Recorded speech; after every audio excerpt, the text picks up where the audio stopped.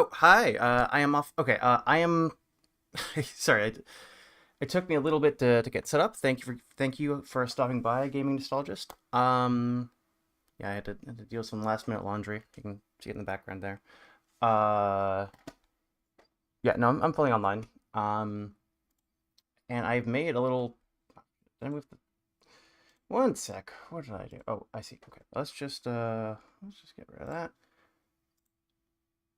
Okay, I don't want this full screen actually. Okay, balance. We are playing balance. So as you can see, I made this little uh, orb dropper thing that selects randomly a game. Balance, hopefully it's on Steam.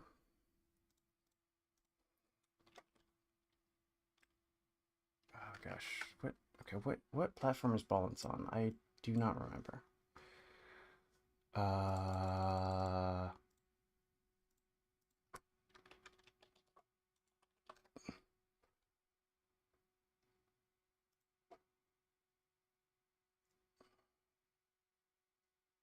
okay, looks like I can play it in the browser.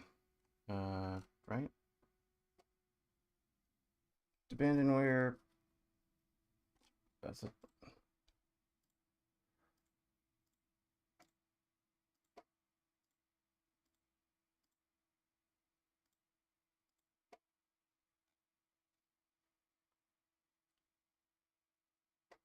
Okay, I guess we're doing this.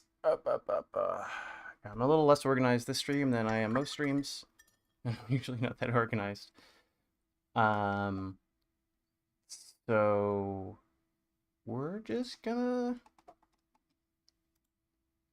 hope for the best. Unless I would love it if the 20th picture here was just the game, but I guess not. Okay, we're gonna have to wait on this and then play it, I guess. Oh, I should update my OBS to say that we are playing Balance.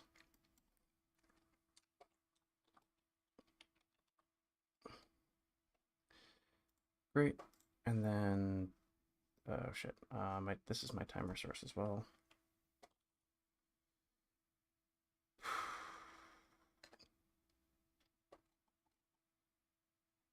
I think it was this one. Yep, here we go.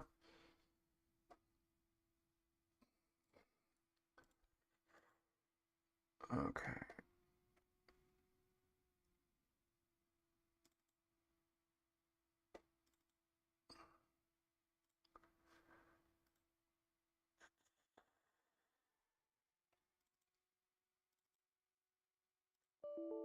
Please just work. Nope. Okay. Yep. Nope, that didn't work.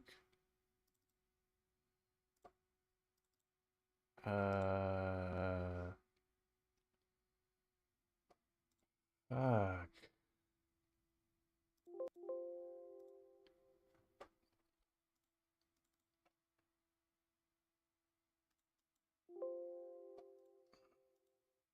I have the C. Okay. Okay, and now I click this. Oh my fucking god.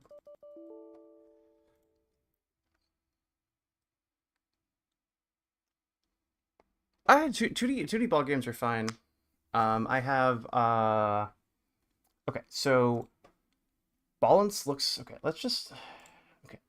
I've not been able to buy games on Steam recently for reasons I won't get into. Let's if it's like free on Steam, I'll go for it. $2. Okay. Um, Here, let's just turn off the display capture. See if I get lucky here.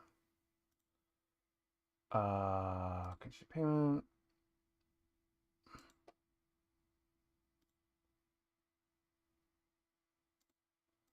Okay, no, it's not. I don't even have the.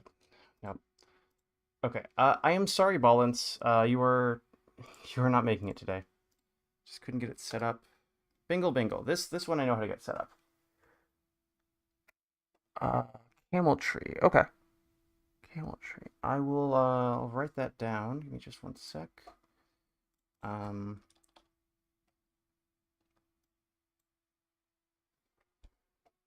Uh,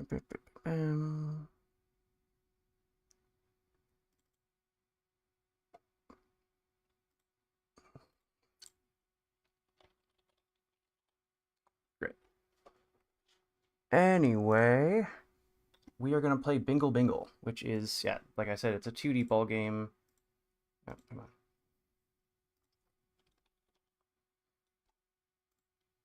I should have done more prep, but I did not have the time, unfortunately. Bingle Bingle I've actually played a lot of. I wanna see if I can actually finish around here. Oh, and I should start the timer. Sorry, I am quite disorganized at the moment. Go, nope, not. How many Foxes do I have open? Okay, start that timer.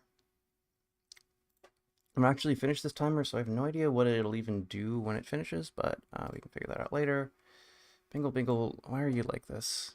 Options, full screen, there we go.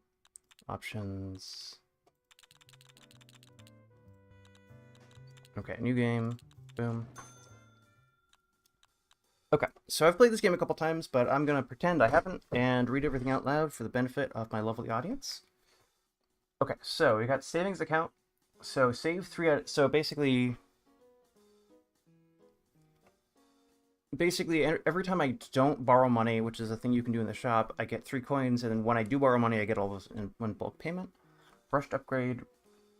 It increases the level 1 token by 2, but it increases the costs for upgrades for the rest of the run, which I haven't tried. I might do that. And then search party gives me rerolls and points. So I'm gonna try rushed upgrade because game install. You're Brock, right? Do you care which name I use on stream? Anyway, do you want red or black today? It doesn't actually matter, but you know, audience participation. What do I do? Brock is fine. Okay. Do you want red or black?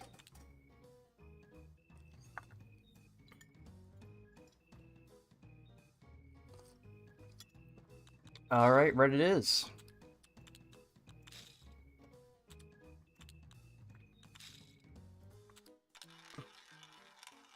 Big money no whammies. Let's go.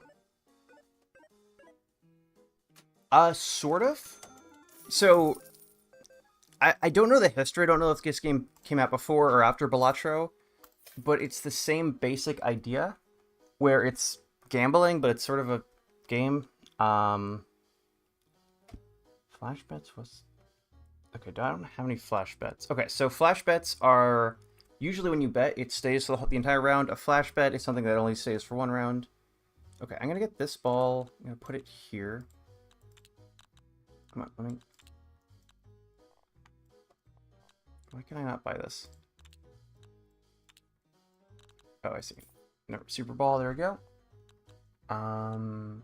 Nothing else I super want. I can go into debt to...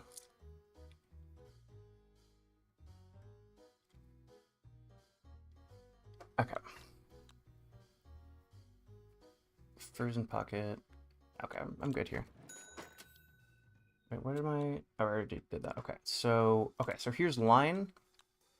It's gonna do this one, doesn't really matter. I do want a super ball. Okay, so that did absolutely nothing. Oh, right, I have the base points. Actually, the base points from super... Oh my god, sorry. And I'm not even capturing the rate. No, that's my display cap. Wait, what did... Oh, and, this is wrong. This should say...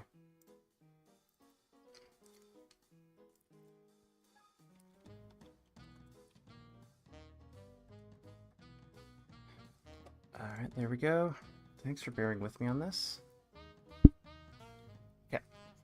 The jank should be done for now. Okay. Okay, so this one, when a ball lands in it, it stores 15 points, but doesn't get your points immediately. I've tried it, I didn't like it so much when a ball lands.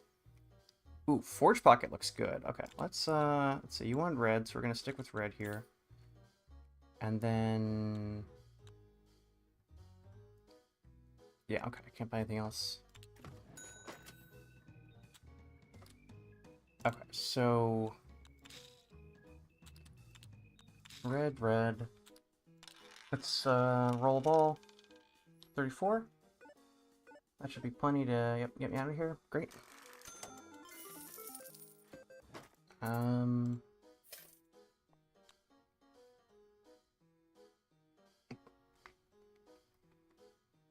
Mark. Okay. Okay. High low.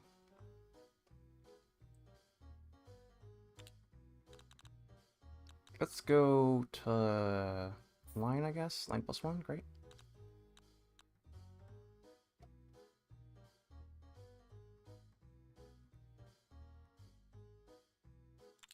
Okay, let's, yeah, there we go. Okay, so here's a boss. Again, there's a lot of things in this game that are like Balatro.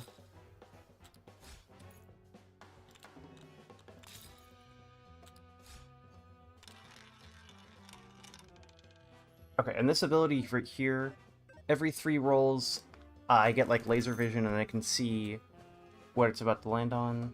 I think I just have to gamble here. Okay, nice.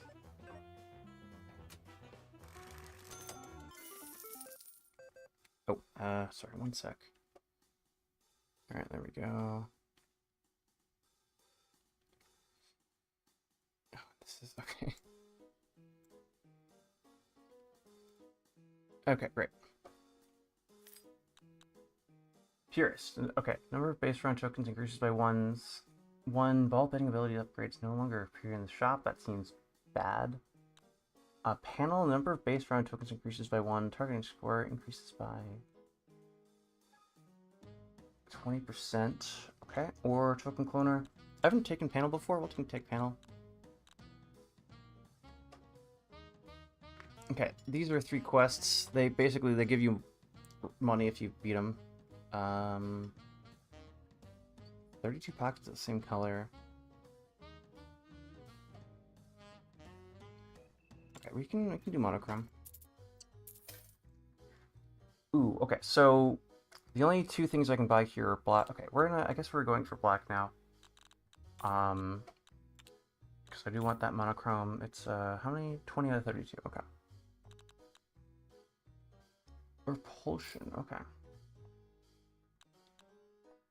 Wait. Pocket ball. I didn't select any. Okay.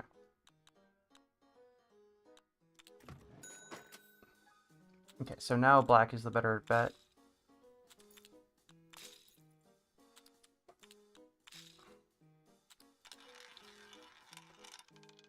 Great.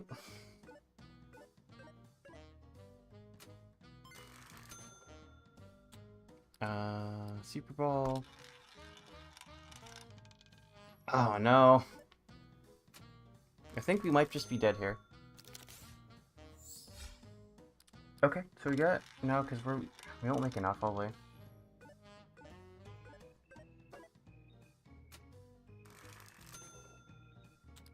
Okay, we have one more. Okay.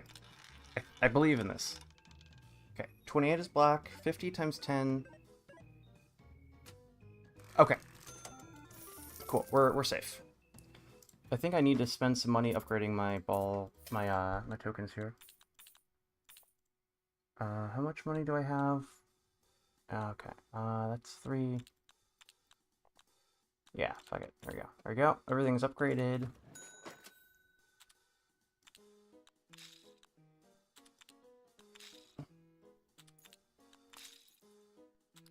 Okay, there we go.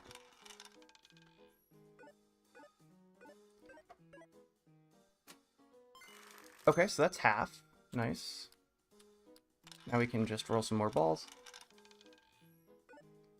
We get a tiny number of points for that, but I mean it's something. And then we just need to. Ooh, that's bad. So this resets every time I place a bet. Okay, now it's actually a black one. There we go.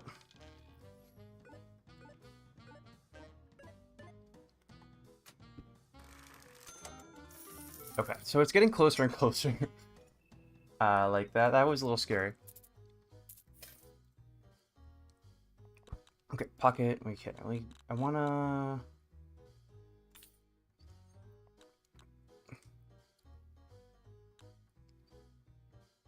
I don't think that's a good investment right now. Let's just make one of these higher. There we go. Okay, black.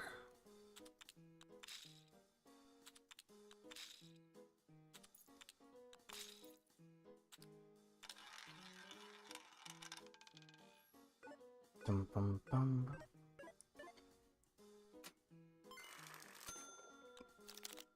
What is this? Okay. I keep getting like a little... Oh. Oh, I see. It's a 6 and 2, I guess. They don't land. It doesn't land on. Keep getting a little bidding. I don't know why.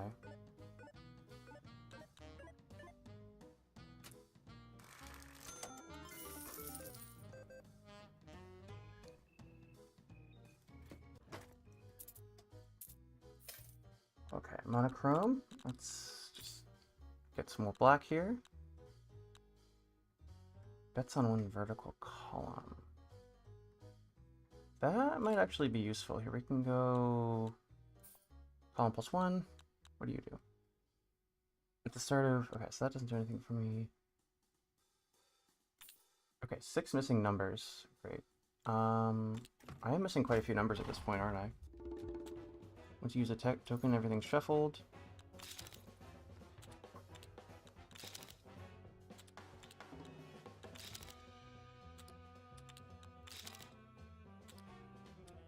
Column...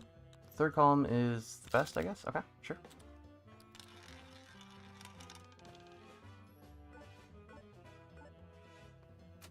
Okay, keeping me alive. Okay, Super Ball should save me here.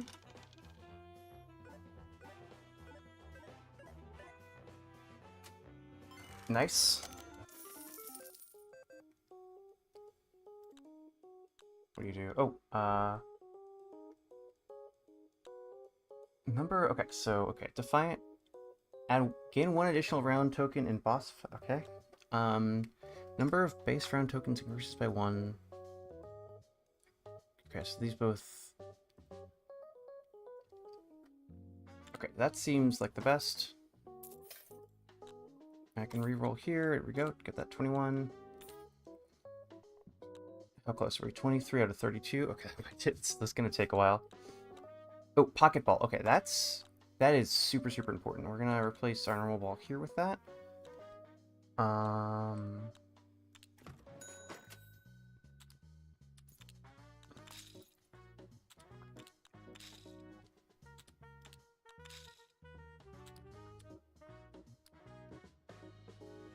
Oh, yeah, we'll do Super Bowl early. And we got nothing. Okay.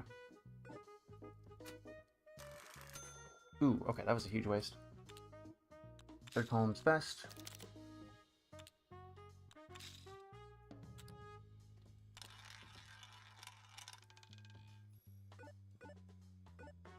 Okay. I don't know if... Okay, we missed the third column here. Pocket Ball. Okay. So... This probably isn't going to do much for me, but we can just... there we go. And whatever it lands on will be a copy of one of those 4. Oh, I should have checked what the third column was. And I'm dead. Okay. Yeah, this game, I get to win a run. And if I get a good run and we're 30 minutes in, I will...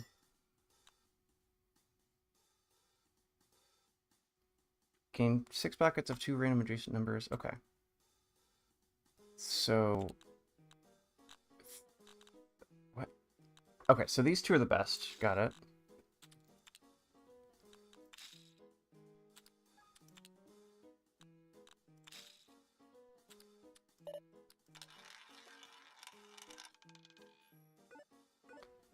Okay, so 27 is most common, and okay, so that's really good early. Okay, so I think what I want to do is upgrade Split. Super Bowl, here we go. Okay, I'm out of money.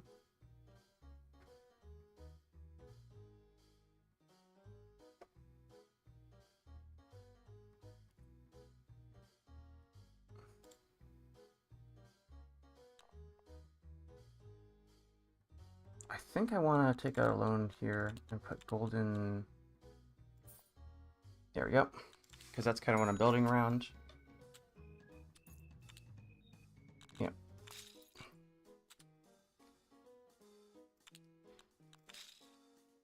Oh, actually, let's do some red for Brock. Yep, Super Ball. Okay, 24, nice. Jesus.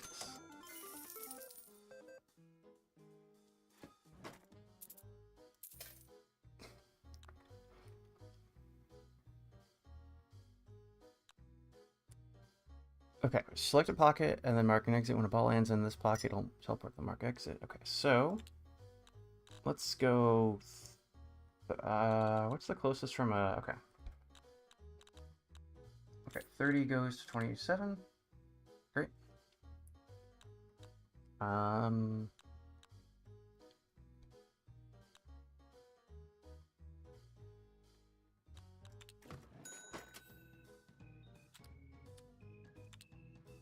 Okay, so red is now better because of the 30. Super Ball, we can skip for now. Golden Split, we want these two. Normal Ball.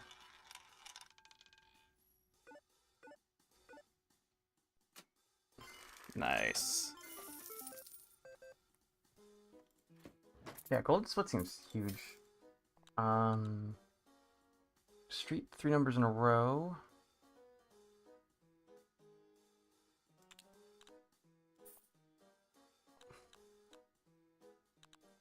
For each shuffle. Okay, at each shuffle, for each remaining token that has not been drawn yet, 5 points are added up. That seems bad.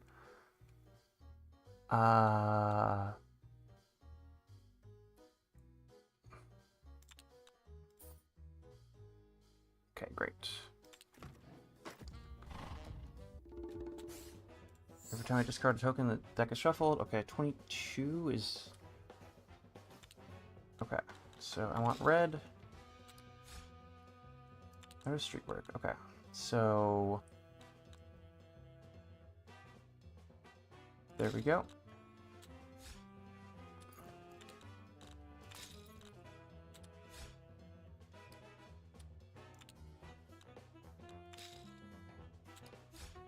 Okay, cool. So I've sort of brute forced it here. We want 24, and it gets 24. Okay, on black, but you know, whatever.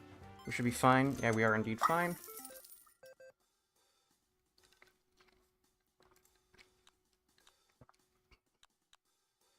Okay, quick hands. Yeah, let's do quick hands. That just... Okay, clear 1 round by repeatedly using only a single token per deck. Okay, I don't really want that. When any bet is placed, score 8 times in pockets without any bets. Reward the pocket where the next ball you land is marked when you score.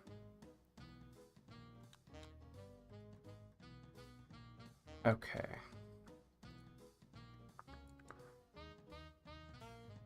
I think this one... The quests are all kind of bad, but this one is the least bad, I think. Okay.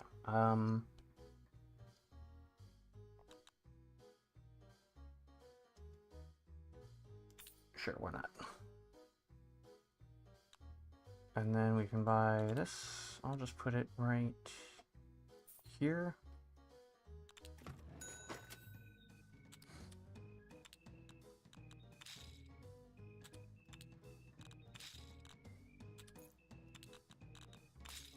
Oops, I did that wrong. Okay, fine.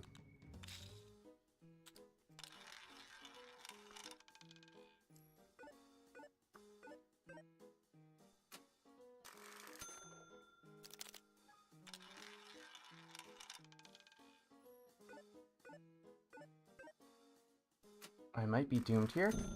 Yep. Oh my god. Yeah, it's... Yeah, the one thing with this game is when you lose, it's often kind of anticlimactic. It just kind of just happens. There's not really a... Yeah. Okay, we got another 30 minutes of this, so we're gonna keep going.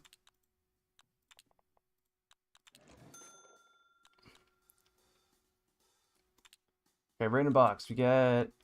From the second bet onward, when you score 30% more for each different bet type. Okay.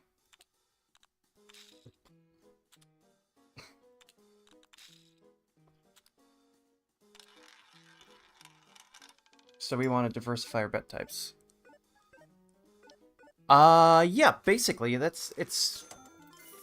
I think... Okay, so the thing that sets Balatro apart is not that it's a gambling like roguelike thing. It's that it's just really, really good. And unfortunately, this game is not that, right? It's just not Balatro in terms of like the quality and the polish. But yeah, it's a gambling based roguelike, like Balatro. So, and but more importantly for our cases, it's an orb game. You know, you play like these are all your orbs. Yeah, and this is like I like this is not my favorite game. I've sort of bounced off it and come back a couple times. I I think it's just Balatro, Stardew Valley. It's sort of outdated now, but Cave Story. There's a couple games that are Slay the Spire. There's a couple games that are just so good that anything in their genre like gets compared to them and loses. And that's true of this game, right? It's not that this game is bad. This game is fine, right? It's not amazing, it's not terrible. It's just that Balatro is in the same category and just heaps better. So it's just kind of it's kind of an unfair comparison, if that makes sense. Anyway, so I'm trying to get a bunch of different bet types. So changes. Okay, we want pocket. Repeat ball. Gosh. Okay. Bet types. There we go. Okay. Reroll. Wait, why did that not work?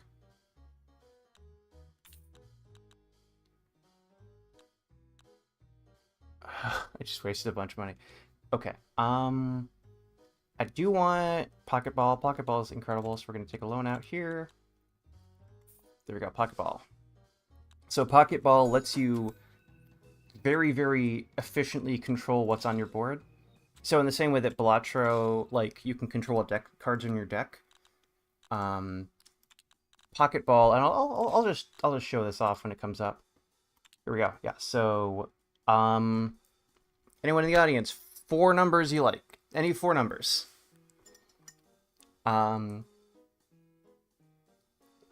What this is going to do is it's going to choose one of 4 numbers on the board, and then whatever it lands on is going to become one of those 4 numbers at random.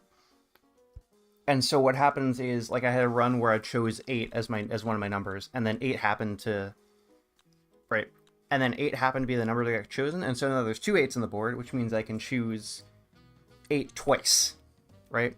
And so it very, very quickly proliferates. All right, last call. 4 favorite numbers. All right.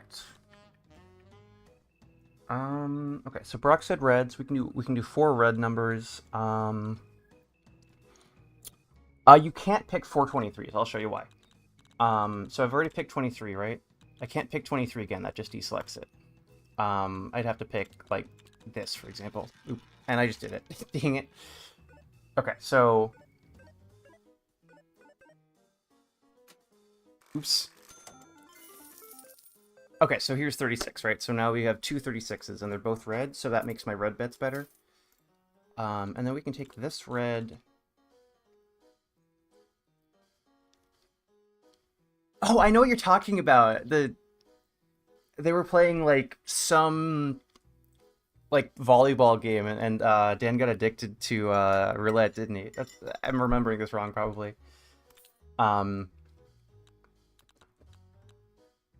But yeah, I definitely know what you're referencing. Okay, so yeah, did real life volleyball. Okay.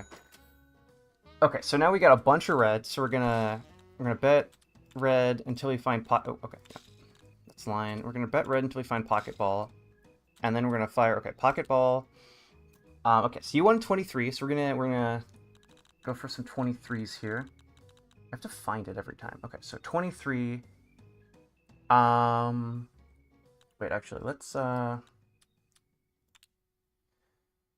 so what can we so we have what's in our okay, we have line 6 right numbers in a rectangle. Okay, so 20, 23, 25, and 20. Okay, 23, 25, 27, I think I can do. So 27, 25, 23, and then Wait, let me...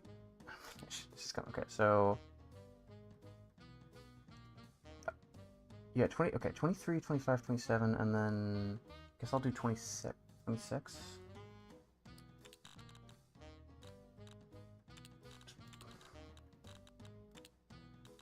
Alright, 26. There we go.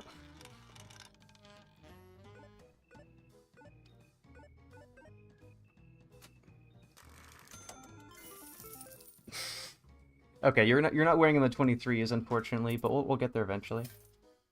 What do you... Random chip option... 3 or more tokens... 3 or more... 3 or more... Level 3 or higher tokens... I don't have the money to set that up right now. 40 points are added up, reduced by... Okay, I don't fully understand that. Points...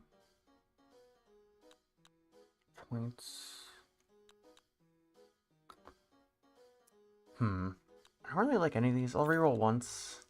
Okay. Oh, 24. Wait, let me... How do I do my... Okay, here we go. Yeah, 24 is in our line, and it's red, so we can replace... let's replace 35 here. And then we want more lines, if we can find them. And how much do I have? Okay, sure. We can get a random... okay.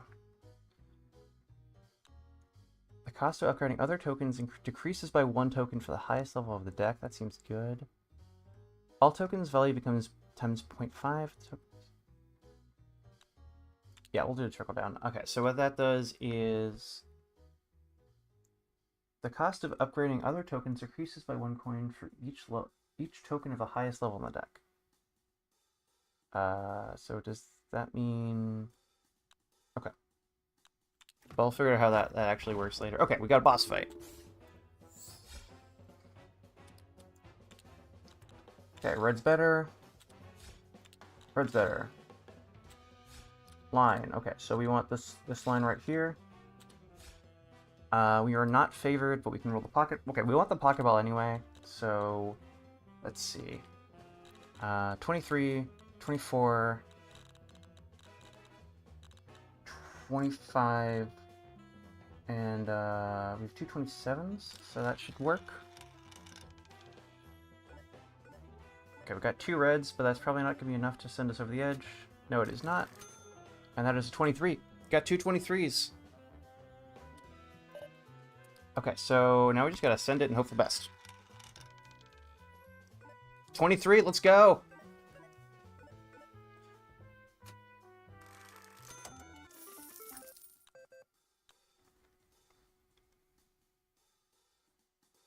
The number, okay. Money dispenser. Sure, yeah, fuck it. Just send it.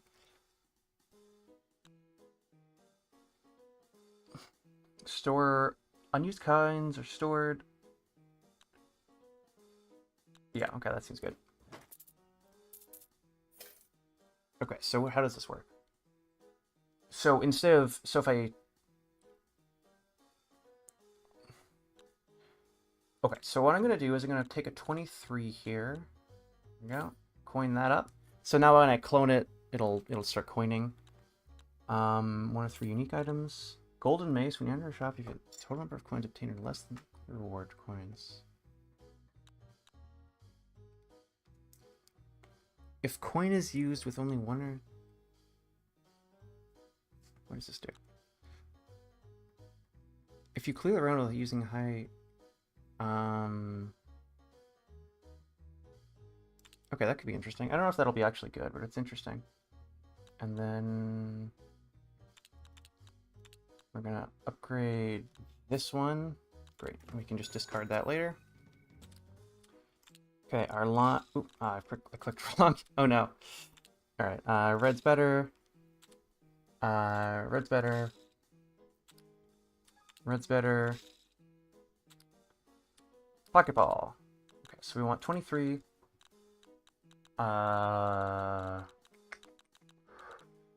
Where's the other 23? I know I have like...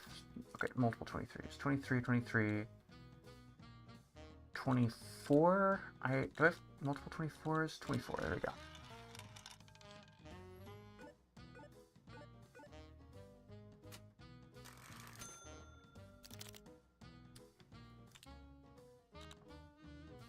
23, 24, 24, and where's my other red 23?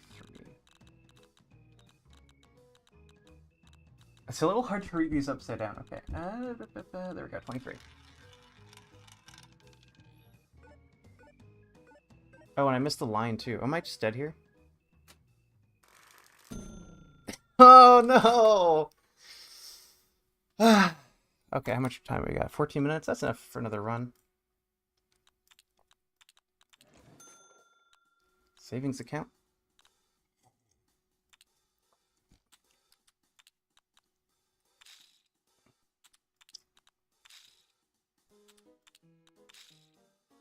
Okay, this music is starting to annoy me. Options.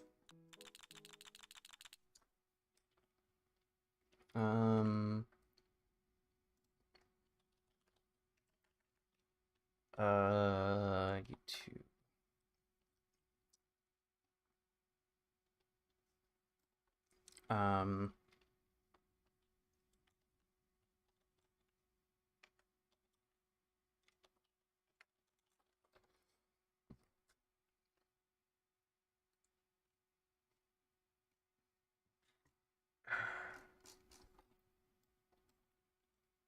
Let's just do,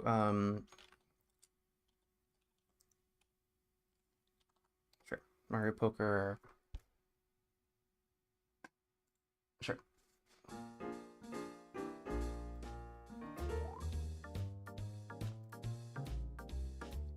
Okay, so let's, I wish it was a, okay, so let's see.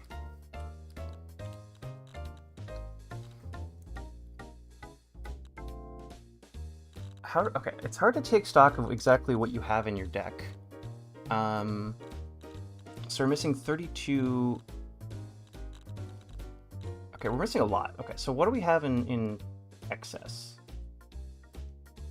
I didn't actually... Oh, I have to write this down with a fucking pencil and paper like it's 2007. Okay, so I know we're missing... Okay, we're missing one. We have 2, 3, 4, 5, no 6, 7, 8, 9, 10, 11, 13, 14, 15, 16, 17, 18, 20, 22, 23, 24, 25, 26, 27, 28, 29, 30, 31, 33, 34, 35, 36, and I gotta count up each one. So, looks like we just have the 1, 2. Well, I see 2 8s. And 2 9s. And 2 7s.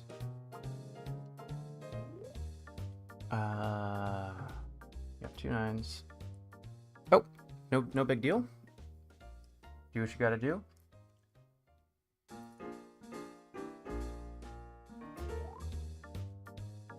It looks like 7, 8, and 9 are the... Sorry, 7, 8, 9... How many 8s do we have? I think we just double up 7, 8, and 9.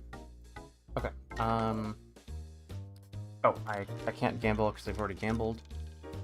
And, okay, we're not dead. If that had been black, we would have been dead there. Yeah, so basically I lost a run, we're starting a new one. And I got tired of this music, so we're playing Mario Poker music. Okay, so street, 3 numbers in a row. Fuck it, we're just gonna upgrade street. That's what we're built around at this point. Okay, red's better. Street, yeah, there we go. So you want this, and then that took red. Okay, so one more roll on red should be fine for us. Yep, 300. Yep. And then we're just gonna gamble until we get ideally street. And there's our 9, great. Okay, so it looks like we just doubled up 7, 8, and 9 to the exclusion of some other stuff. Right.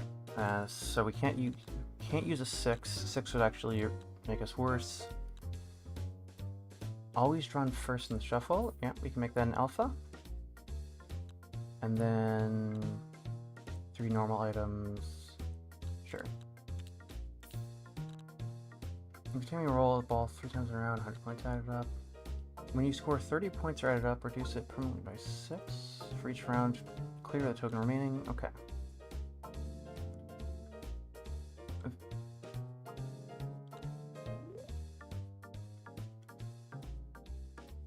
Okay, sure, whatever. So we want to use up all our tokens when we can. Okay, so street.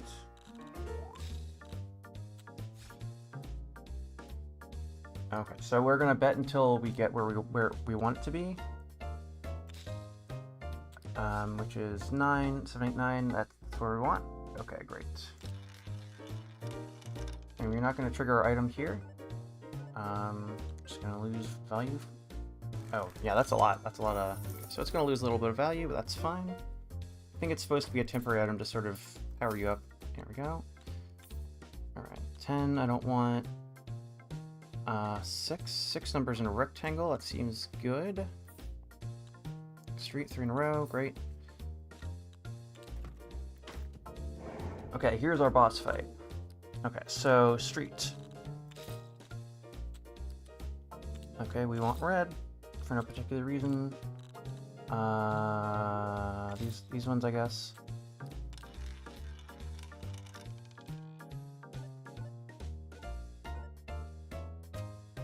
Oh, wow, okay. We're kind of powerful right now.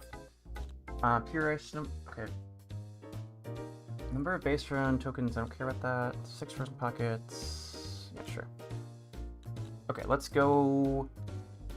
Okay, let's just do high numbers, I guess. 27, 34, 35, 28, 31, and 33. That's fine. There we go. Rolling ball only once. That seems good. That's what we've been doing. Select a ball to upgrade its ability. Okay, rolls a ball, next ball in the same pocket. Okay. Portal, I think, is a good idea. Okay, because we can go from this 23 to this 7.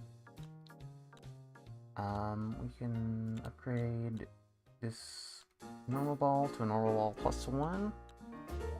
+1. Okay, yeah, we're getting low on time, but I think I'm just going to finish this run no matter what happens. And then we're going to use up as many chips as we can here. Okay, street, yep, there we go. I think I want 2, so we're going to...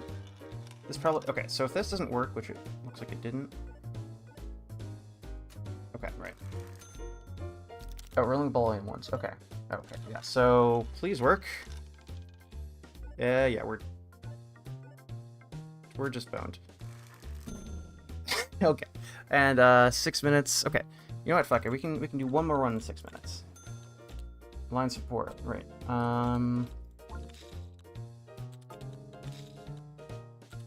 So like as soon as that timer goes, I'm just gonna call it. And we're just dead. Okay, one more.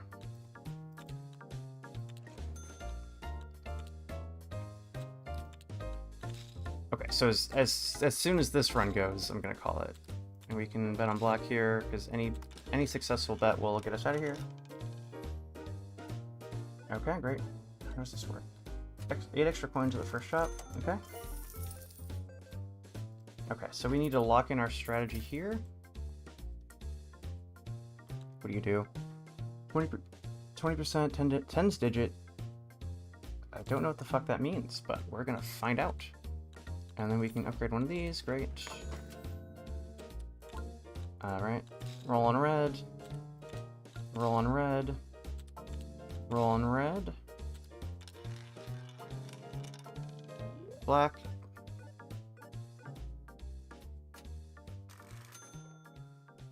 Okay, please be red.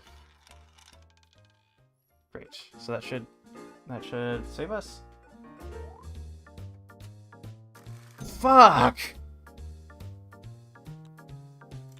Okay, okay. Get rid of this. There we go. Reset. Start. Okay, and we're gonna roll another ball. Okay, so that is kind of illegible, but that's fine. I know what it's talking about, and it is, I've not played this game before. Oh, come on. There we go. Oh, I forgot to install it. Okay, great. So I have not played this game before. I don't know anything about it other than it has orbs. This is an orb stream, so we're gonna orb out while it's downloading. I got a silly straw. Thankfully, it's not even a gigabyte, and I have relatively fast internet. I used to have like a mega, like a 1,000 megabits per second, but it was kind of expensive, and I couldn't actually saturate that connection. Like, I wasn't able to actually use all of the data that I was theoretically allowed to use, so I downgraded it.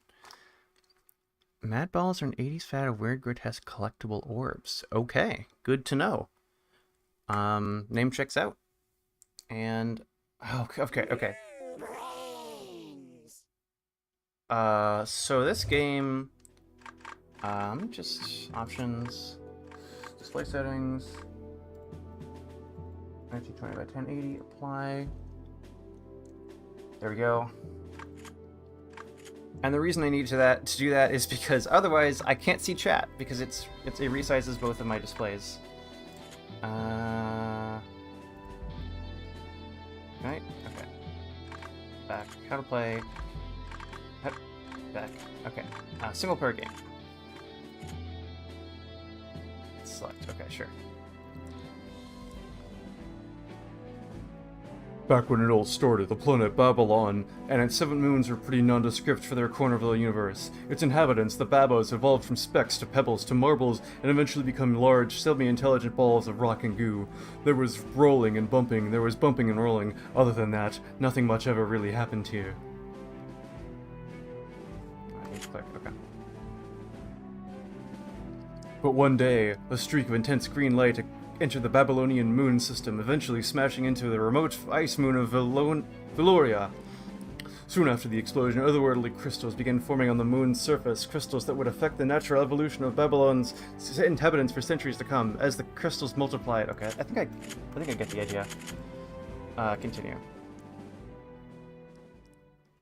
Yeah, I don't fucking know, dude. Like, you know as much as I do about this game at this point. I think you might actually know more. I don't know what the hell this is. Sure. Okay, so what? Why do I have a gun? Okay, so I'm...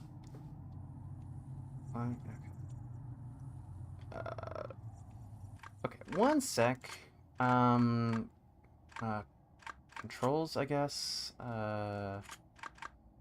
Settings, mouse sense, put that down to half that.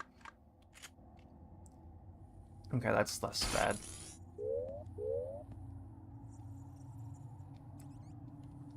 This is, I mean, you play as an orb. I don't know. Maybe this isn't an orb game. Maybe you're right.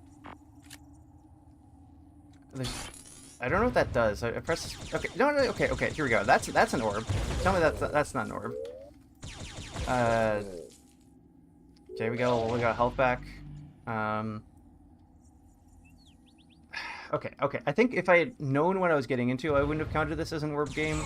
But it's on the list now, so it's an orb game for the purposes of this stream. If I was able to roll, then it would be an orb game. Top-down platformer, yeah. Let me just help and options, controls, action.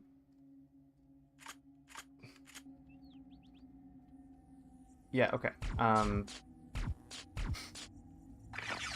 Well, I guess this is why I should sort of preview the games before I play them, but alright, whatever. Send it. Okay, what am I even trying to do here? I've got some orbs running at me, but I can just walk past them.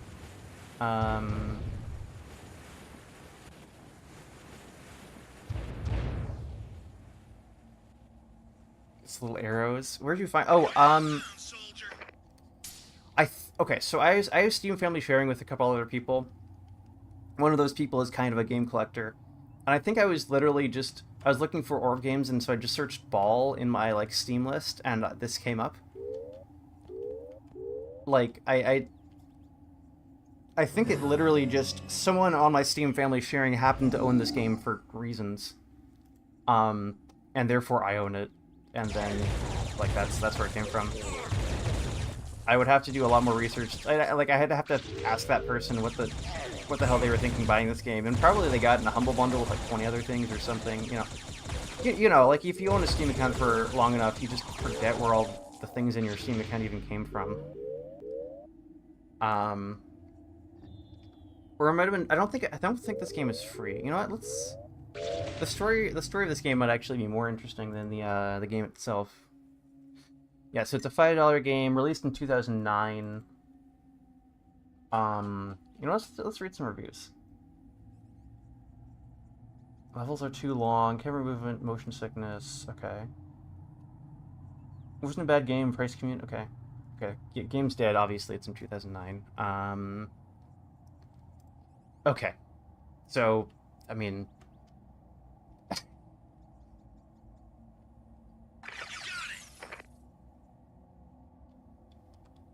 F.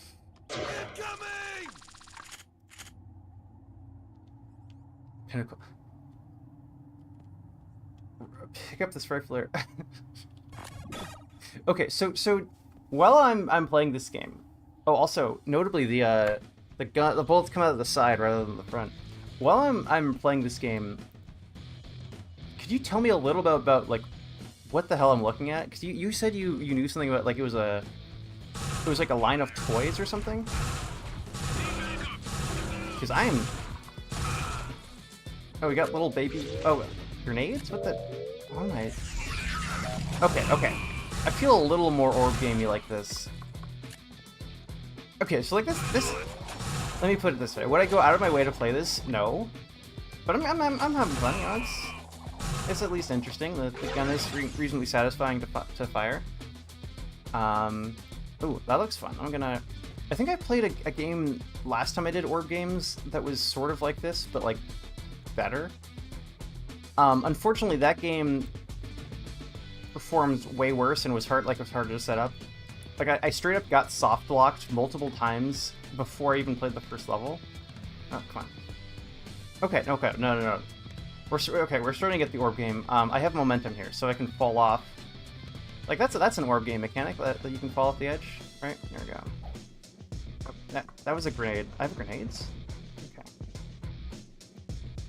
Come on. F. There we go. Boom. Oh, and I have knockback. Okay. Something else that just had license. I will definitely look up the Mad Balls ads when I get the chance. Okay, so I think we're starting to get into the orb game mechanics. Wait, does this not have knockback? And oh shit! Oh, okay. I don't know how to communicate how awkward this is to aim. It is fun to fire though. Like that first level did not. Okay. You know what? This game's kind of won me over at this point. Like, look at that.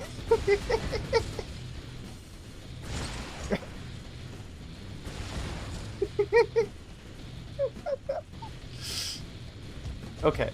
There we go. Yeah, look at that. Okay.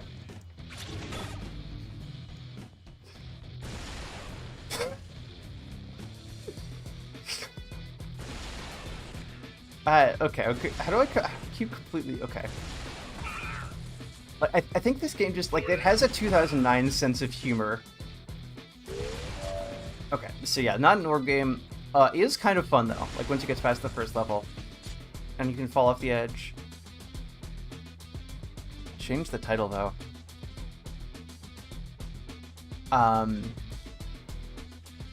Wait, how does the aiming work with the 3 dimensions? Okay, that doesn't...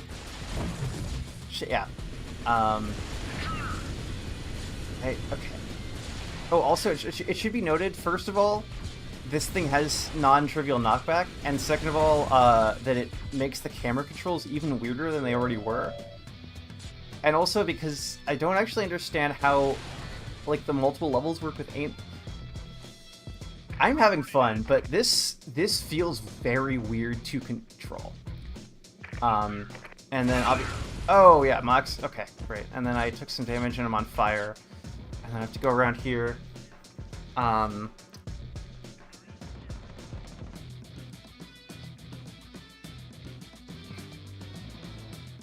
Okay, once I finish this level, I'm gonna look up some of the commercials.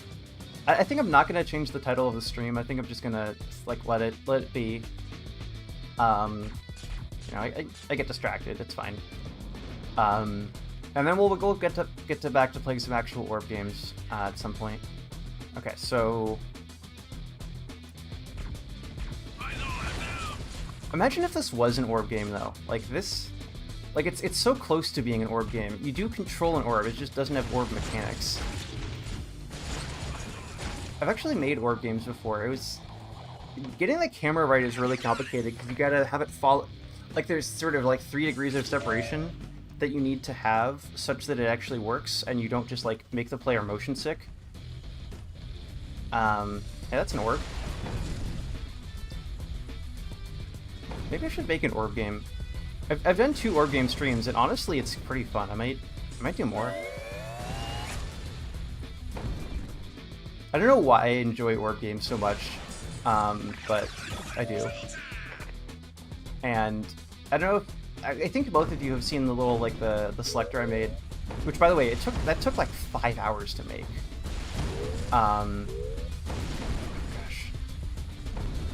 Yeah, I see what the reviewers were talking about with like levels being a little bit long. I think I sort of get the point here. I've already got that gun.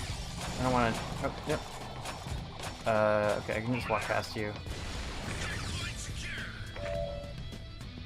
I like also that they're trying to be like a military shooter. Okay, shoddy. Okay. How does this work? Oh, hi Dunstan. We were playing some Orb games. This is actually not really an Orb game. You control an Orb, but it doesn't really roll. You just kind of go backwards and forwards like this. My bad for not checking it ahead of time. But yeah, apparently this was based on a line of toy balls that you could buy in circa around 2009, I guess. And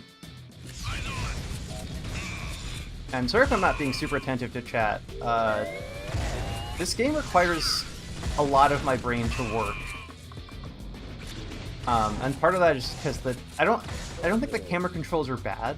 They'd be bad if like the default sensitivity is a little high for me. Transmogrifier. What the fuck does that mean? Okay, I'm a different Orb now. Oh wait, now I have Orb mechanics, sort of. Is this an Orb game now? I get way more momentum. Okay, wait, that actually doesn't go through. Okay, I gotta... Ow.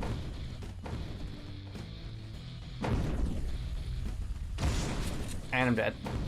80s, 90s, and 2000s. Giving Gears of War... Okay, but actually Gears of Warb sounds like a reasonable parody game to release. That sounds fun. Actually, I gotta reach a stopping point so I can actually read chat. 'Cause I feel like I'm missing some good jokes. Gears of Warb. I don't know. I don't want to use the transmogrifier. I'm happy with my transmogrification. Imagine how rich the guy who I think it was the Calvin and Hobbes guy who invented the word transmogrifier. Like if you had to pay a license to use the word transmogrifier, imagine how rich that guy would be. It's just, everyone uses the term. It's like such a good term too. What the hell? Stormer. Okay, yeah, we gotta try the Stormer.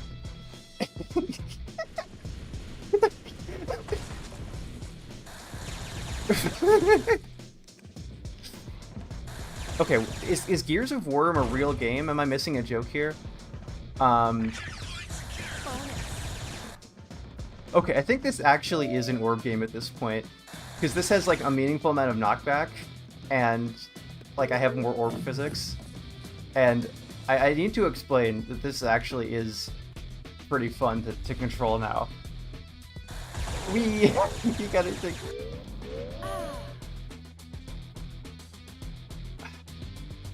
You know, I think a game doesn't need to be good. I think it just needs to bring a smile to your face. Yeah, no. The Calvin and Hobbes guy, he's kind of based. First of all, he's just like, yeah, don't make a derivative works of my thing, right? So like, I'm sure that you've seen it if you live in the U.S. Did it invert my controls? What the fuck is going on here? Like the Calvin and Hobbes like pissing car sticker thing. Like that is not only like not licensed, it's not like an unlicensed thing, right? Like so if you like there's bootleg Mickey Mouse t-shirts, and so obviously like Disney is not making money from those t-shirts, but it's the kind of thing they would do. Just more Orb game. Yeah. So like you can see it takes me a while to slow back down, and I can sort of cancel my momentum a little bit. Same here, and then because this pushes me back, like my forward is slower, my backward is faster. Oh, wait, actually, I don't think my backward is faster. Yeah, no, it's weird. It just like it doesn't add momentum quite correctly. This game is just making me want to make like, because I know how to do about 80% of what I need to do in Godot already. I don't like the texturing and music. I don't know how to do. But like, okay, so we're spawning in. Great. Okay, I don't even care what the objective is at this point. I'm just playing the dang game. It'll tell me what the objective is. Sure, we can activate the terminal. Yeah, I don't care. It is okay, so yeah, I'm just okay, I don't want a rifler. Wow, okay, we've been playing this game for less than 20 minutes, and I'm locked in. I think I'm definitely gonna come back to this game. Like one of the things I've been doing with the Orb Games streams, and I say that as though it's a genre, I've made 2 of them, is that like some games I'll come back to and some games I won't. I think this is a game I'm gonna come back to. Like Marble Madness is a game I'm definitely coming back to. Like I've played that a couple times and I still am not done with it. There's been a couple other like sort of repeat guests. I would be very surprised if I kicked out Monkey Ball the first time it showed up. Whoa. Okay, so this slime inverts your controls, which, because I sort of have tank controls here, is kind of messing with my... Wait, actually, no, it isn't. Okay, no, still, my controls are still inverted. Okay, no, everything's relative to the mouse, so it's basically just like a shooter, but it's like a third-person shooter. Okay.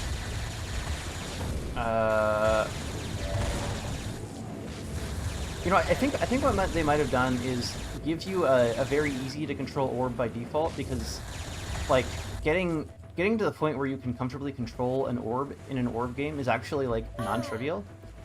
Like Marble Madness just kind of jumps you in there, and oh, actually I should read chat just one sec. Threshold of orb.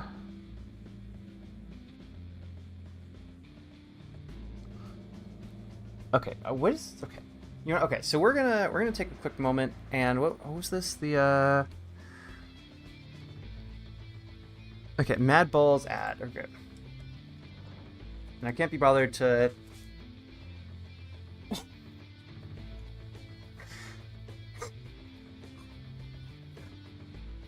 This guy with the ear doesn't even roll. What the hell is this? Okay, here we go. Mad Balls. Lock in, we're watching a commercial here.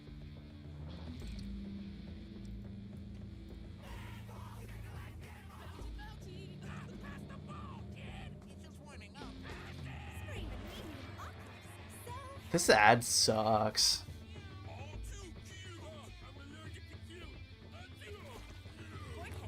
Whose idea was this? Wait, there was a fucking cartoon? Okay, we're gonna watch a little, just a tiny slice of this because I don't want to get copyright donked.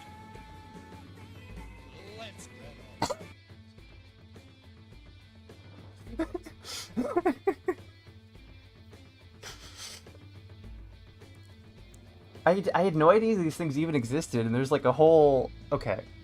Mad Ball's toy commercial, 1985. Okay. See more on Facebook. Okay. Okay, let's unmute this. Oh, gross for one, gross for all. We play with a Mad Ball. They're gross, funny, yucky. There's 8, so you can take your pick. We throw, catch, it's fun. There's so much fun.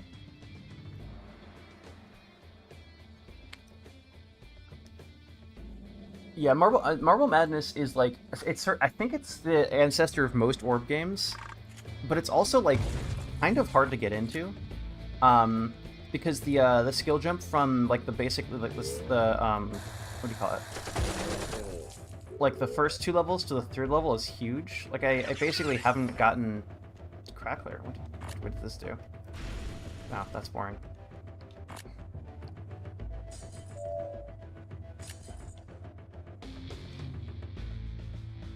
Yeah, what, like, I assume Mad Balls was, like, popular and successful because it has all these, like, tie-ins and stuff, but they don't seem that fun as toys. You know, I don't know, maybe I'll buy some on eBay and, like, what if I just became a Mad Balls streamer? Like, what if, you know? Where the hell am I? Okay, and then I missed that jump, so I have to go around here. Okay, this music is... I'm starting to get tired. The shitter? Okay, what does the shitter do? Perfect. That's incredibly boring. Okay. Yep. Don't care. Okay, Neum? Ah. Yeah. Like, this game would be so cool if they'd actually committed to the physics more. Oh, and we got just a random... Okay, what... they thought they deserved like a Zelda, like, you solved a puzzle scene. It's so funny.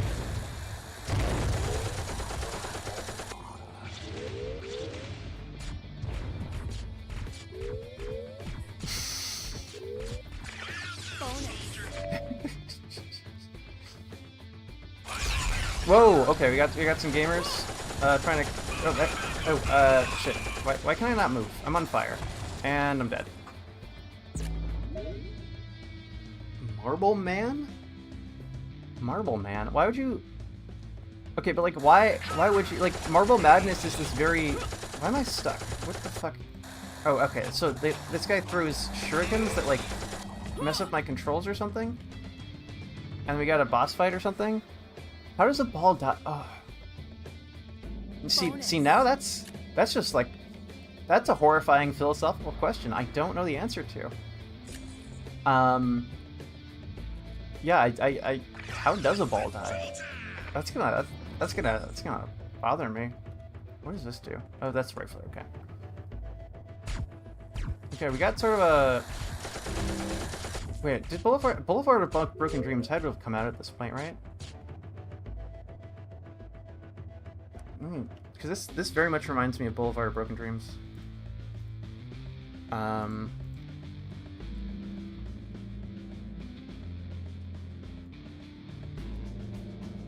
Yeah, 2004. Okay, so there's no way they were not inspired by that.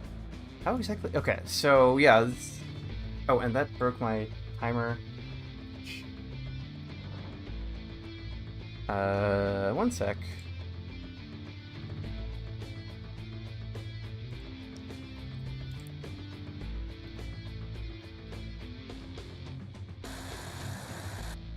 Oh, I have this other ability that I don't understand.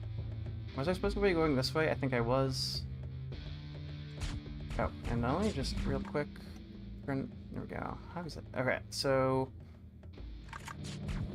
Marble Man. I'm gonna have to look up. You guys are giving me all these things to look up. Okay, I can't leave until I what?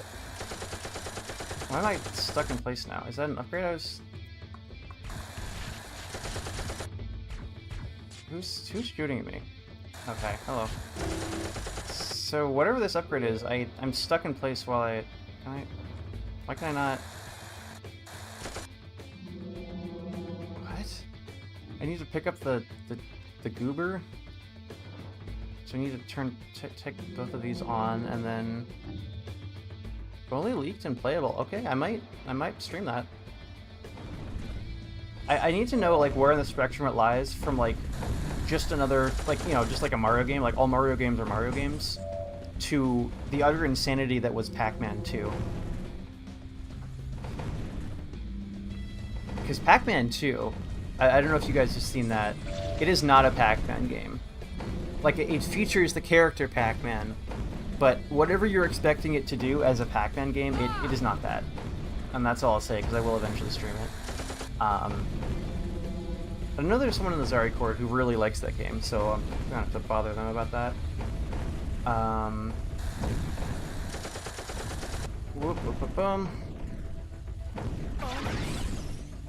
I think this is just barely an Orb game. Or like... That's a good question, actually. Like, does the fact that this is not quite an Orb game... Ooh, that looks fun. Yeah, look at that. Nothing will match Pac-Man 2. Yeah, okay. Pac-Man 2 is... I mean, you shouldn't even try to match Pac-Man 2, right? Like, why bother?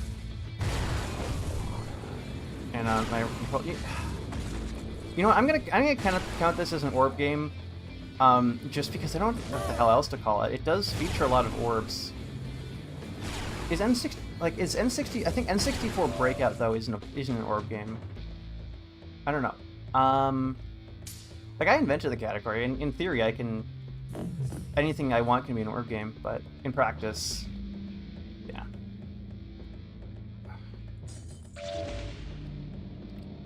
I don't know. I don't know. Okay, so we need to find more of those like slime goobers. Well, actually, the Pac-Man thing is interesting. So it did have Pac-Man in there, or Miss Pac-Man in there. Because I know that like Miss Pac-Man is this weird aftermarket mod that has a bunch of licensing weirdnesses. And so, like, whenever they make a Pac-Man game, they try not to give the people who made the original mod, and therefore Pac-Man 2, any money. So they made, like, an off-brand Pac... They have the ability to make more Pac-Man 2, but they made, like, an off... I don't know. Okay, so actually, this feels much more Orb gamey when you're, like... Also, look at my face here. Oh, okay. What are you embarrassed about? No, let me see your face. Alright, whatever. You get the idea. I don't think it should reset where your face is. I think that's dumb. So like this feels Orb gamey. What the hell is this? Oh, Crackler, that's just the flamethrower. Okay, so I don't care about that because it doesn't actually mess with my momentum. This one though, this one very much does. Oh. Yeah, there we go. Oh gosh. Oh gosh.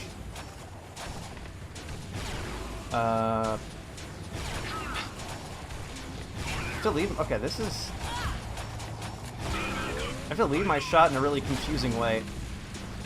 Oh gosh. Okay, yeah, this is making me feel Orb gamey because I have to think harder.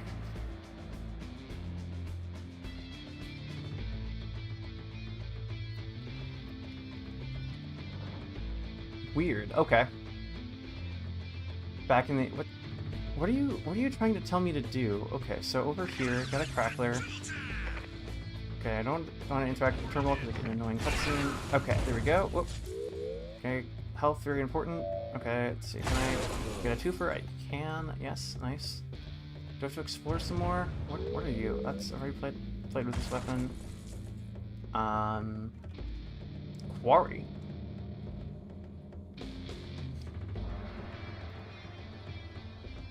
You know, I'm gonna have to watch some of the Mad Balls cartoon on my own time. I don't want to watch it on stream for, just in case of copyright, but I'll watch at least one episode in my own time and report back.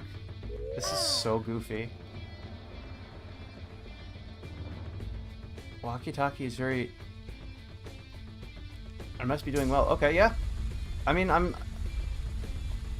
Ooh, okay, again, this is This is Orb Game right here. You got the little tunnel, you gotta maneuver in a specific way. You know what? Remake this game. Like, with or without the license. Honestly, without. I don't think the license is doing a ton for the game. But, like... there... Oh, and, okay, so then the Switch is...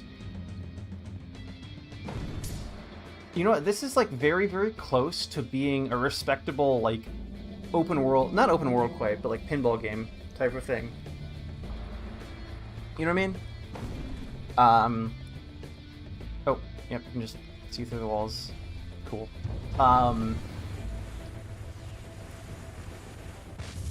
Like, I played a pinball game that was sort of a puzzle pinball game, and I didn't super like it.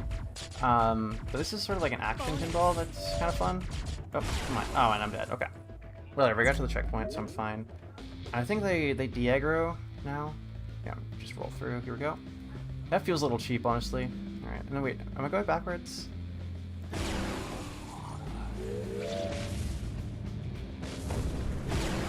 And I've got the goop on me, so my controls are inverted.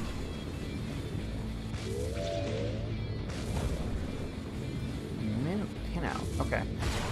So I feel like I should be taking notes, but I can just go through the chat later and like write all these things down later. Pin out. What? I assume that was some sort of pinball? Because when I hear pin out, I think more along the lines of like what a microcontroller's features are. Okay. Got this little... Oh. Okay. Okay. Oh. I wish I could jump. I feel like a jump would add a lot to this game. Maybe it would break the puzzles or something? Oh, and the timer's gone. Okay, whatever. I'm locked in. I'm balling out.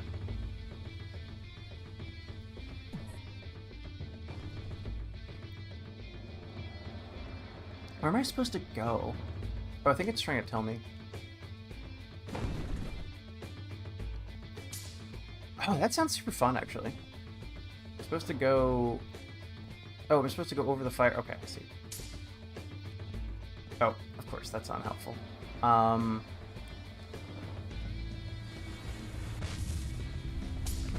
You know what? I'm gonna take a quick stretch break here because I've been holding the keyboard in my lap, and that turns out to be ergonomically bad for this game. So we're gonna put the keyboard up here, and what happened when I was not looking away? Okay.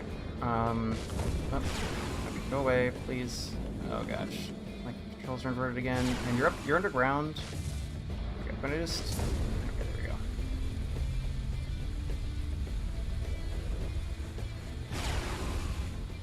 go. Okay, and these things, they get smaller like the asteroids from asteroids. Okay, great. Can I... Oh, fuck. Okay, I gotta go all the way over here. Pin out, okay. Were they going for breakout somehow? Also, it seems like I go, like, looking where I look affects how fast I drive my little ball. In a weird way, like I can't just go backwards. Okay.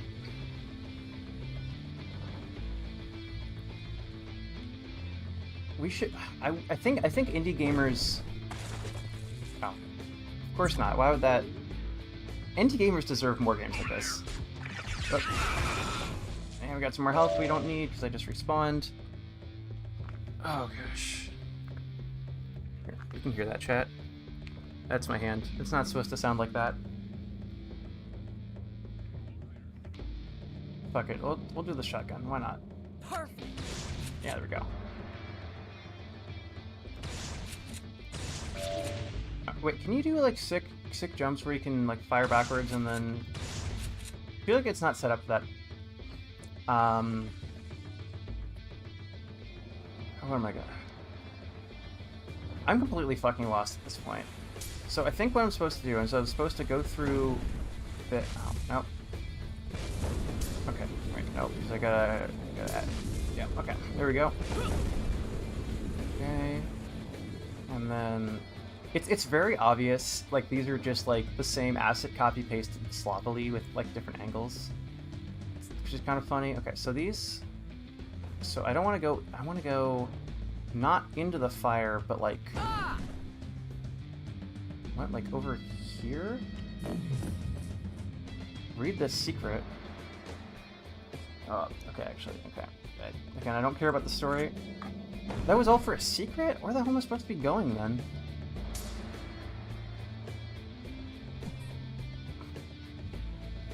Okay, also, this puts me here. Okay, and I don't want. I'm not supposed to be sacrificed in the fire.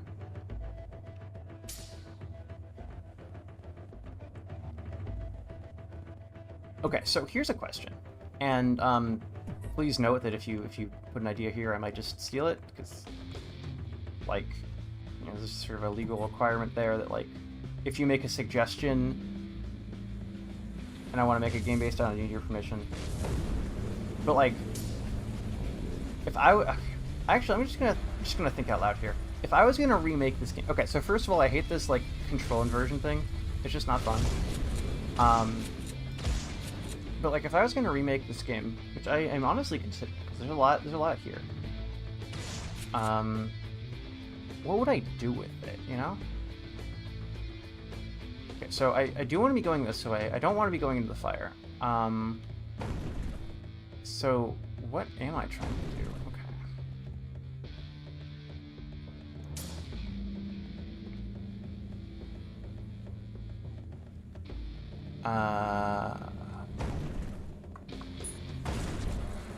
And I'm dead. Okay. So here's the checkpoint.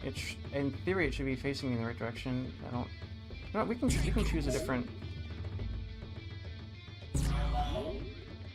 Yep, that's the extremely boring one. Let's see, this one, Jenkins. Okay, we can be Jenkins. Okay. Oh, I think I respawned in a completely different area. Interesting.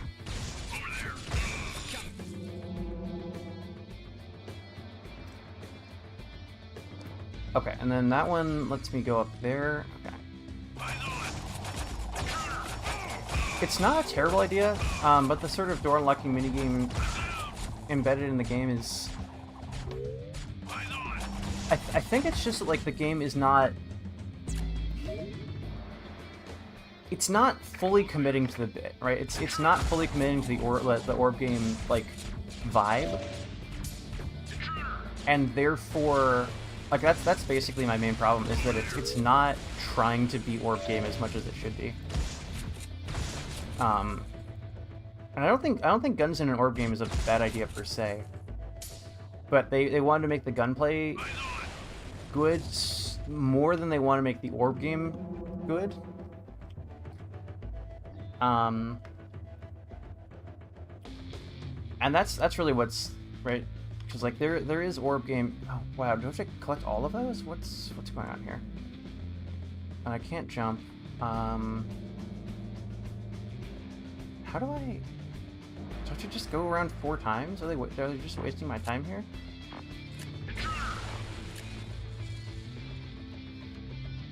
Okay. Hello. Yep. Okay. Yep. Okay. So got these narrow bridges. Let me put it this way: like, these narrow bridges are fun. I think they look a little ugly because of the way they've placed the assets, but that doesn't work. Okay, is there some? Where's the bridge end? I wish there was a way to like send a little drone up so you could see what the hell is going on from a top view. Oh, and of course I fell off. Okay, 1 sec.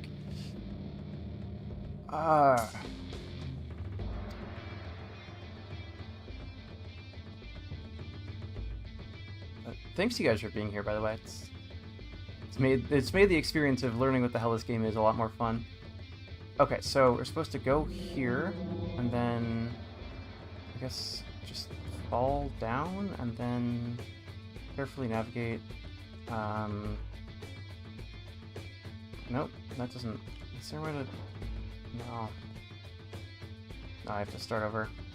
Wait, where even are the orbs I'm supposed to collect? I think this is actually devoid of orbs. Can I just go forward? Okay. Oh, I guess I already collected them? Okay, we can... Here we go, let's see. Oculus. Ooh, okay. Okay, we can get the health here. Oh, yay! Boosters! Yeah! Oh, gosh. It's like this game is scared to be an orb game. Like, it wants to be an orb game, but it's scared.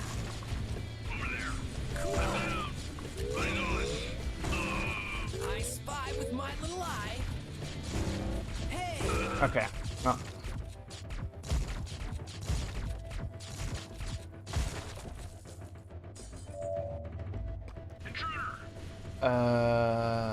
Okay, I think... Okay, I'm just gonna check on the timer real quick. 4 minutes. Okay, yeah. We got plenty of time. But we're getting down there. Hey. And good. Okay.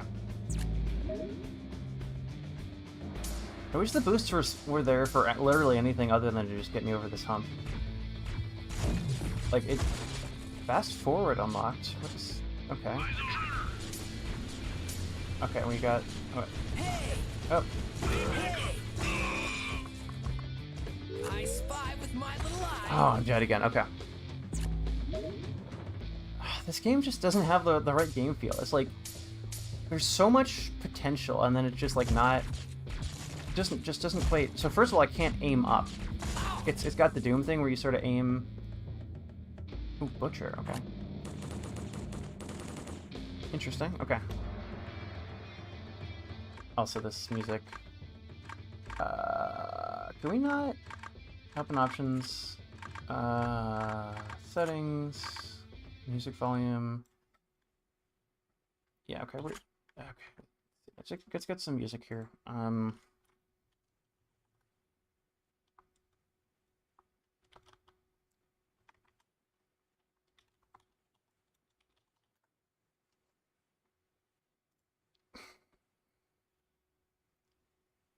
No, I think I'm gonna give the game an extra minute, just for having a... Well, no, I mean, I guess it is just that it, like, ran out of music. Memory flare, don't care. Okay, where am I even trying to go? I feel like my FOV is so small, that I often, like, and this would have been... Oh, did I... Okay, I guess it is a developer console. Cool, I guess.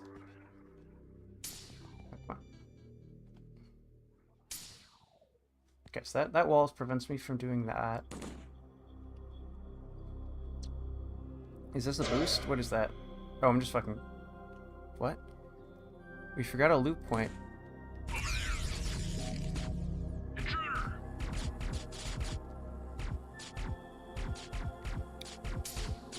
Well, it's not that they forgot a loop point. Like, I think it was like they... Well, maybe that is. I think it's just like they only had so much music, and... You know, I've been listening to basically the same track for the last 10-15 minutes. Okay, now I can go up here. Bridge, okay. Yeah, just fall off, that's fine. Okay, wait, no, we can go back to the Zuka. Zuka, I want the Zuka. Now we're talking. You're right, now we are talking. I think that, do these orbs all have the same voice or not? I can't tell. Oh, yeah, okay, so I got something in my eye. Zuka adds so much, like, flavor. Okay, and then we want to go up. Here we go.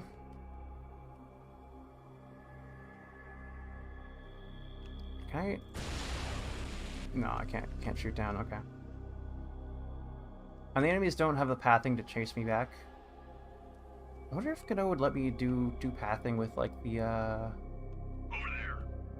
Oh, and I,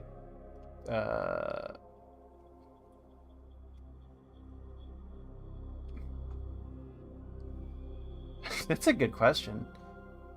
I mean, in general, I think that, like, people in the game industry are happy to talk about projects they've worked on.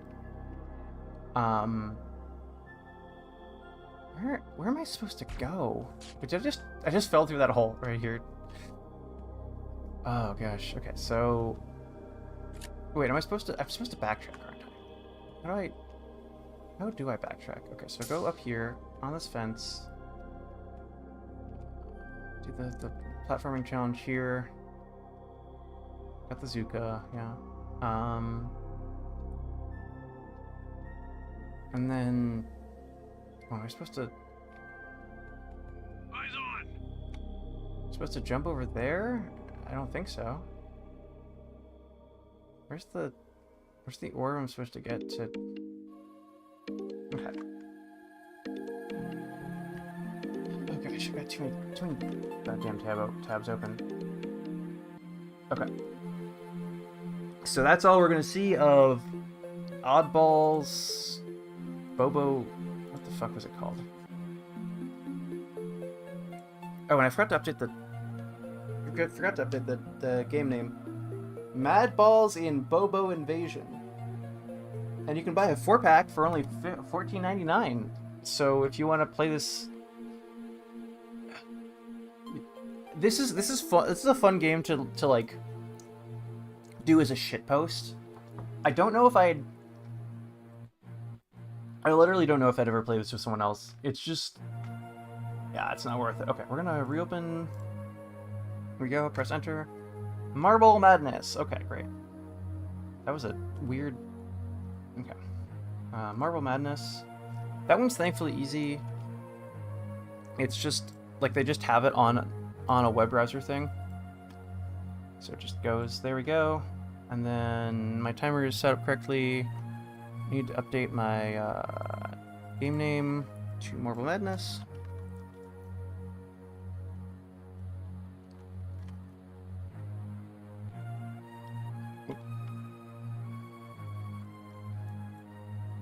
Marble Madness Arcade, there we go. Okay, we're gonna insert like 50 coins. Right.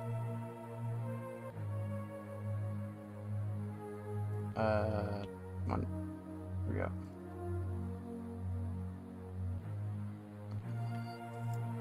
And then... Oh gosh, one sec. Okay, so it's on the timer tab, got it. Get rid of this. Marble Madness. Why is it paused? Okay, let's just restart this. Okay. Okay, great. So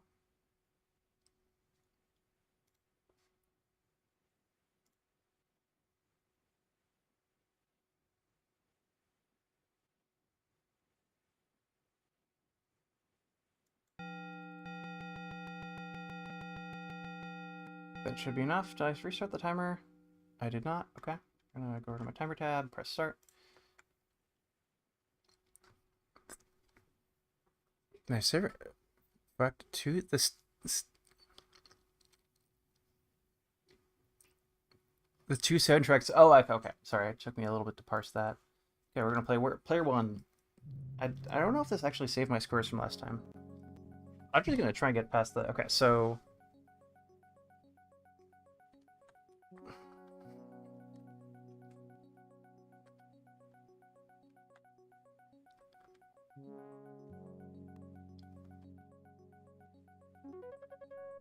Smooth first level. There we go.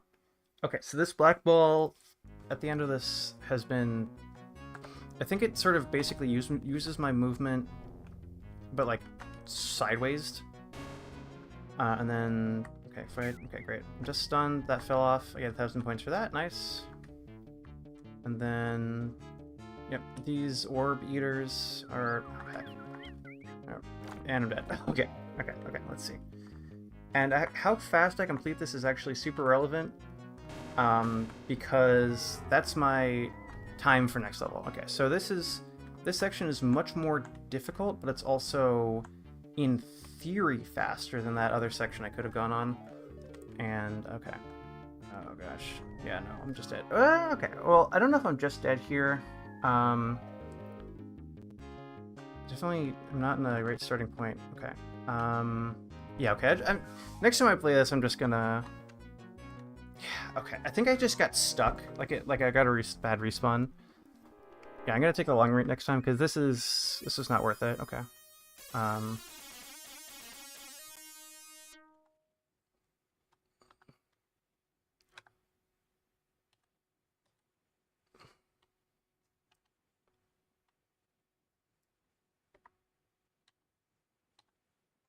It's hard to describe how bad this high score input feels. Okay, I probably like this is originally played with a trackball. I'm playing with a keyboard right now. So it might have been better on the actual hardware, but like everything else works fine on keyboard. So I don't know exactly what the holdup is. 48's pretty good for the first level. Okay, we can take. Okay, I can take this route maybe. Okay, and if I just accept them, I'm gonna get stunned no matter what. Oh no, I don't want to go that far. Okay, there we go. Okay, I'm broken. Oh, wasn't there a joystick cap? I have no idea. Okay, great. We take those. I basically don't know the history of Marble Madness, other than that, like, there's a lot of it. And okay, we're dead here. I'm willing to believe pretty much anything you tell me about Marble Madness. Okay, I was able to break there. Nice. The advantage of like falling off a great height is it also does effectively break you. And then I think if I'm under a certain time threshold, then a fairy will come out of nowhere and give me a little, there we go, extra time. Okay, great. Now there's this sort of ice physics puzzle. Nope, I almost didn't fall into the hole. Okay, I did fall into the hole though. Okay, great. Okay, nope. And I'm dead. A Mark Cerny production. I don't know who Mark Cerny is.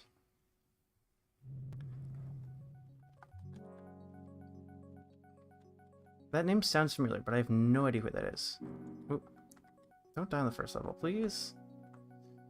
Yeah, this is going to be slower than my other attempts on the first level, but it's just for points, it doesn't matter, so it should be fine. There we go. Ah, okay, we're only 2 seconds slower. Okay, great. So it's like basically the 60 seconds you get here is like travels with you. Oh my fucking god! Travels with you through the game. So like any lead tech A for PlayStation. Oh, interesting. Okay. Like any mistake I make here is going to be with me through the rest of the run. And I'm dead. Great. Like this is just like this is the course that's supposed to introduce you to the. This is the course that's supposed to introduce you to the game, and they call them races for some reason. Oh, I want a trackball mouse, and I tried to figure out how to get this set up with it to work with it, but in the end I couldn't. Like, you have to download a BIOS for the arcade, and then also the ROM, and it's like a whole thing. And having played this on original hardware, it doesn't feel that different with the dang map. Okay, and I'm just dead here.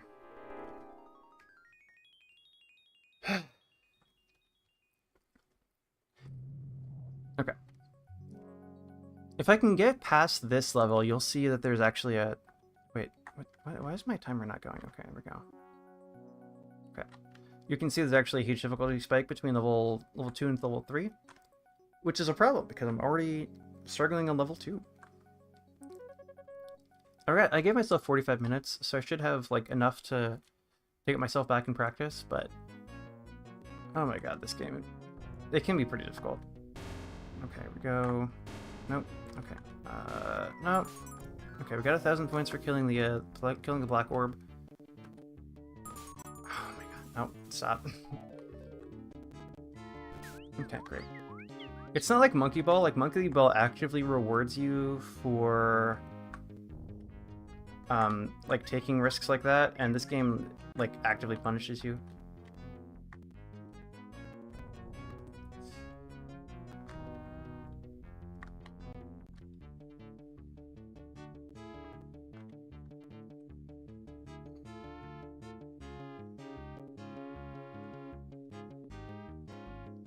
Okay, let's see. Get this angle. Okay, great. And with the amount of time I've left, I only have 1 or 2. Nope. Okay. Oh, hey! I made it with fucking 0 time. 0. So this is gonna give me 35 seconds for this level. And I think this opening section exists basically just to waste your time. You can see there's a player 2 platform over there, I guess. Yeah, because it really likes to bounce you around. I know there's a time fairy somewhere in here, but often I'm not even fast enough to get to take advantage of it. Okay, right. And I fall off. This game must be really cool to be good at, but I'm not good at it. Okay, and we're dead. Yeah, I at one point wanted to make a what the hell was I trying to make? I think I was trying to make an arcade game. Like, I was trying to make a Peggle-like arcade game, and I figured that a trackball would be like the best input device. So I tracked down a trackball mouse, which I have somewhere. But that game ended up not being as easy to make as I thought it would, and I moved on to other stuff. Polish is so much harder than people, including me, expect it to be. Okay, come on, Black Orb. Why are you like this, Black Orb? Actually, I should respawn. Nope. Okay. Nope. Okay, nope. Piggly? Old obscure Piggle. Huh. I wonder what that's like. I assume it's it's not a terribly hard game to invent the name of. And then, okay, if I'm lucky, I will finish this level 0 time. Very weird game. Okay, I'm gonna have to check that out. That's the thing I love about retro games, is there's just so many of them. Okay, there should be a time fairy somewhere here. Oh, fuck. No, I'm just dead. And especially, arcade games, because I think most of them have been archived at this point, but I'm sure there's plenty of arcade games that have been lost to time just because they made 20 of them, put them out in test markets, and fucking no one wanted them, and then they just disappeared.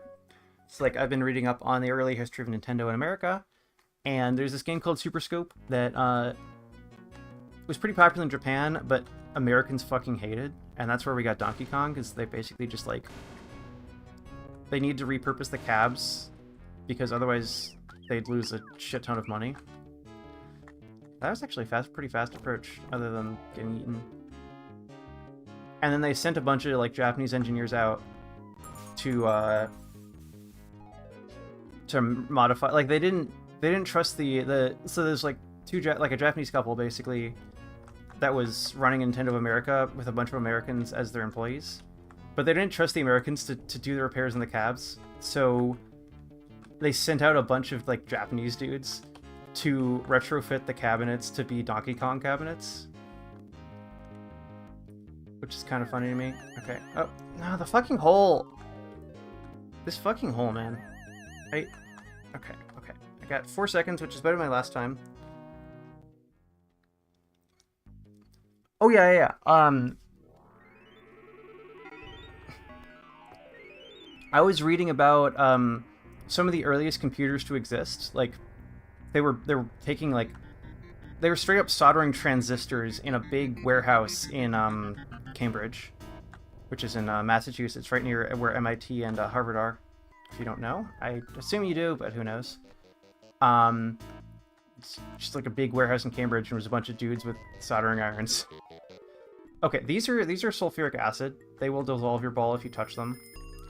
It is fucking hard to find a path through that doesn't do that. But yeah, the some of the earlier computers that they sold, 100, you sell 100 computers, and that's a successful computer. Ugh. Yeah, there's if you count board revisions and if you count both board revisions and different outsides. I think there's like 20 different variants of Donkey Kong, just because of its like its history of being conversion, and the boards were you know, like basically what would happen is they'd make like Rev 1 boards, and they made like 20 of those, and then there'd be some problem with them, and you'd put a bodge wire in, you know, it'd be fine. And then you make Rev 2, Rev 3, whatever. I think Breakout came, like, it got to F, so that'd be Rev, what, 6? 5 or 6? No, that'd be Rev 5. With the Rev 5 being the most common. Why did I take this path? I guess it's a little bit faster. Okay, come on. Oh, okay. Oof. Fuck. I think this has overall been a pretty good approach. Alright, there we go. Oh, break. Okay. If I don't fall off here.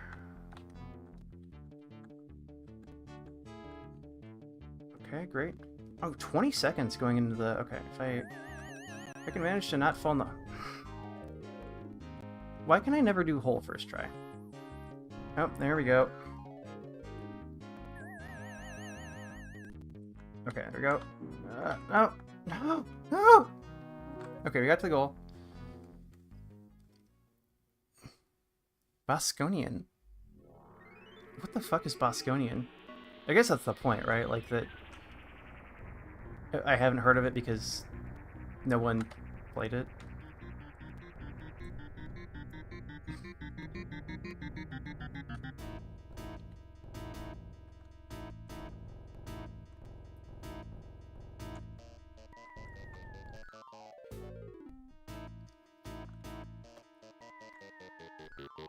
And, okay, Time Fairy, please help me. Time Fairy. She doesn't show up sometimes, I don't know why.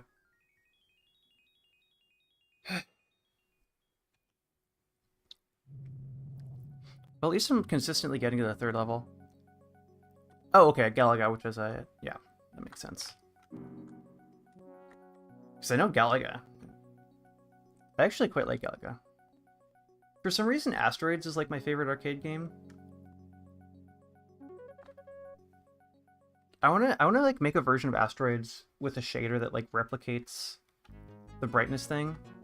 Like a lot of people are like, you know, Asteroids is a relatively straightforward game, like conceptually, and so a lot of okay, we take those, I guess. Oh fuck. A lot of like people replicated as sort of a proof of concept, you know, as their first game, and fucking none of them actually make something that looks or feels like Asteroids. They just make a sort of a game that could be mistaken for Asteroids if you don't know what you're looking for, which is annoying because like Asteroids is like, there's a lot of interesting design in the game that just has sort of been forgotten because everyone's playing, like the version of Asteroid you've played is either like they just took the ROM and put it in your emulator.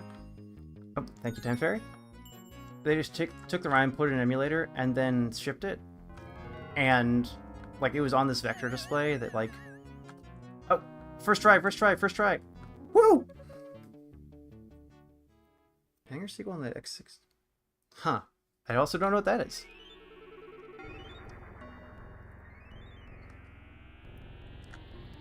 The X68K. Is that some Japanese thing?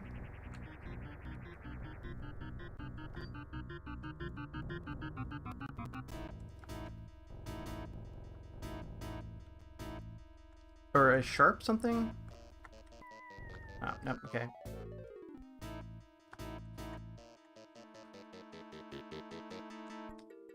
Nope, okay. In theory, the Time Fairy will help me here. If she doesn't, then I'm just dead. Oh, thank you, Time Fairy. Okay, so any of these I touch, I'll turn into sulfuric acid. Oh! Okay, I respawn here. Okay, I get to go over here. I don't think I have enough time to finish this, but I will give it my best. Nope, I'm dead. Sharp 68, okay. Ugh. Oh, that was my best score ever, okay.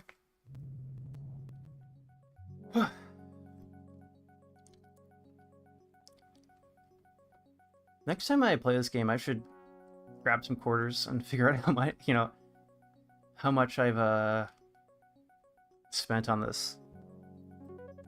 And I think currency has more than doubled since the 80s. So like, I think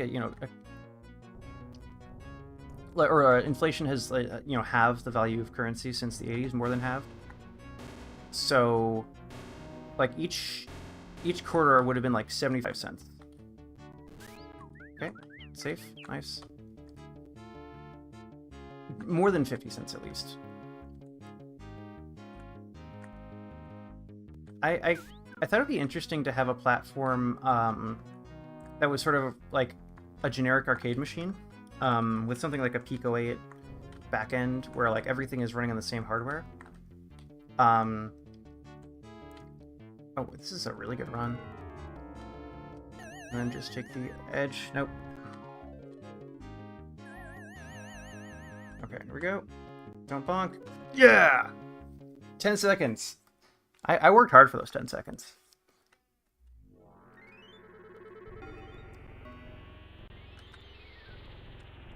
Okay, if I can make this reasonably fast. Okay. I fell off. Okay, great. Nope. Okay, gotta stop falling off, and then I also have to figure out how to get past these sulfuric acid guys, and I have too much time for the time fairy to show up. So...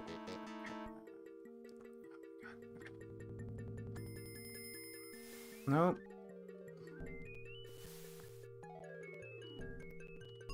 Oh, no, time fairy showed up anyway. Okay, great. Okay, so now I have 14 seconds to do this section. So in theory, I'll be able to get to the next level, maybe. Okay. Let's see. What can I even... I got a little sine wave over there. Okay, that's the high score. Or one of the high scores. 14... Okay.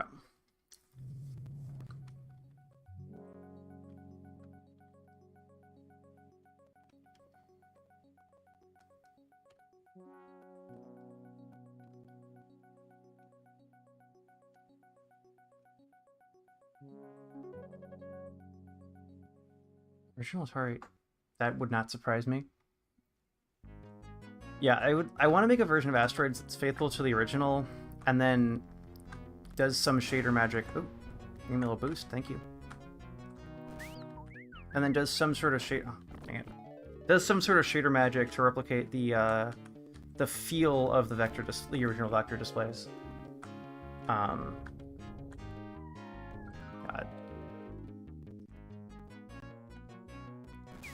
Okay, we're safe, we're fine, and we're dead.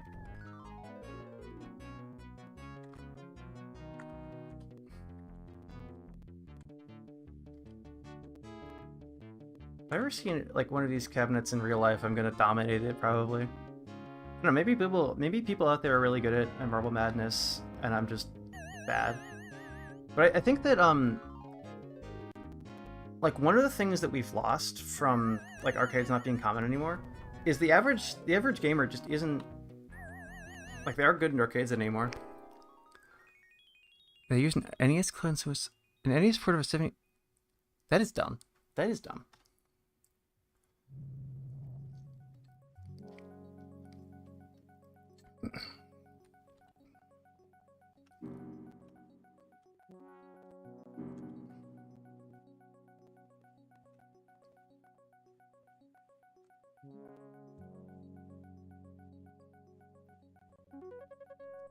I think I might retire Marble Madness after this stream.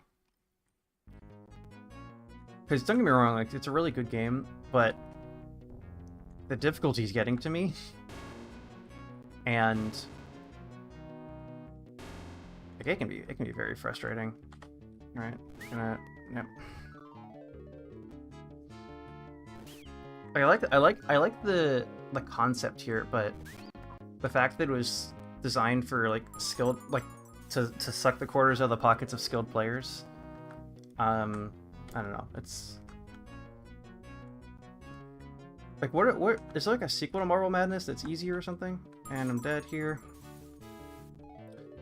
Like, the fact that it so much rushes you is like, it rushes you, but also everything's precise.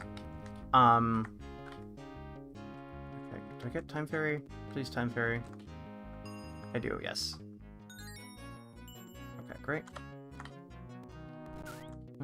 Okay, there we go. If I can first try this, we'll be in good shape. Oh my god.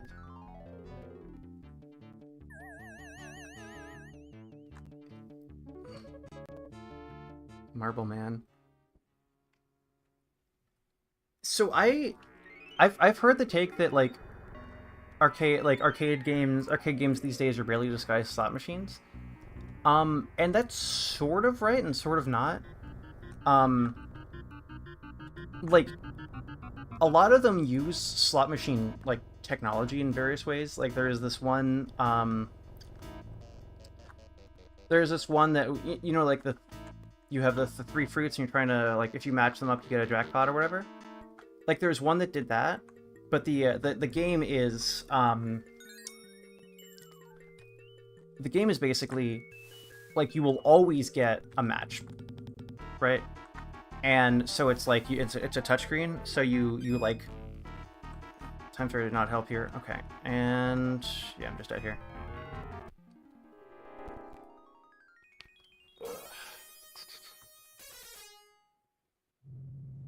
20 minutes. Jeez. That's basically like 20 runs, right? Why is my score ticking up? Wheels, not games. Yeah. I think part of the difficulty is that, like, I've looked into this, and buying, like, if you're an arcade, for various reasons you want to buy new, and if you look into buying new arcade machines, like, there's not that many, and they're not that great. Like, what I really want to see is sort of an indie revival of the arcade. So, like, like, for example, there's a, I forget the name of it, it's some hunting game, and when you buy it, you have two options. Either you just give them a flat fee, or you pay a monthly subscription. First try, hell yeah! And then that's on top of the arcade machine being... Okay, I just need to not choke here. That's on top of the arcade machine being like $2,000 on its own, or 2 for 20, whatever. It's fucking expensive. And then there's also, like, you either pay a flat fee, or you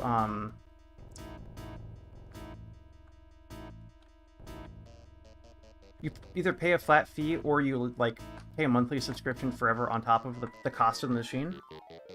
And that's kind of shitty in terms of, like, how arcade machines have traditionally been sold, but also, like, sort of makes sense because of how, like the problem with arcade machines as a business model is that you only get, like, you can only sell so many machines because there's only so many arcades that exist.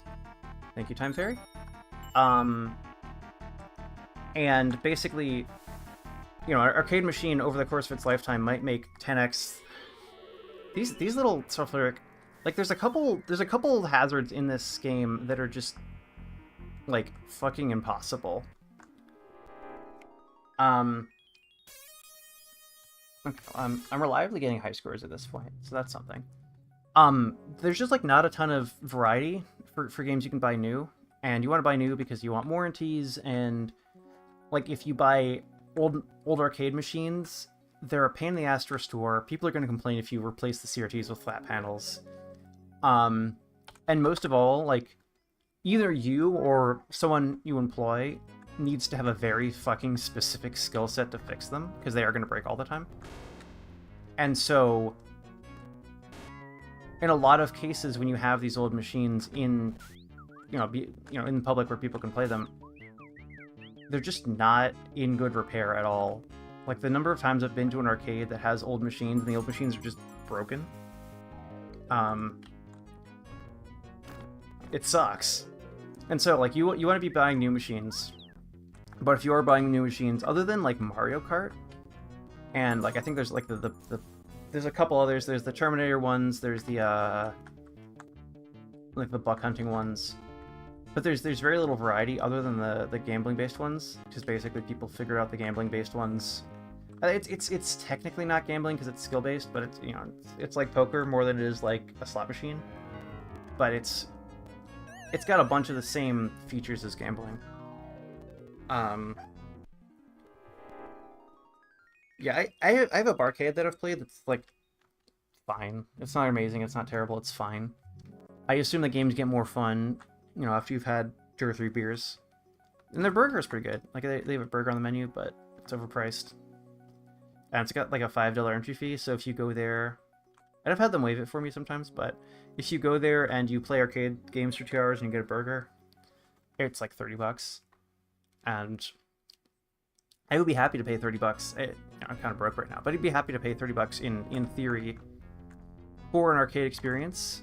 But their arcade experience is, like, they don't have a ton of the heavy hitters in terms of the games. They have just, basically, it seems like whatever they could find to fill the space.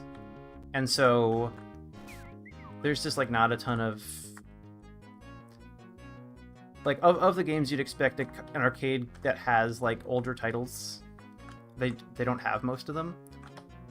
And they have this, like, god-awful, Turtles game that's obviously just in like sort of a Unity asset flip. Like if you want a Ninja Turtles arcade game, you have like 20 good options, and they chose none of them.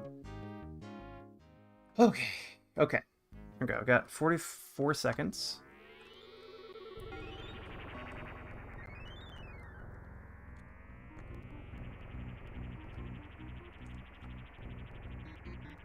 If I ever find a Marble Madness in an arcade, I feel like I'm gonna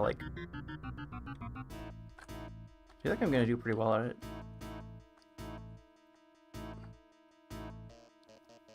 You know, most people don't do hours of practice at home before they go to the arcade.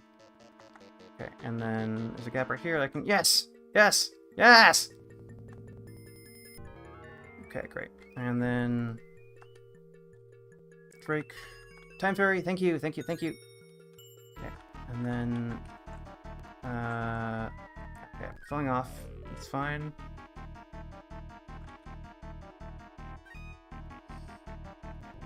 Okay, I'm not gonna make it to the goal, there's no way. Or at least I've seen it. I know what to expect.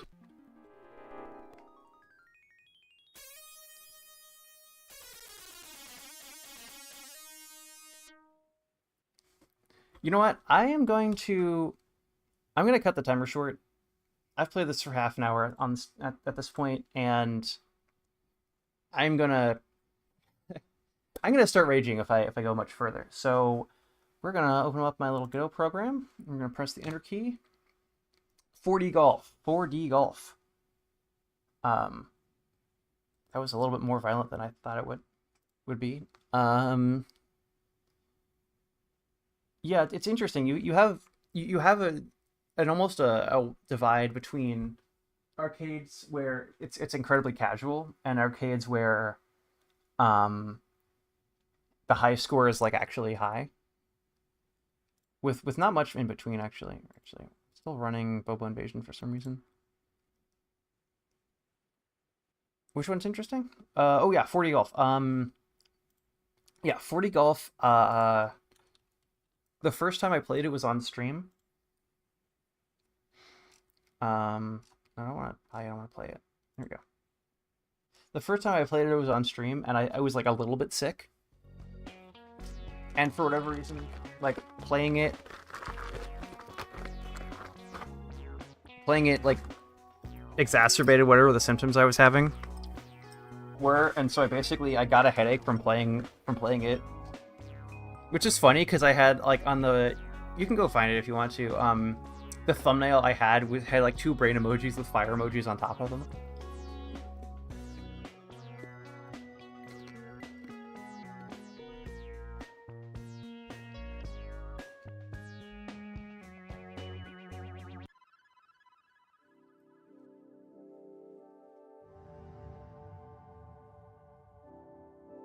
Actually, I'm gonna mute my mic.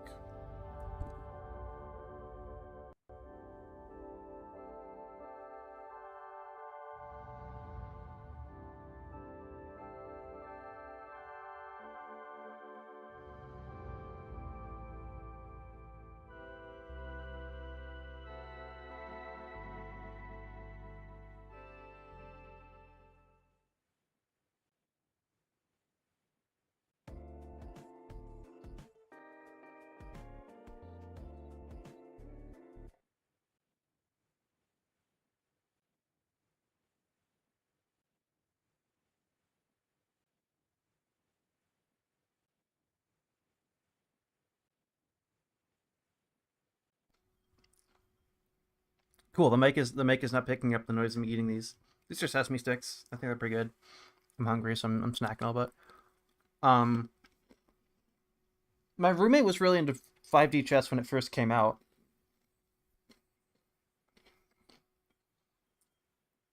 And yeah, that thing melts. That thing melts my brain. 40 golf is actually not that bad. Um, like there's a couple weird rules, but like the game of golf is very like simple.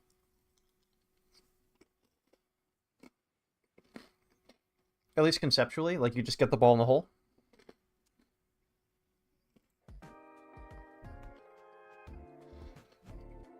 And so adding 40 on top of that, by the way,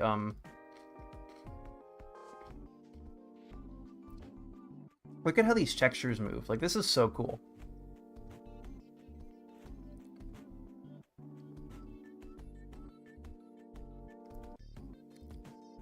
I think that I've watched some of the devs videos about this, and okay, actually I wanna walk around, which you can do. You can walk around the level.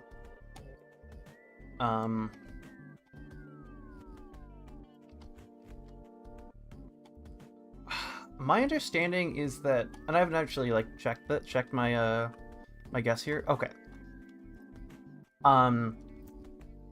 Is that very little of this is Unity based. It's just like Unity is being used as a rendering engine.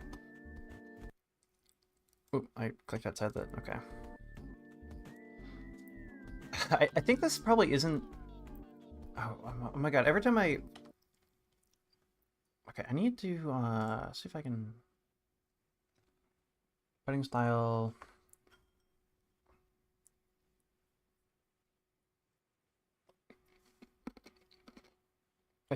My mouse keeps escaping the window.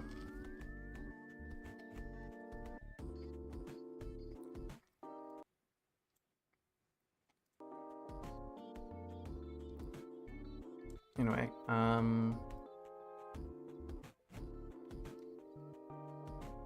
okay, so if I okay, and I think that I can just okay, gravity. Okay, can I? No, I think gravity actually is gonna be relevant here.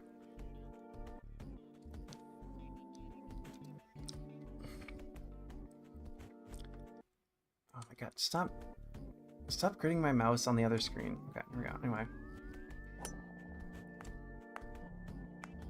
Okay, yeah, I actually have no idea how this works internally. I know that the guy who made it, I think it is one guy, although he's named like a studio. The name's Code Parade. He worked on another like sort of physics bending game where the world sort of bent around you such that it warped. Like it was non-Euclidean, I think.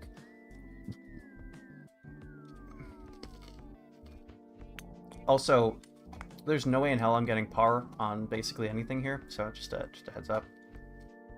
Show hole. It's very easy to get lost in these levels. I keep clicking outside. I wish. Okay, so settings. Graphics, full screen. Full screen unlimited. Window. There we go. That's not actually helpful. Full screen. There we go. My mouse can still escape. Okay, now it can't escape. Maybe. Nope, it can still escape. Okay, I didn't have that problem last time. I don't know why.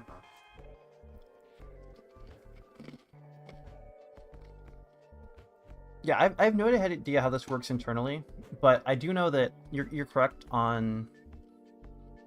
I need to walk around. Where's? What am I even walking on? What's going on here? Okay, hole's over there. How do I?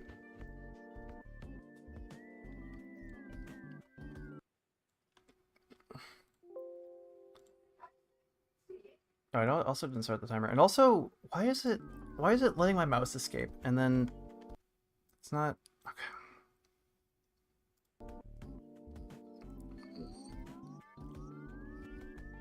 Okay. I'm willing to give 40 golf more chances, but the fact that it's letting my mouse what? How does this? Okay, so I'm putting my mouse over here. Nope, it just full screen, windowed. Okay, let's try that. Yeah. No, because I can't see my mouse because it's captured. Okay, we're gonna try this one more time. Nope. Okay, I don't know how to fix this. If I've streamed this game before and not had this problem, so I don't know what the hell's.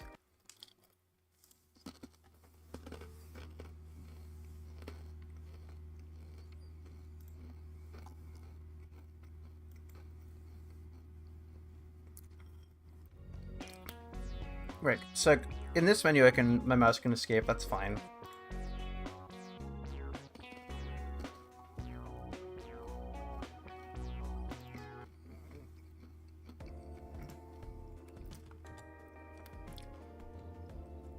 But if I'm putting, then...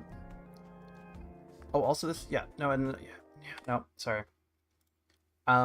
This is gonna make me insane if I keep letting it do this, so we're gonna roll again. Ball X Pit, okay. Which is a demo. Oh, did I not download the demo?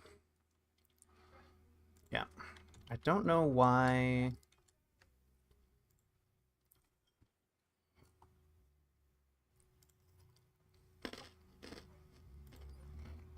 I don't know why 40 Golf is acting like that, but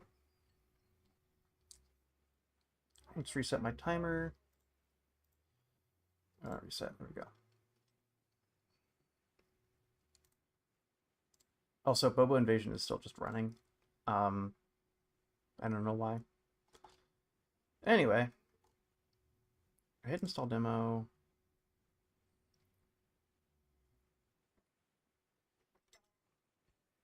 Okay. A game by Henry's Son and Friends.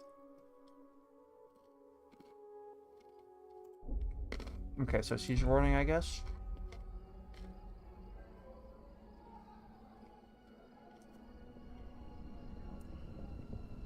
This looks cool as hell.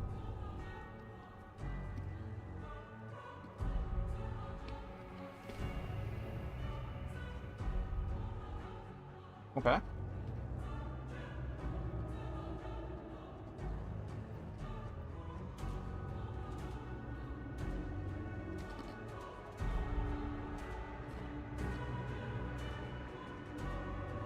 Oh, I missed those ball beyond.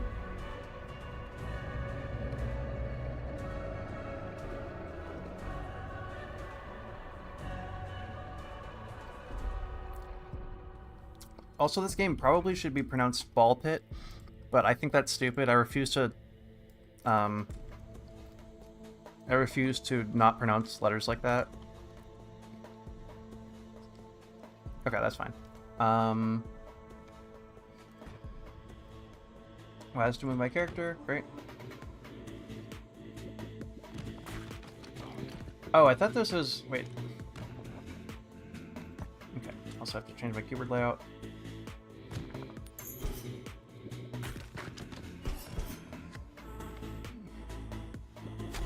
Okay, so this is also sort of an orb game, but not really. I thought you controlled the ball, but you actually control... Oh, you catch the catch the orbs, I guess? That's how that... But you also don't want to catch the other enemy orbs? Is this a orb game? I think it might not be. I'm gonna have to have some sort of better system for verifying that. How does this even work? Okay, so they attack me if I get... Okay. And those are XP orbs. Sure. I don't know what the hell I just upgraded, but...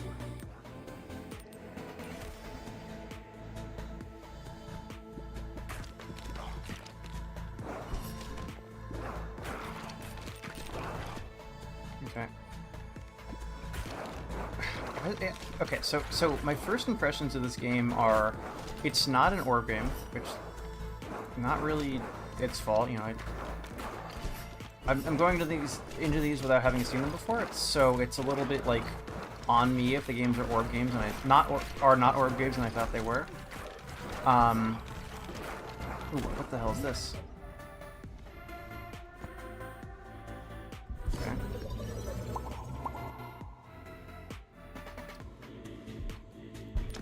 Yes, I've played mobile games like this. So okay, I'm gonna give this some more time.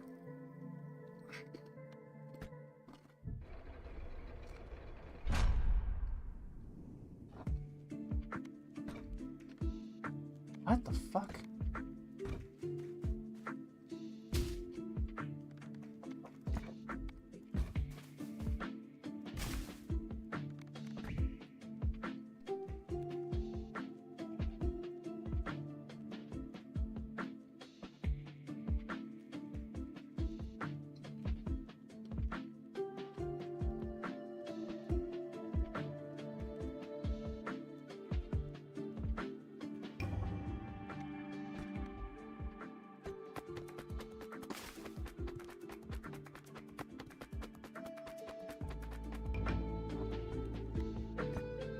I like that it just says cool. What the fuck? I like that my little guy's just like wandering around.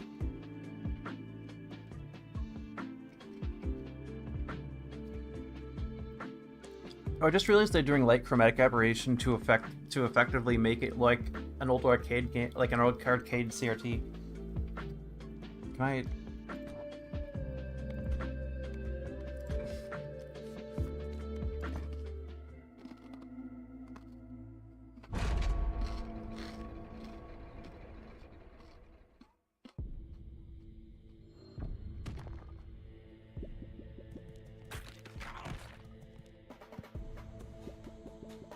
Yeah, I like that they put every single game mechanic in this.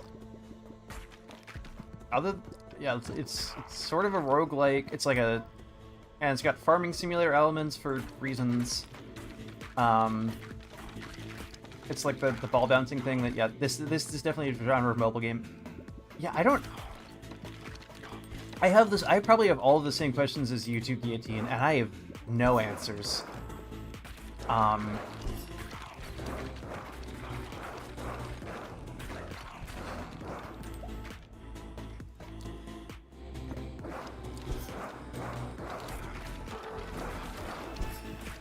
So I need to deal with these guys first. If they get close enough, they'll attack me. Ow.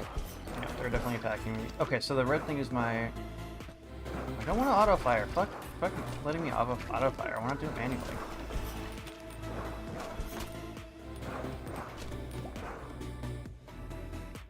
Yeah, there's... And I don't fucking care about the upgrades, too. It's just like...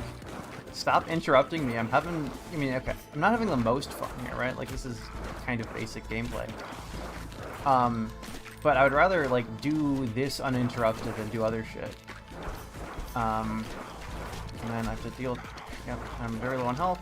I should get this orb, which will give me, like, 5 levels? Okay, sure. Cool. Whoa. I'm dead.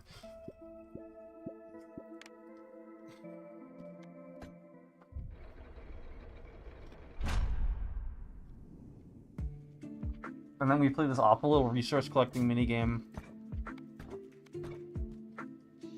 Or wait, we don't. How many days have gone by? Harvest. Okay, here we go.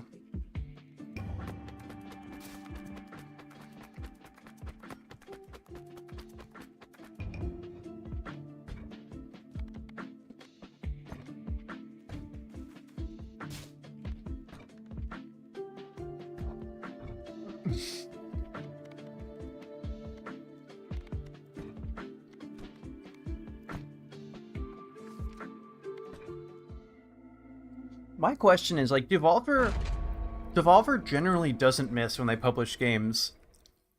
Like, why did they choose to publish this?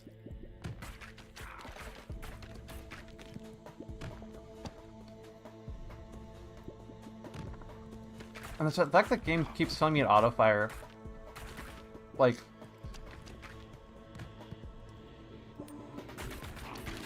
any game that like asks you if you want to automate its mechanics, like it's not inherently a bad thing.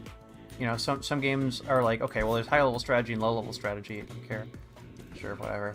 And some people play for the high level and some people play for the low level, so it makes sense to have some sort of automation system. But it doesn't fill me with confidence, you know?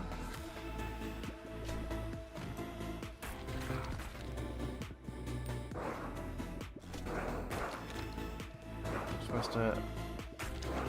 Okay. I guess I want to. There we go. Do that. Is there any way to get more orbs? This one. Okay, so. Cool. Yeah, don't care. We can get another spike ball.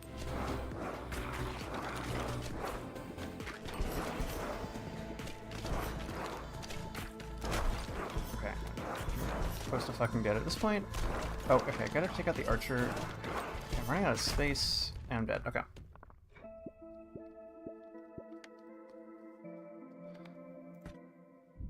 Maybe... Okay.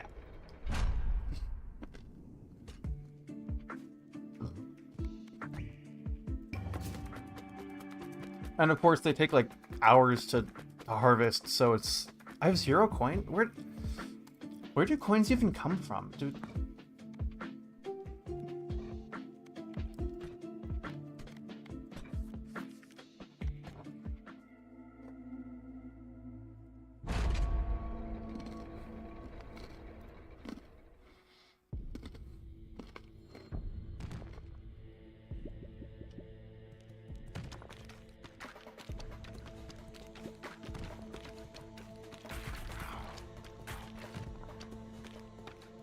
Well, thank you for sticking around for so long. Great to have your company. Have round dreams, I guess. And sleep well.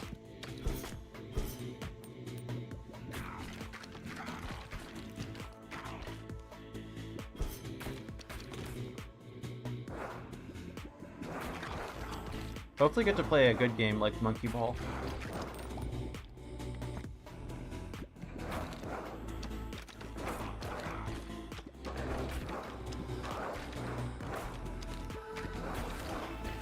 Oh, you didn't actually say sleep or bed. Head out. Okay, I read that as bed for some reason. Anyway, yeah, thanks for stopping by. Thanks for hanging out. Very much appreciated.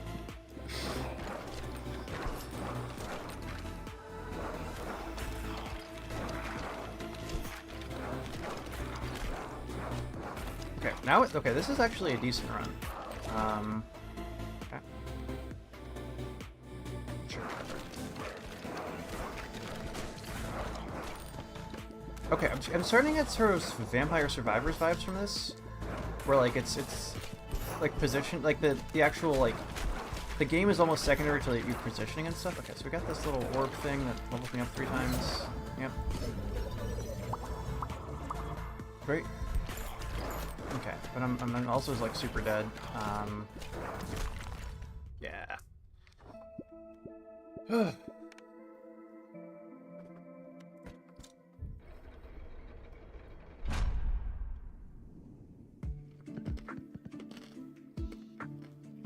Great, I need 8 coins from that.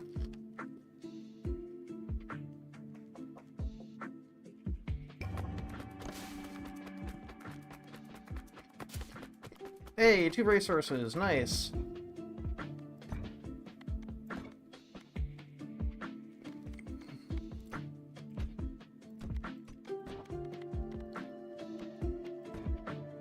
Expansion not available in the demo.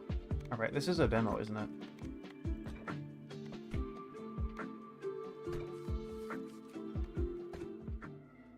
So much clicking just to go in and out of a run.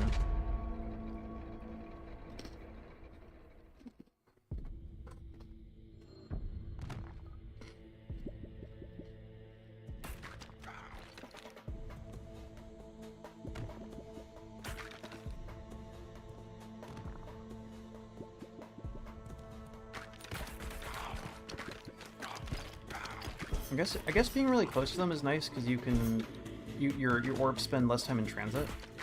You can reuse them more.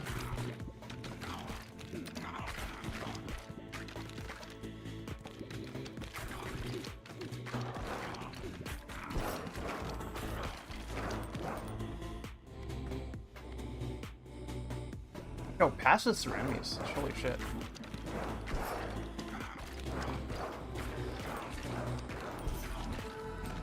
It feels like I'm not really planning the long term in sort of how in terms of like how the bounces work or whatever. I'm just kind of surviving. I don't know. I'm starting to understand the point of the game, but I'm also like not loving it so far. It might be one of those games where it's like it's kind of ugly and like off-putting to some, but then you like get into it and you're like, oh, okay, I get it. Like I'm sort of getting it. I don't think it's my game. But here we got the fusion reactor. Okay, great. I really like. Okay, so the ghost ball is doing a ton here. Okay, great.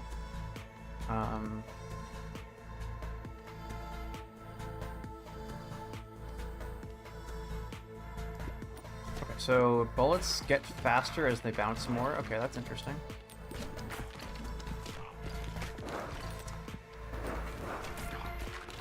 Means that you can sort of. Okay, so here, like if I have a shot like this, then it starts to. All right, there we go. Okay, these XP orbs are not doing a ton for me. Okay, and then those should like start to get really fast. There we go. Okay, let me put a volley in here, and then. Okay, that's actually fine. Okay, the fact that they're so slow to begin with is starting to get to me. Okay, so that's a huge XP. You got a bunch of regular XP. Okay. Increased crit chance on the right side. Okay. Okay, so here's the money I've been trying to collect this whole time. Got 12 money. Okay, so I crit sometimes from the right side. Okay, so I'm starting to get the appeal of this game. It's still a little bit like unfinished and goofy, but like I understand what they were going for at least. I like that you can at least shoot the arrows. Yeah, okay, so yeah, well, yeah, there we go. Okay, I want to attack on the right side. Here's a bunch of XP. What does leadership even do? I don't know. Fire rate by 15. Laser. Yeah, laser. Okay. Okay, so laser seems very powerful. Ow. Okay, if I can keep this run. Oh fuck. If I can keep this run going a little bit longer, I might have enough gold to actually do something interesting. Ow. Oh, health potion, health potion. Yes, yes, health potion.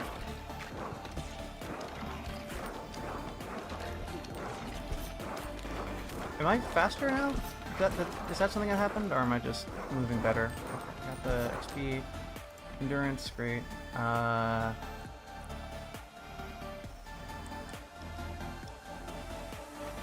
What's with the arrows? Oh, but yeah, hi Void, hi, welcome.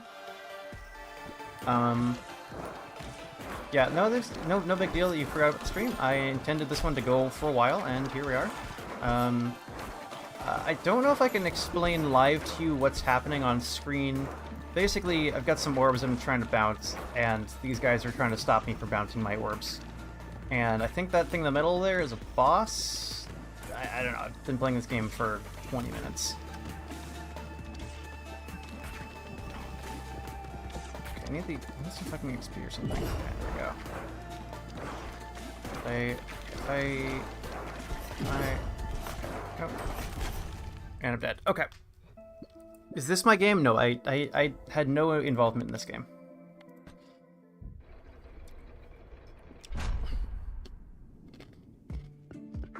It's not even a game. The thing I made is this, which you drop balls and it tells you what you. Right. Okay. And there's this like bizarre resource collecting like mini game. Ah, I missed. Dang it. Build. Blueprints. Okay, economy. What does wheat even do? I can harvest wood, I can harvest stone. What do I do with those resources?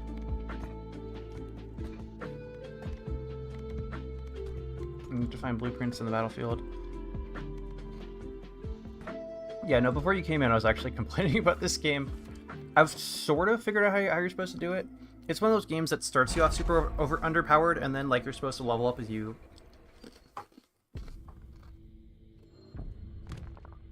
get into it. Yeah.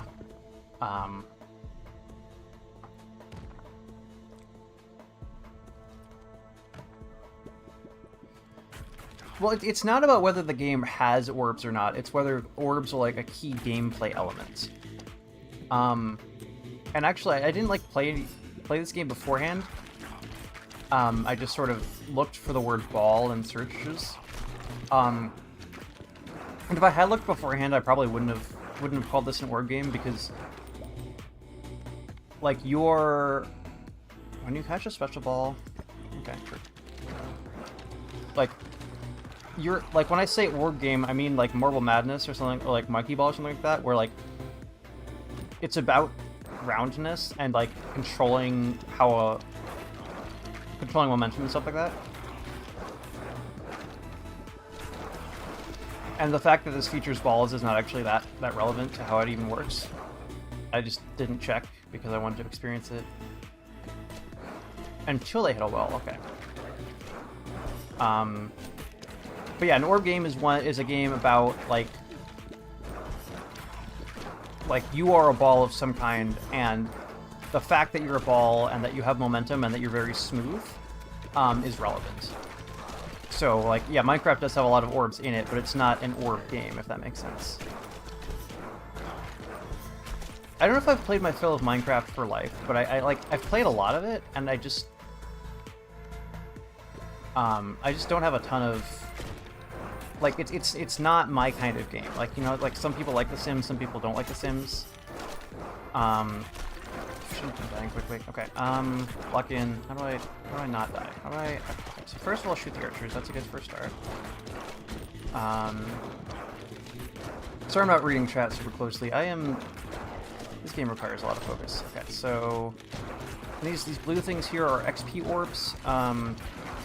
Those are good for, and then whenever I catch a special orb, I get some little orbs, and then this one hits me up like 3 times. Okay. It's 1 to 5 levels. Okay, great.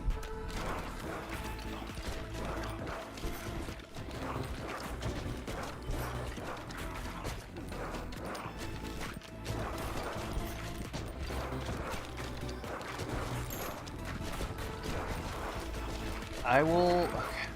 I wish I had the spare brain cells to check out chat. I got some wheat, huh? I guess I can just pause. Basically, Bubble Pop or Billiard City. I've played neither of those games. I should try both of those. You and Guillotine were here at the same time, but Guillotine was suggesting some games as well.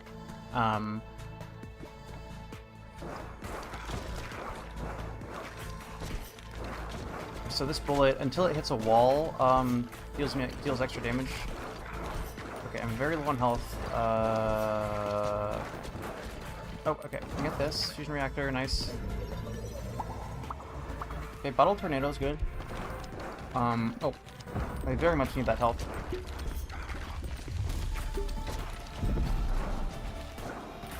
Got some money.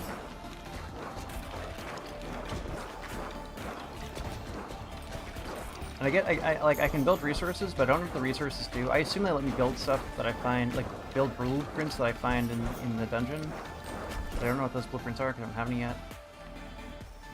Also 150 damage. Okay, sure, fine. Okay, so this just means I want fewer bounces. Because like I've got the bullet that, nah, I'm good. Okay, cool. I got a bunch of, I get to harvest clock.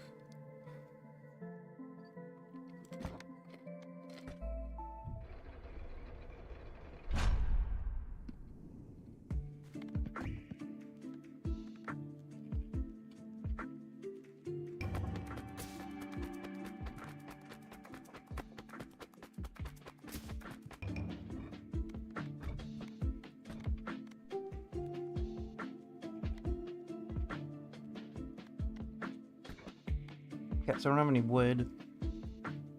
What is Bubble Pop? I've not played that game.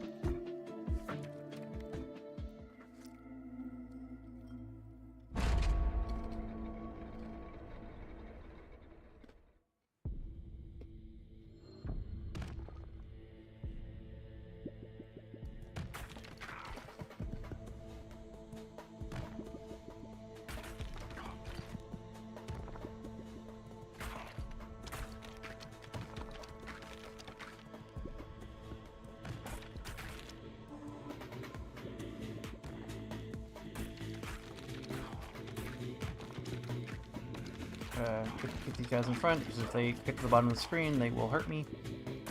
Oh, and I need to... My XP is all spread out, too.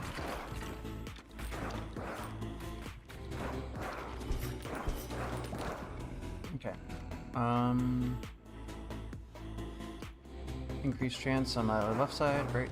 Oh, okay, so I set up for right, but we can fix that.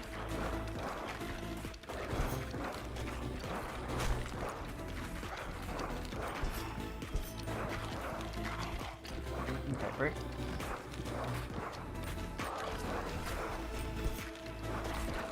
Okay, where are my archers?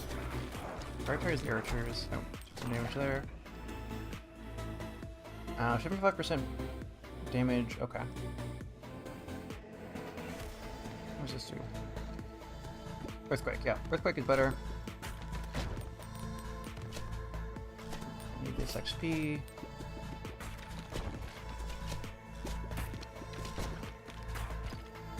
Okay, left side is crits, so...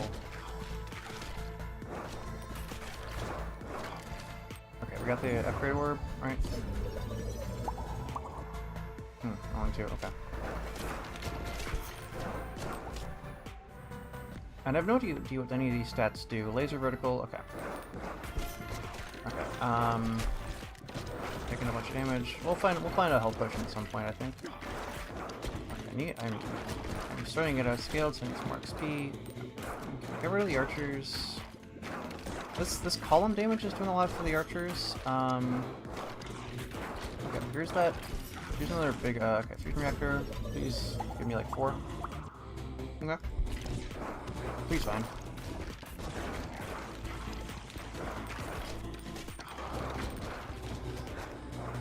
Got some gold.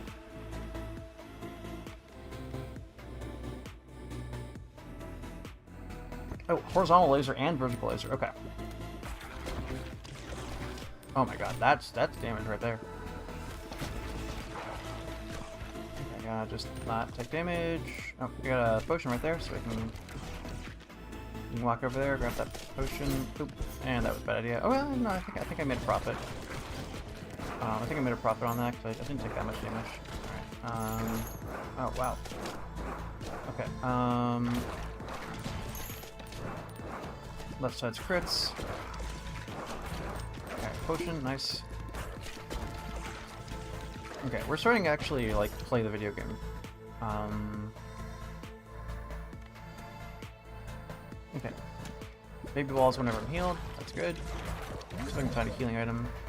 Okay, vision, come on. 4. Hey, nice.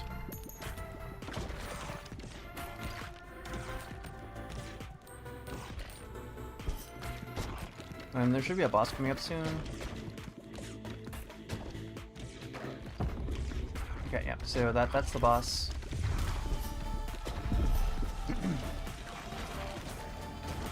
And this, like the wider field actually does mean I have more room to work with in a lot of ways. So that's kind of fun. Okay, left side. Okay, great. And double up. Okay. Horizontal laser. Nice. So now we just. We're trying, and like if I recapture these orbs, I can shoot them again. So that's like something I want to be doing.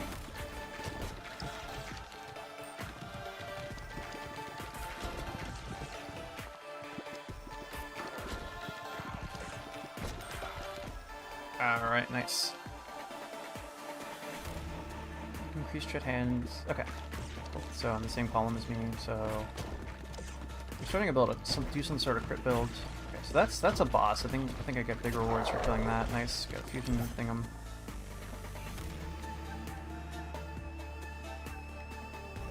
Okay. I think I'm running out of upgrade slots, so I should probably save that for something cool. Evolution. What does this do?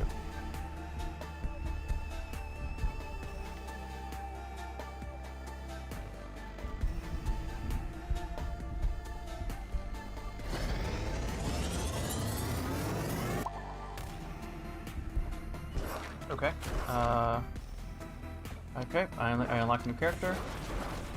Oh shit! That's gaming right there. Okay, nice. What does this do? Each hit has a 3% chance of healing 1 health. That's huge, actually. Okay, where are my archers? The archers are in the center.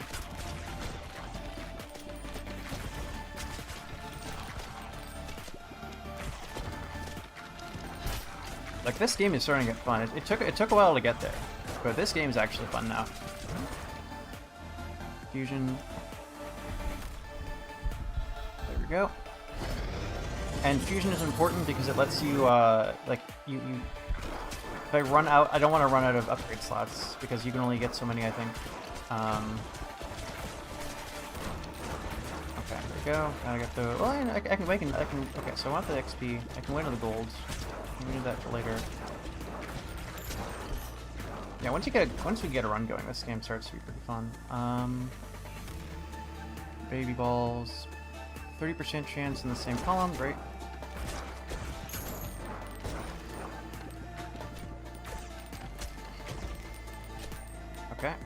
Okay, so XP is starting to do less and less. I mean, my build is doing pretty alright.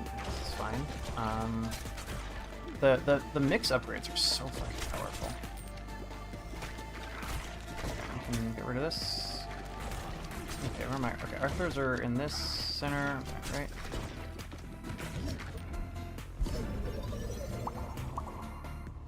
Okay.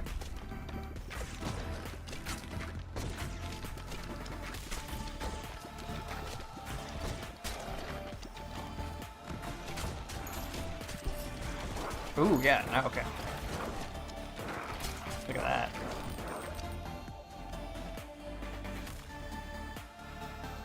Laser horizontal. It's double damage but moves 4%. Okay, so. Okay, so iron's quite good.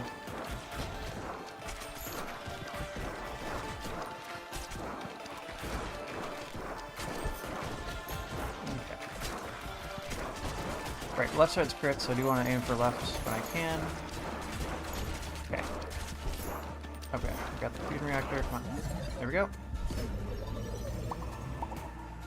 Nice.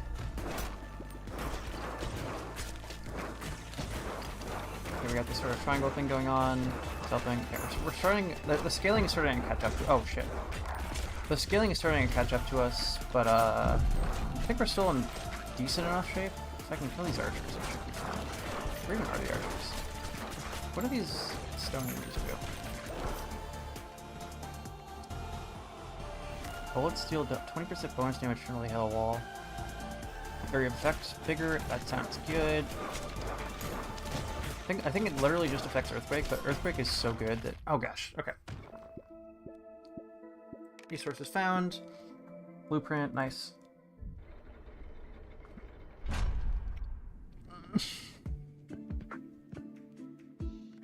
Stoyle has okay.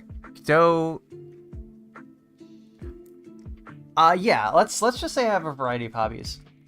Um okay, housing, sheriff's office, great. Yeah, I don't know how to describe it. I do a lot of different kinds of things. I mean, I played 40 golf today. That's something I'm gonna come back to. I think, let's see, Godot, 40 puzzles, NES games, and marbles. Those are all things I've done multiple times. Like I'm working on the NES thing, but it's just taking a while, because it turns out it's actually pretty hard to learn how the NES works. Yeah, no, I would say I have a decent number of hobbies. Okay, so we can fight as the sheriff, disgraced deputy. Okay, I don't care about stats. Great, boom.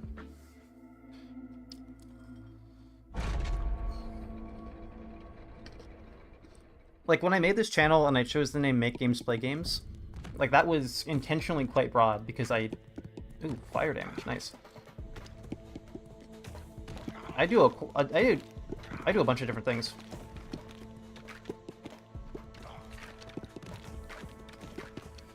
And I think that's one of the qualities I like about myself. Like I don't get stuck, like, you know, there's a saying that like your greatest strength is your greatest weakness, your greatest weakness is your greatest strength pushed too far. And that means essentially, so I have, like, my greatest strength is that, like, I just have a bunch of different things that I do. But then, like, I also, like, any given thing, it may or may not get... 1 second, get some water. Any given thing may or may not get finished. Like, there was this one time where for 3 days straight, I just watched videos on Nerf guns. Stack burn. More efficient. Okay, earthquake. That helps with the AoE thing I'm doing.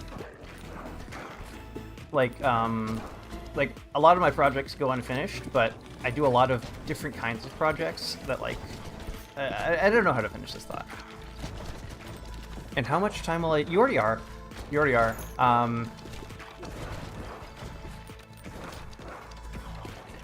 Like there's like 8 people in my Discord server, and of them only 2 or 3 are like really active, and you're one of those like handful. Spawn soldier. Okay, yeah, sure. Yeah, like you were. I think you were my first subscriber that was like highly engaged and came back and like joined the Discord. I would say you're definitely one of the OGs. One thing I philosophically like don't agree with is saying that like someone who came before is like better than someone who came after, if that makes sense. Like there's a lot of like, oh, you had to be there, or like if you weren't a fan in 1992, like what, you know, like that sort of thing. This sort of elitism around just who got there first. That I don't want to be doing that.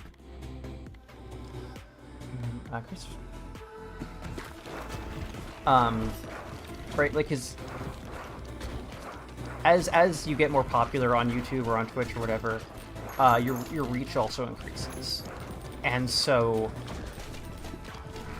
like there were only so many people who are capable of even finding me because my channel was so small, and then you know my channel's gotten bigger, and so I have more reach, and so it's essentially just down to luck, right? And like it's down to luck who found me. It's down to personal taste who stayed, and I would like to think that my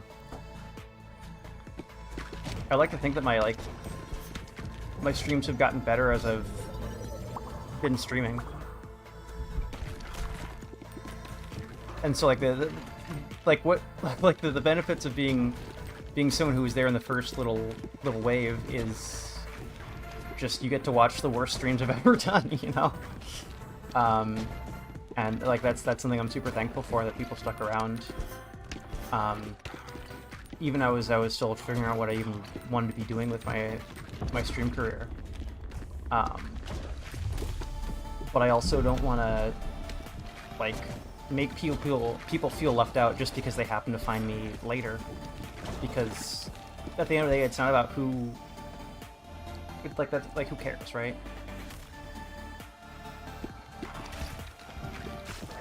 It's about who's the best for the community. And you know, it might be someone who showed up 2 years ago. It might be someone who showed up yesterday. It's who's best for the community. Because I think that fundamentally what a streamer does isn't necessarily entertain. Like I hope that I'm entertaining, and I try to like make sure that my streams are fun to watch, and a lot of that is just making it fun for me. Like if I'm not having fun, I'm gonna have a hard time convincing the audience that I'm having fun, or to have fun, if that makes sense. But a lot of what a streamer does is they build a community. And so like one of the things I want to be doing is just saying, hey, you know, who do I want my community? Who do I not want my community? And in that way, over time, I build a collection of people who should all get along.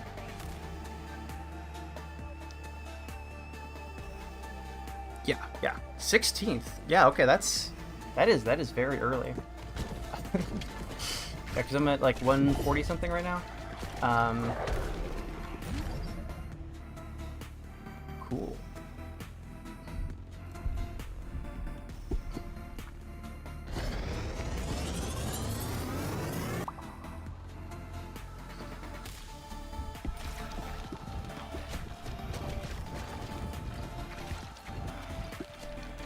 Oh yeah, you were a lurker before you were chatter. Yeah, that makes sense.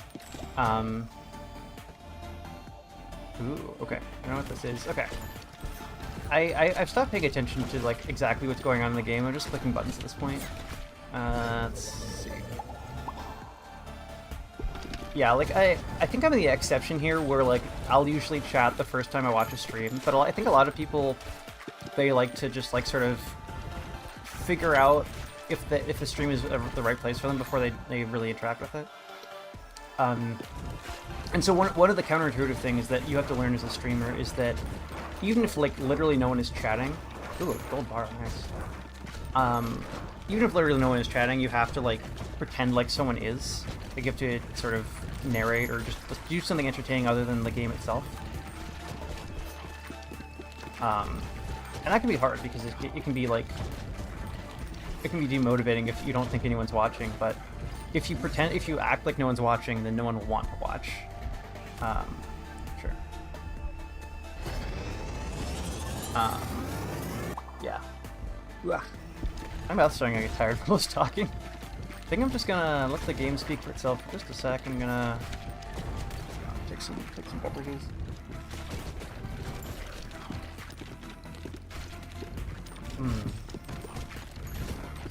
What's on my timer? 27 minutes. Okay.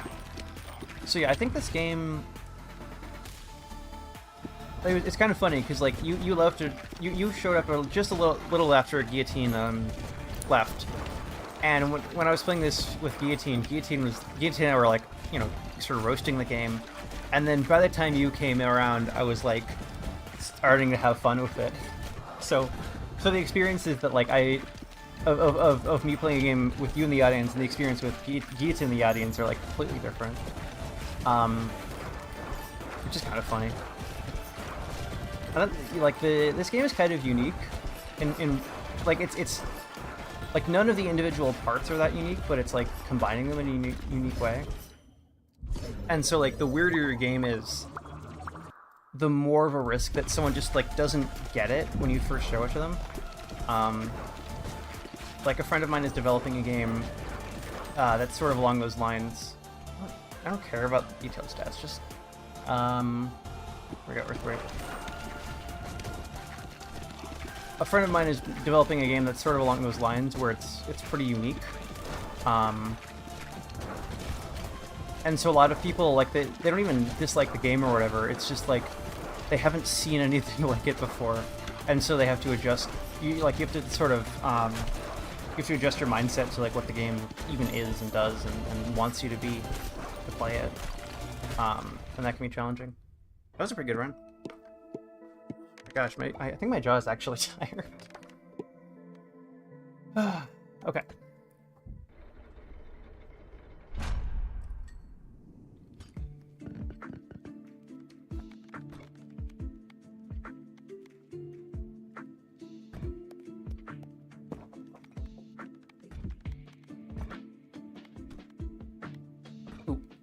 Okay, we need some. Okay, well, I can harvest. Let's see.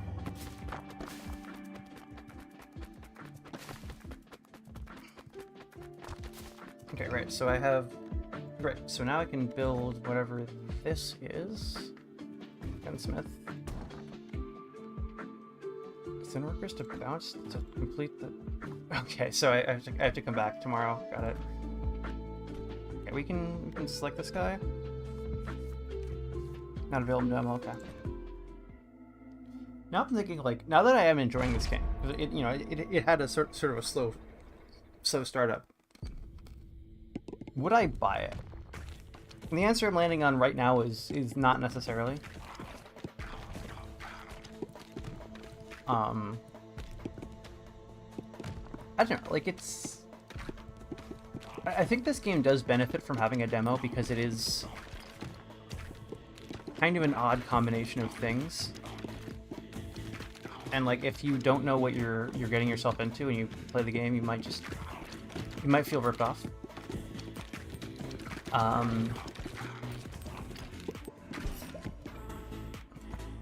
Okay, let's see. What does this do? More launch speed. Oh yeah, oh yeah. Ooh, this is fun.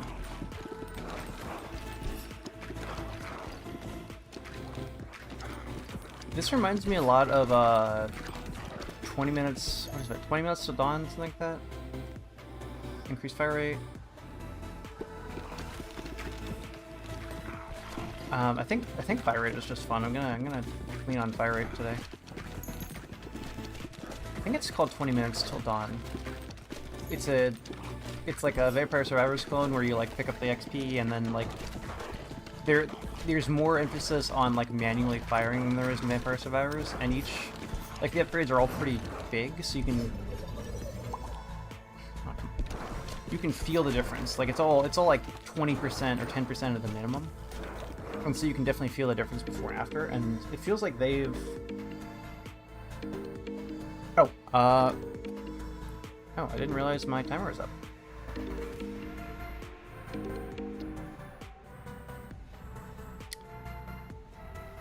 Okay, I'm gonna finish this run.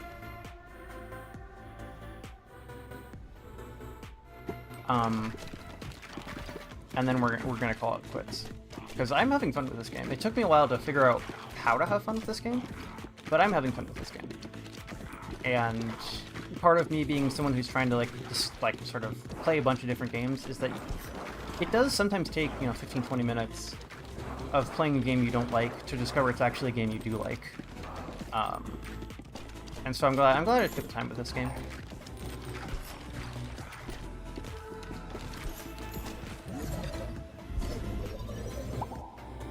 Okay, great. I've been rolling low on the fusion things.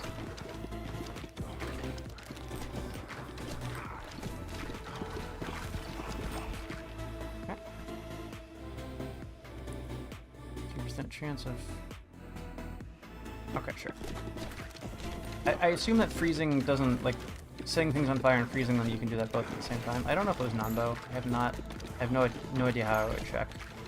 Okay, let's make sure we get the archers.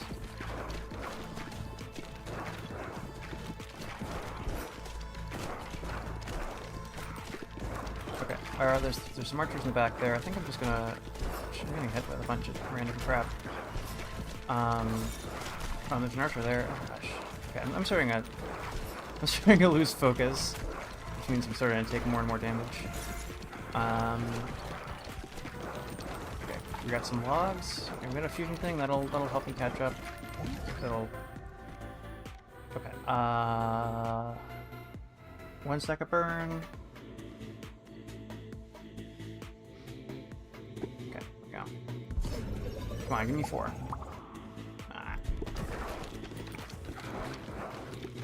I wonder if that's really random or if it scales based on how ahead or behind it thinks you are.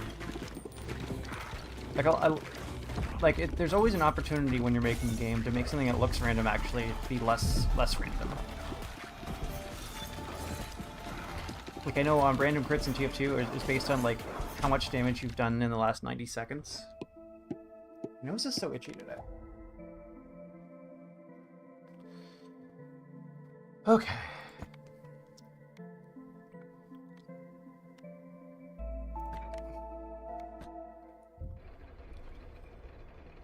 Okay, we're gonna do one more.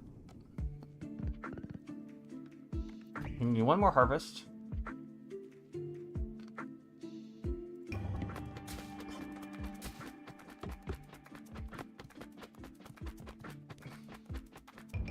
Ah, dang. Okay.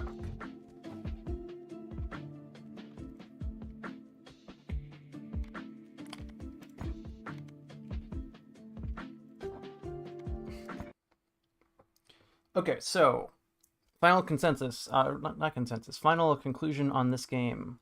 Ball X Pit. I will add to my wish list. Sure, whatever. Um,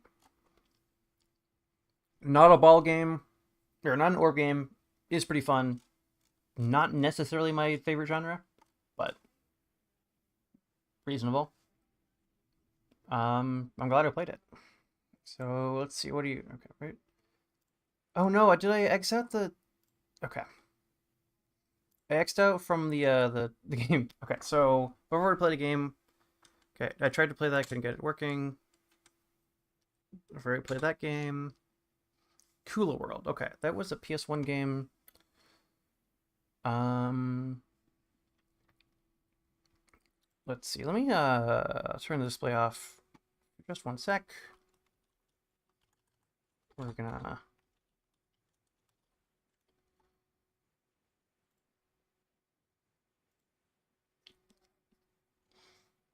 Uh, um.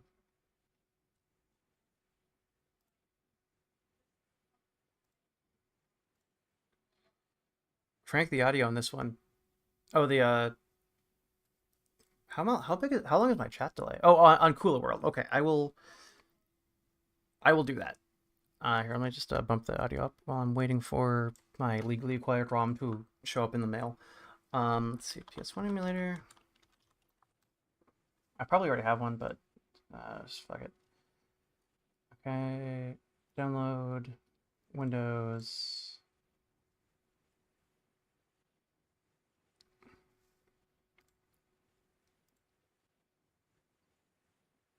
Probably should have said. There's a bunch of stuff I wish I had set up ahead of time. So this is making me wait. I just did not have the time to set everything up correctly today. It's making me wait a couple seconds. Oh gosh.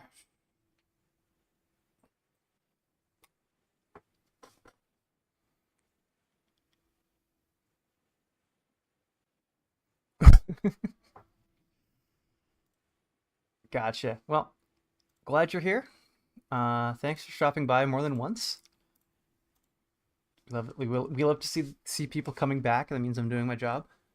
Um, and where's my that that's is that running?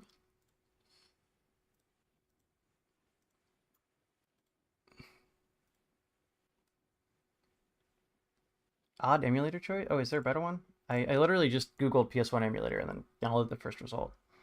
Um, Install.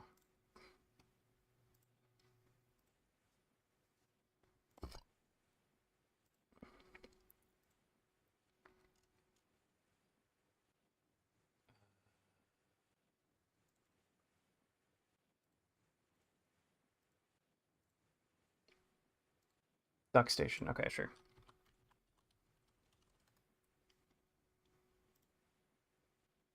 Windows. Download Duck. Sure. Um, Put that in emulators. Oh, come on. There we go. Okay, extract all.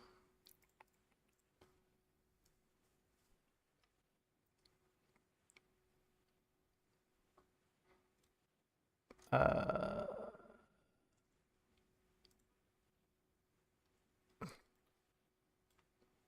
okay, sure. Got the bio. I got the. Hopefully the BIOS from the other thing works here. We're just gonna.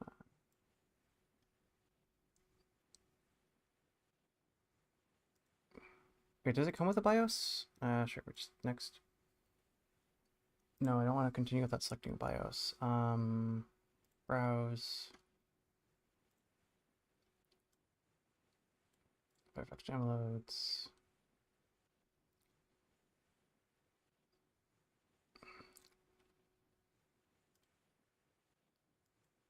Firefox download. Okay. Select folder. Browse. Yeah. Okay. Fresh. Okay. Auto detect.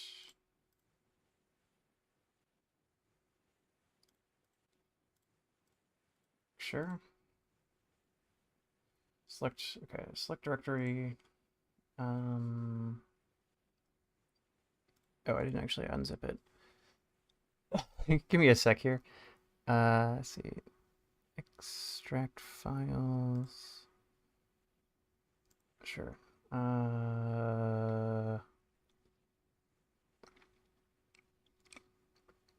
I'm gonna put that in ROMs.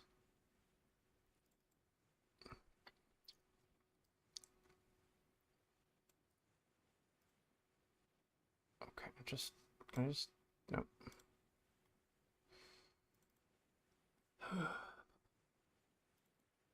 What? What do you mean no items match my search?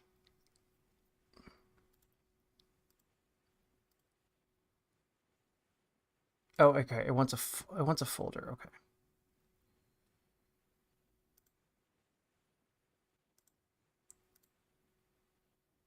Sure.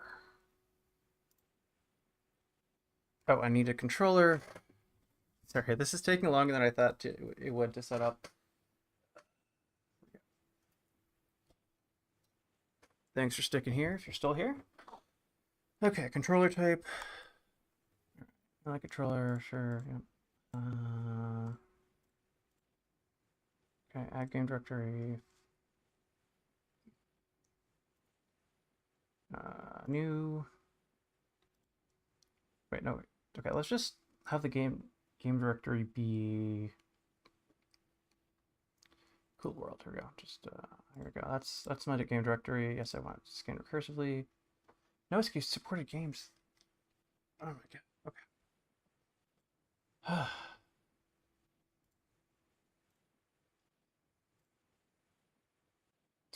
Oh, is it just streaming? Please.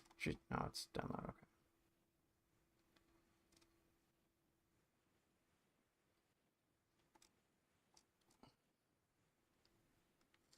Why are you? Okay, wait. How does torrent? Okay, let's just download zip.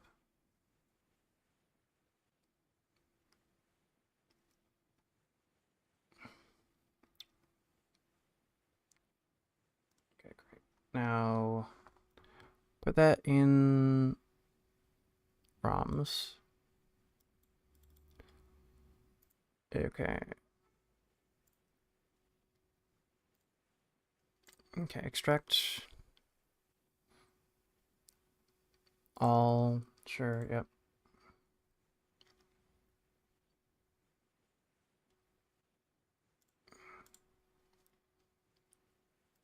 Come on, DuckStation. Can I just...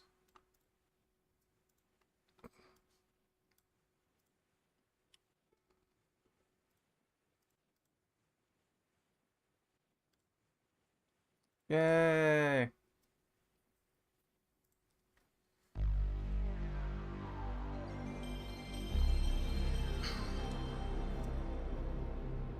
Is my controller mapped correctly? Okay, is it... Okay, so you told me to crank the audio here, so I'm gonna... Here we go.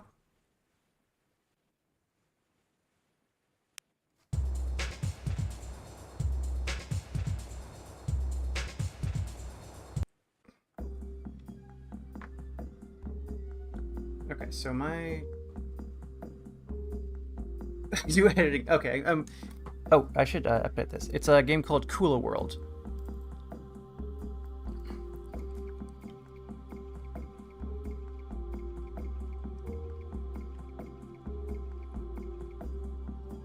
Okay, we're gonna... Okay, yeah, bring back my timer.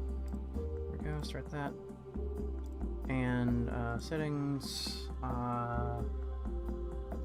interface, controllers.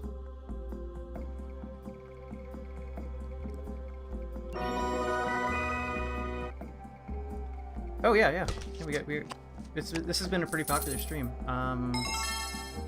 Right. Keypad. Give me just a sec.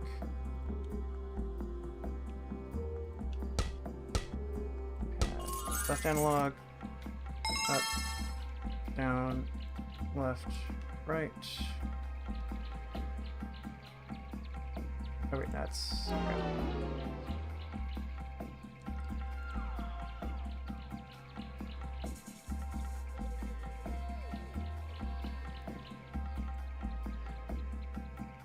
L3,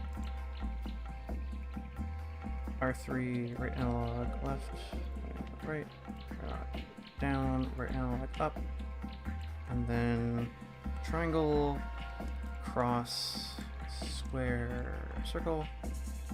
Okay, that should, hopefully it works. Okay, sure. I think I've seen other people play this. Yes, it's true. Gaming nostalgist, aka Brock, does exist sometimes. What the fuck?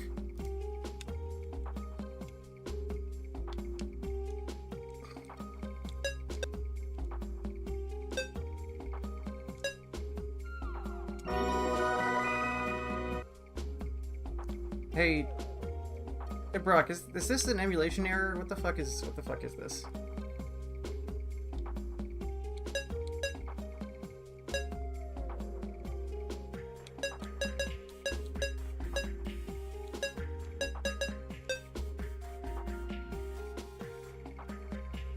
Oh, I see.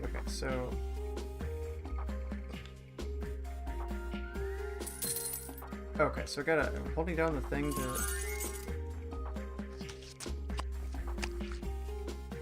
I should hold down the trigger the whole time?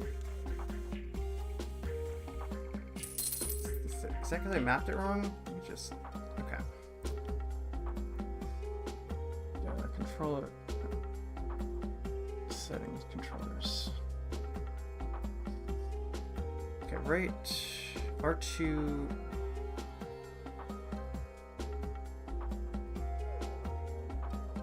Can move the camera a bit. Okay. Yeah, but it's like, it's defaulting to me not being able to see. Okay, so. How do I. Okay, well, I guess I can just.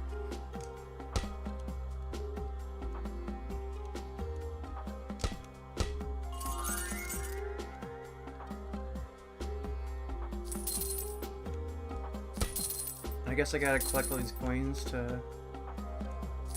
Okay, so this is like a turn-based orb game.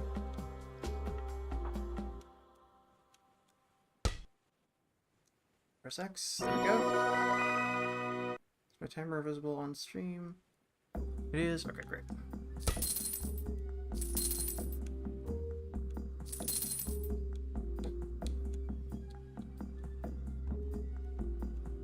Oh, there's no back. You can only. Is there no back, or did I map that things wrong?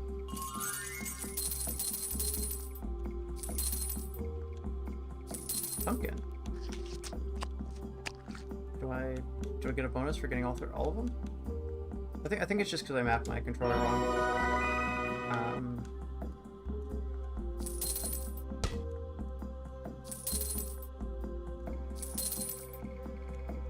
Wait.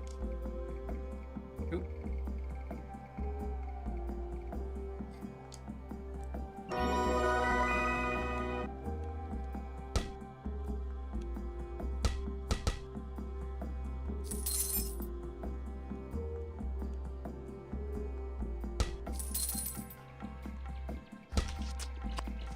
Do I get some sort of special... Fuck! Okay, it's not grid-based. So... I thought it was grid-based, but I got like halfway... Like, I got like most of the way... Okay, so we can get these two keys. Okay.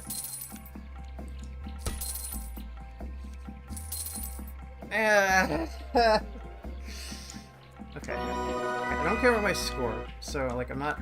Fuck.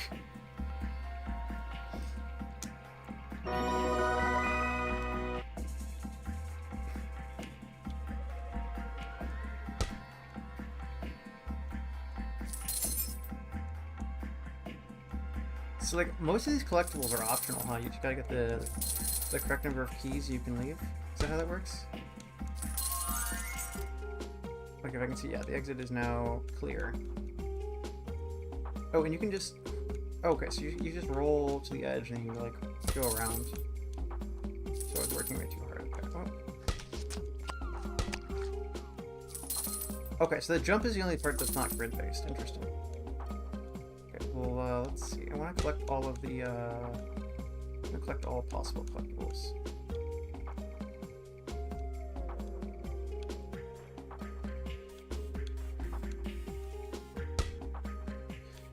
There's no way to do this, is there? Alright, whatever. And I can't go back. Wait, is that a mapping error, or can you just not go backwards in this game? Anyway, this is Cool World. Bonus! Nice.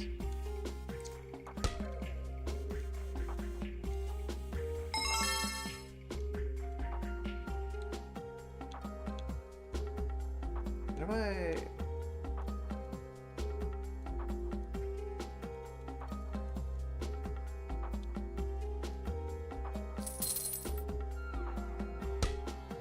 How do I get around? Do I have to leap of faith here?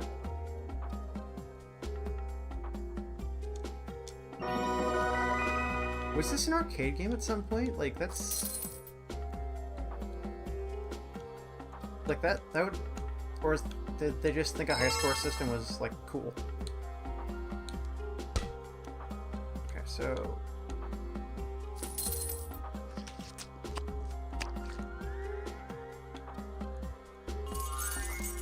Okay, and then backwards...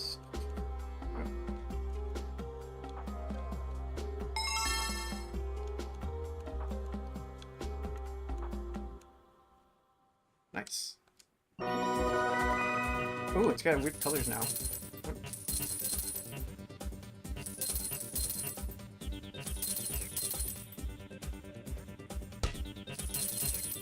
I like this level set more, like already. Does something bad happen if I go back over it?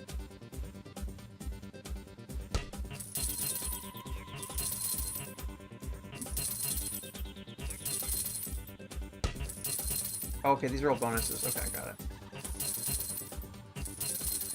Great. Sure.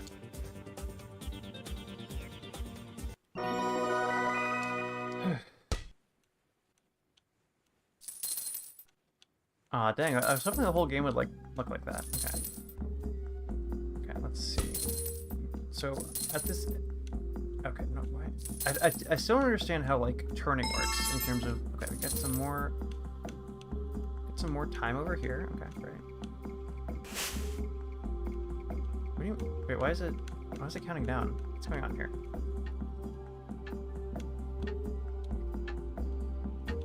This is making me anxious.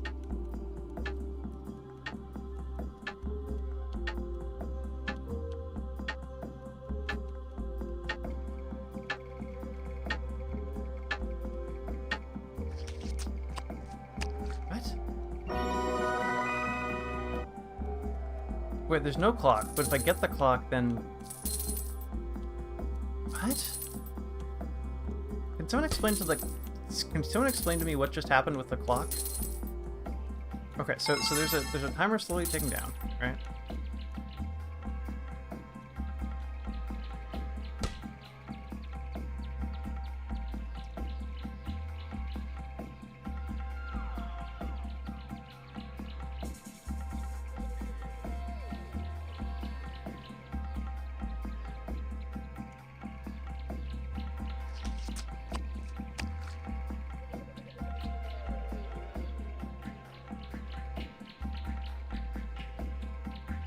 Where's the last key?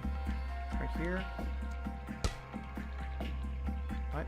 Why can I only go around some corners? Okay, well, whatever. Here's the key I need, and then I can go to the exit there. Nice.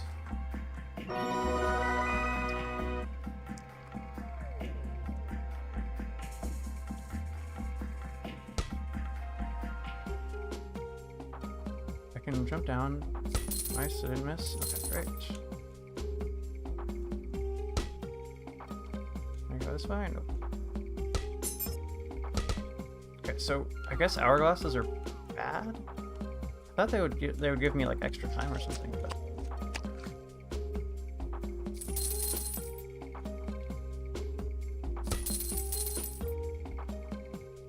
anyone in chat, like, is there a history behind this game? Like, what's...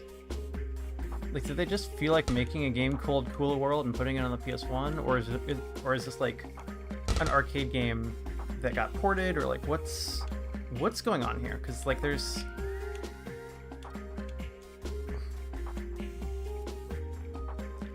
definitely some information I feel like I'm missing here in order to put this game in the proper context. Okay, so if I get the... Okay, so that refreshes my... So that the hourglass does in fact give me more time. How do I... Okay, where even is the goal? Ow.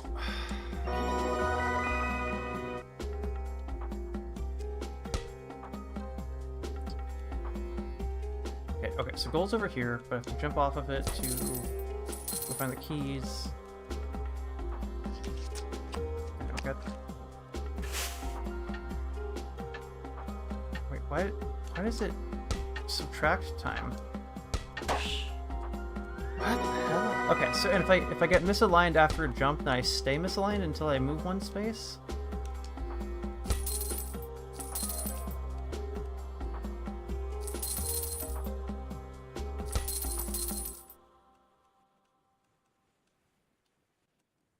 Nope, and that just kills me.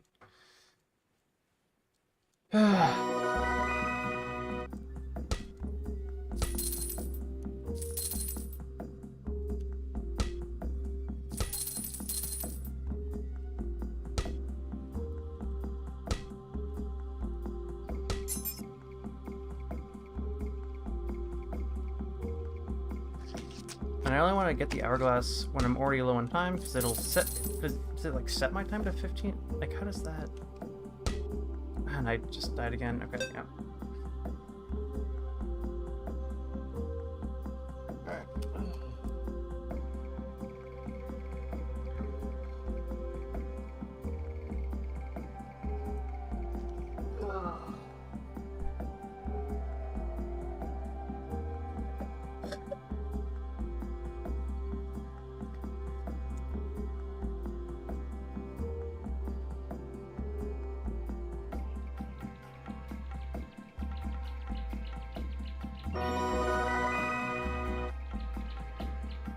Oh.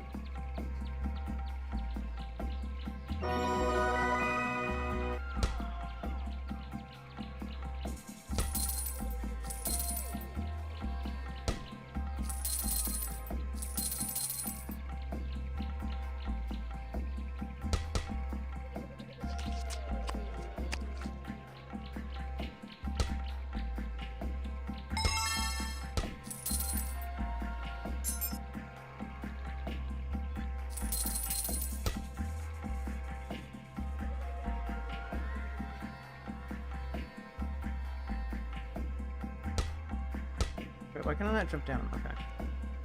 The rules of this game remain unclear to me. Okay, so I'm allowed to do that, right?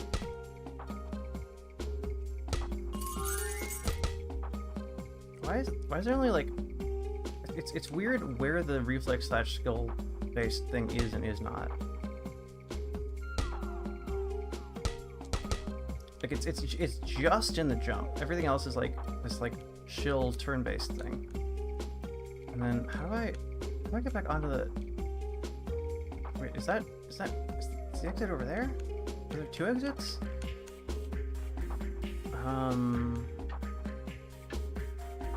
So... Okay, so now I can jump back down here.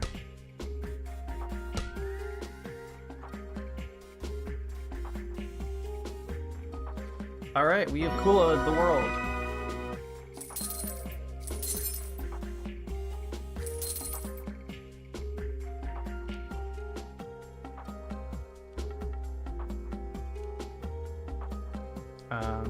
So I can always... So these corners always let me change direction, and then I can probably go to this corner. Get that diamond. I got this pumpkin. I assume that's a pumpkin. Okay, I want to avoid that hourglass later. Get that banana. Can I? Fuck.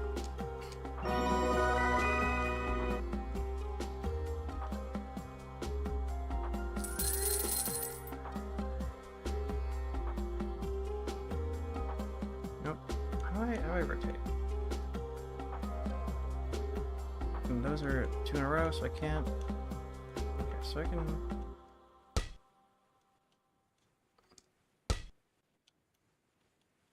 How do I do anything on this level?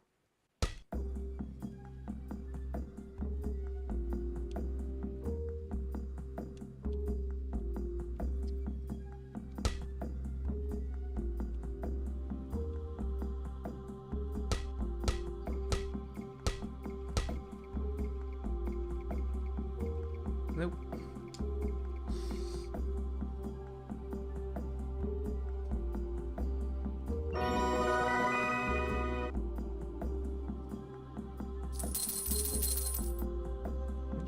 How long is on my timer?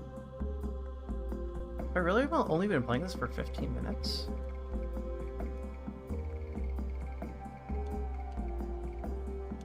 I guess I've just gotten a lot done in 15 minutes. So...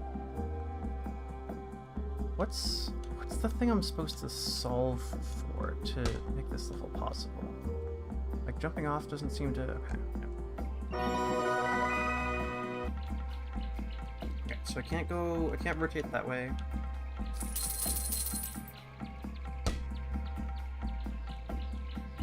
Nope. There's no logical jump I can make that, like, does anything.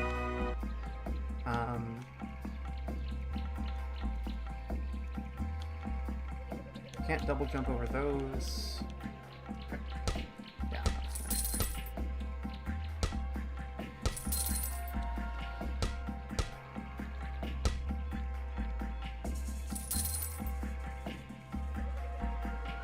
As far as I can tell, I am stuck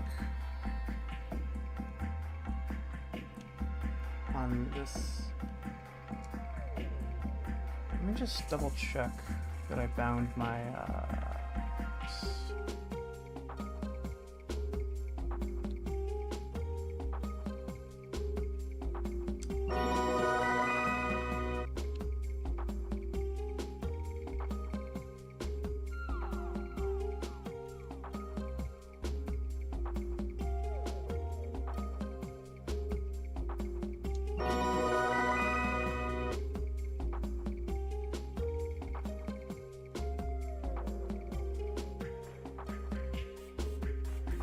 doesn't let you go back. 15, 14, 13. Like, it's almost a skill-based jump that you can make, but I don't. Nope. And it doesn't even have a level name. Like, how do I even look this up if I want to look this up? I guess they didn't expect you to have internet back in the day.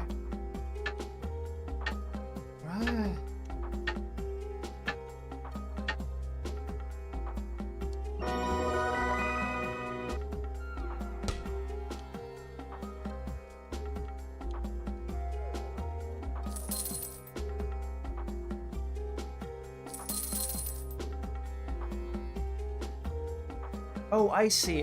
That the time thing inverts the time left. So if you have a lot of time left, it...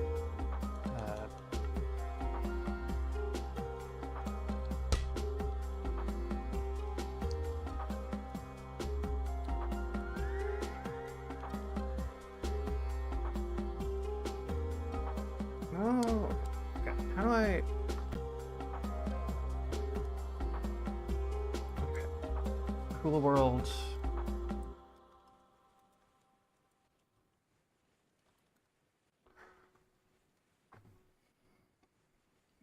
If I it doesn't even tell me the level name, okay. Or level number.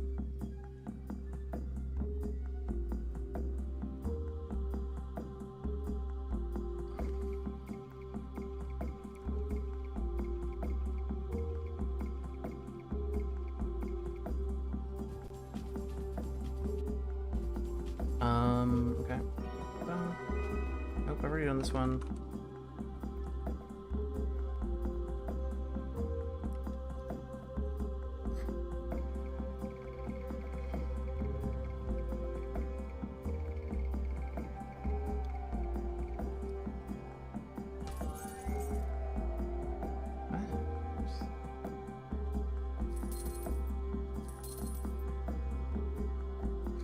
What level am I on?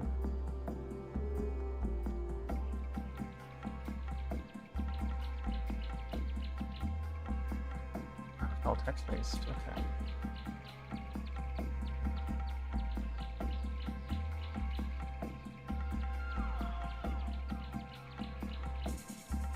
Oh, I can look up and down? Okay, that's something.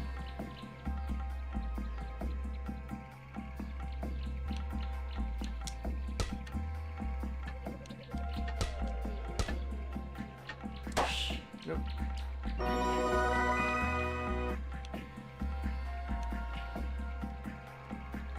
Nope.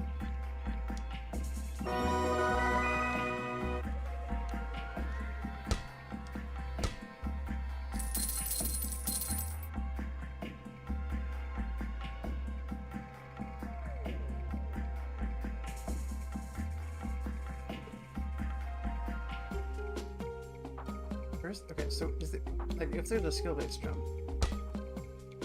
then wait, can I? No, because I completely missed. Right. Okay, so continue that. Okay, so with knowing that I can look down, I can. You know, there's a jump right there. So if I just go like that, and then, oh. Okay, so now it's actually not terrible. Doable. Like I don't need that diamond. We're good. We're fine. What's the pill do? Whoa. Okay, sure. Does this give me extra points, or is it just there for shits and giggles? Oh, okay.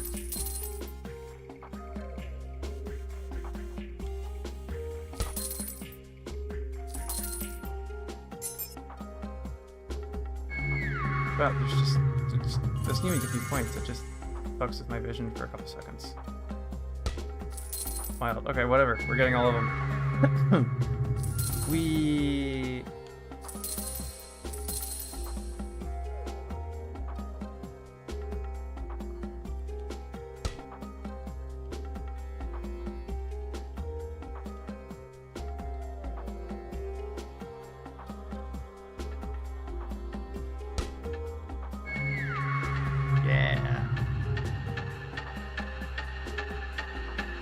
Oh, I'm out of time. Okay, great.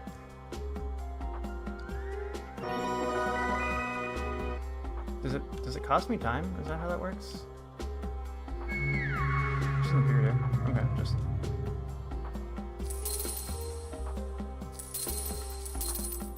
You're gonna be the world's highest beach ball.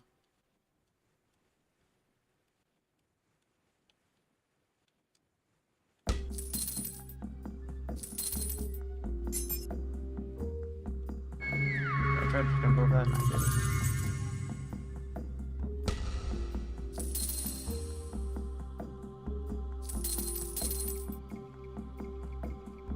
Okay, we got 40 seconds.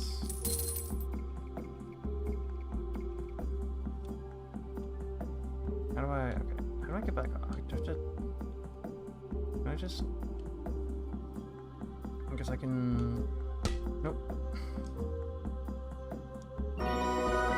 These puzzles are starting to get much harder.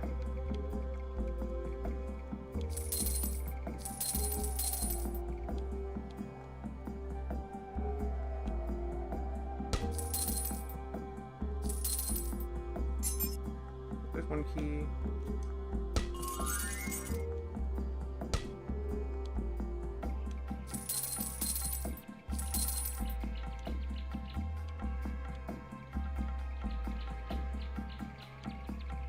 Oh, on my go. Okay. Well, have fun either way. I'm gonna. Okay, so okay, so I can rotate here. And then okay, so there's a time. Okay, so the timepiece here.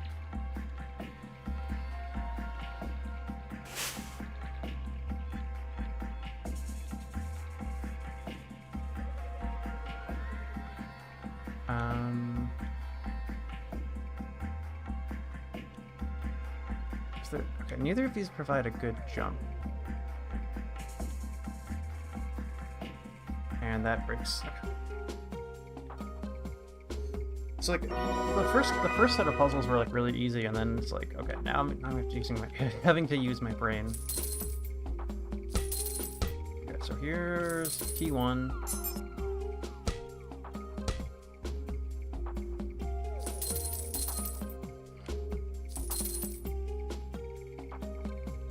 And then key 2 is over by that other pill.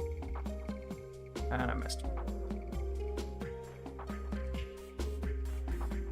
Okay.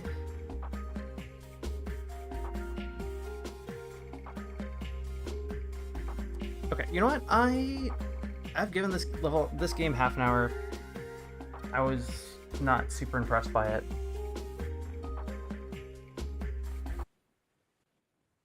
Yes, I want to shut down the virtual machine. Let's run again. Okay, there we go. I replayed that one. Nubbies. Okay, let's play some nubbies. In games, there's. Well, no, because the time. Yeah, that's.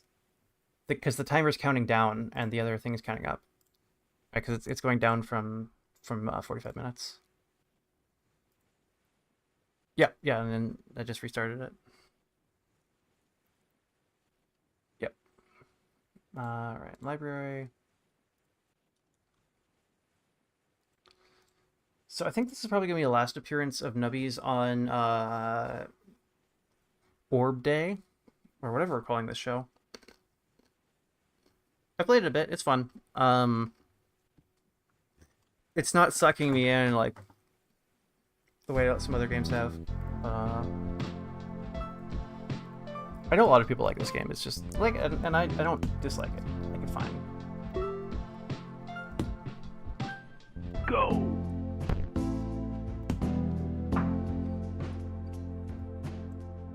Okay, so basically, you were trying to see this number on the tube here, or right here. See, that's 17.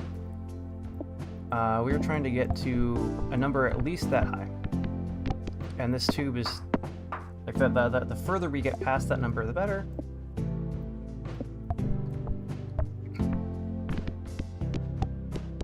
And then if we don't get past this, oh yes, thank you.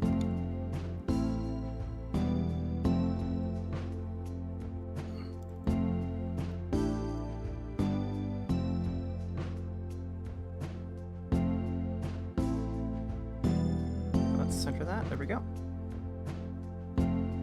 Right.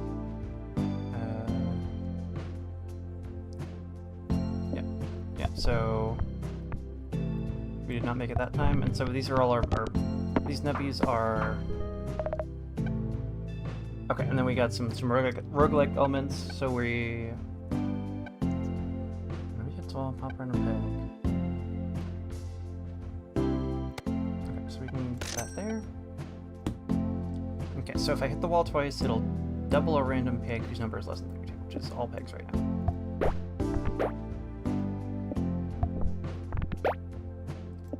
Okay, we need to... Okay, great. So... Right, so we can see that we've gotten... Okay, not quite 2x, but if we get 2x, then we get extra restock. And restocks increase the total value of our board, so they're pretty good.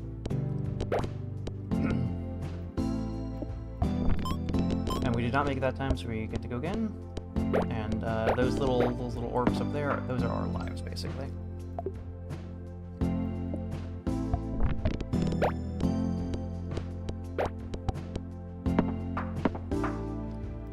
Yay! Okay, so we can choose between one of these two. Force triggers all items that summon anything, or Lunar Perk. Okay, that seems like a good long-term investment, and we're surviving here. Okay, right now, so we don't super duper need it.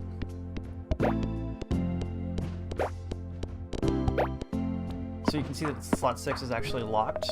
I have to pay 5 to even unlock it. Okay, so let's see. Pops random. Okay, we got. Okay, so these. We got kind of a wall build. We can unlock an item. There we go.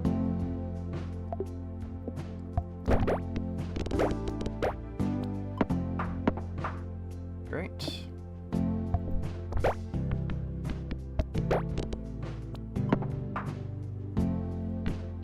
What these do? I could have just read it. Let's see. Okay, 354, easy. Just hit these 128 a couple times. Oh, we got a double restock. Nice. Okay. Yeah, let's reorganize that so that the 256 is easier to hit. And I missed it anyway. That's fine. All right. Let's see. Oh, I got it. Okay. Let's see. Oh, because it pops one random peg. Okay, so we want. I don't even really want to play that.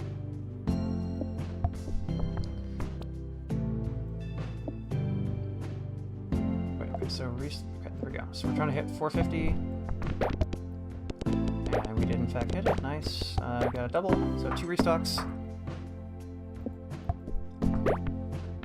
Yeah, nothing super interesting has happened because we haven't gotten to a shop, and my build is okay. So sneaky ciphers. What does this do? Pop the highest number of peg while popped. Okay, great. So.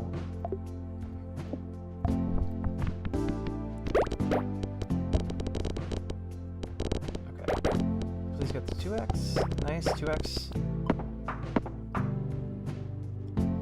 Okay, so.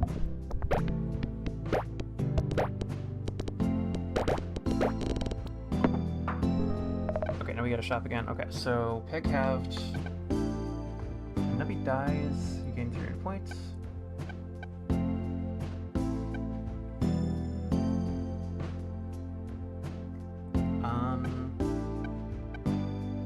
So we need slot 6 for this, so let's reroll.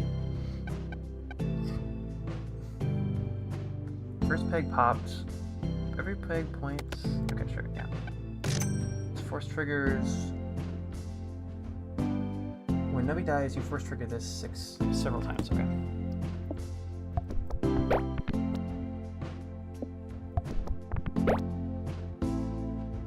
Triggers one time for 7 rounds. We've got inventory.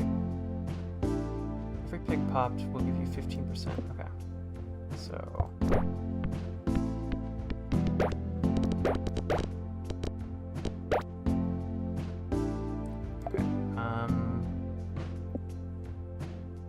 We're kind of in a bad spot here. Oh gosh. Okay, green. Yeah, and if you lose at this game, oh wait, I should not skip past that. If you lose at this game, the sun explodes.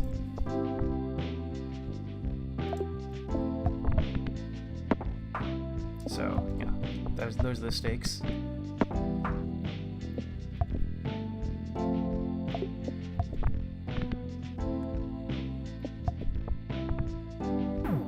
my god. Come on, Heavy. Come on, little guy. There we go. Okay, cool.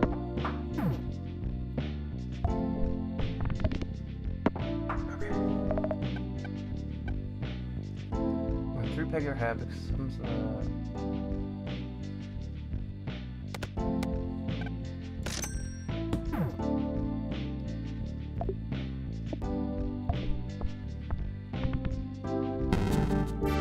fuck, I clicked past it again. Okay.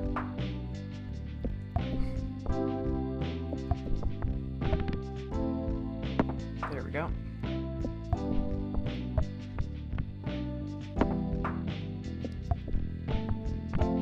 I was thinking, Nubby's fine, but it's not amazing. But I'm having a good time. I'm relaxing.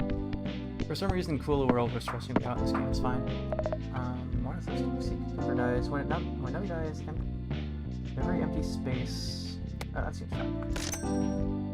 Will give points equal to the total amount of pegs that popped. Okay, so.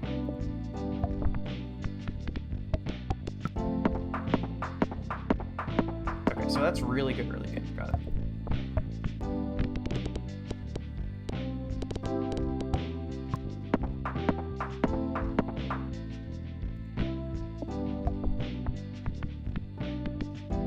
I assume this scales poorly as you get into the later game, but well, whatever. We're gaming.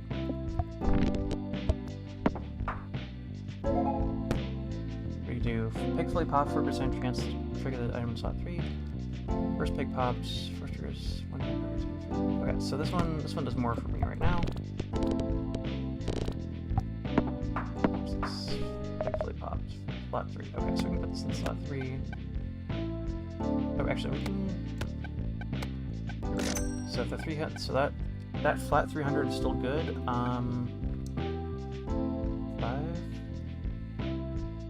gives plus 5 points for every time this item is triggered this round. 150 more for size. Okay, that seems good actually. We can swap these.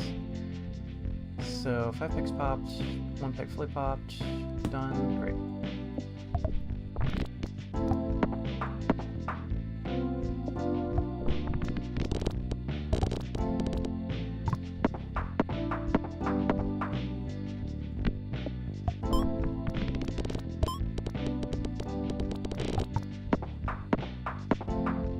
This cucumber is really good.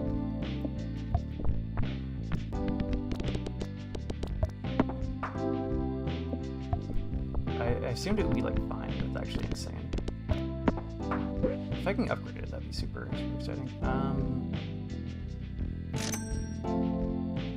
Here we go. And this will give us the the curse, the black market. There we go. Yeah. Okay.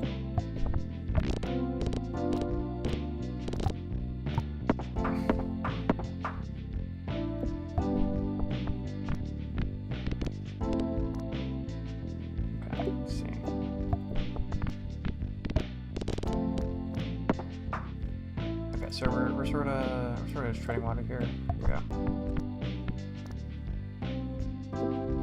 I know I can do a better shot than that.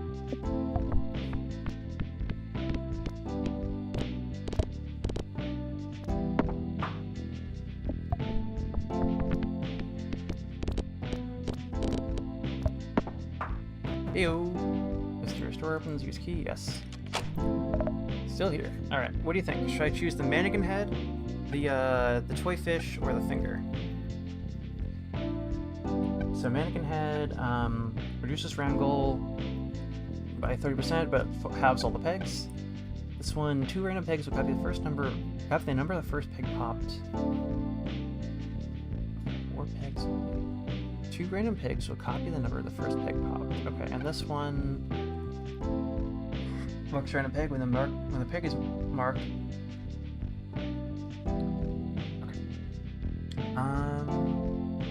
Okay. Let's see. So you have to go. Oh well. Okay. Well, catch you later. I'll get the fish then. See what this fish is all about.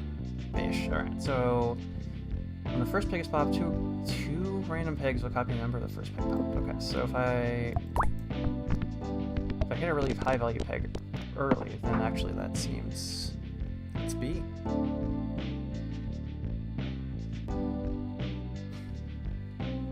Kill and I'll begin into the round when popped. Okay, great. Let's put those down there. Ouch. Oh, I don't. 512 right there. And there's Sun Explodes. Here, I'll show you this off. Show this off while it's. If I get the chance. Okay. How much time? 30 minutes. Okay, so. Here we go.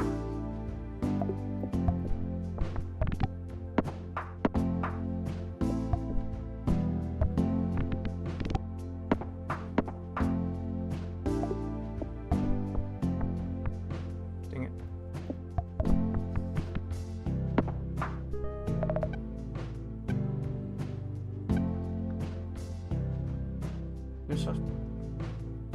Okay, here we go.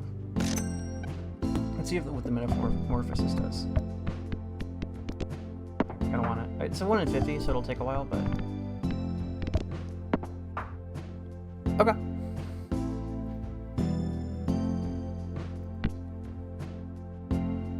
I appreciate it. Sleep well.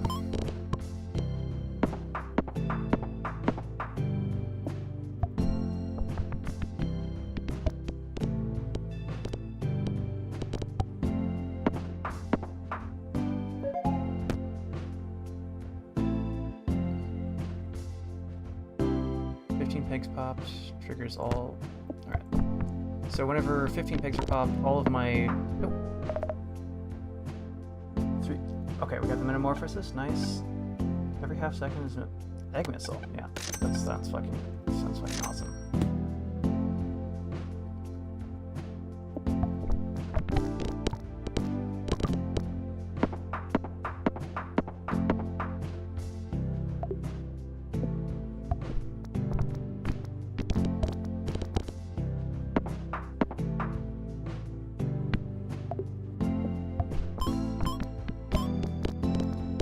This game is so fucking goofy. I love it. I think I was just like kind of frustrated last time I played this game. I'm having a good time to stream.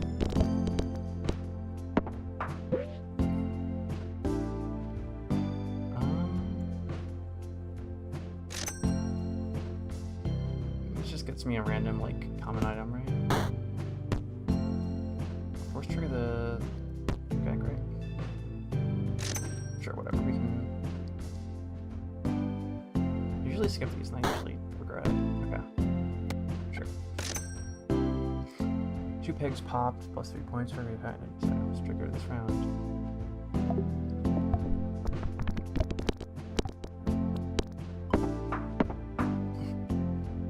Okay. Item slot 6. Okay, sneaky snipers, nice.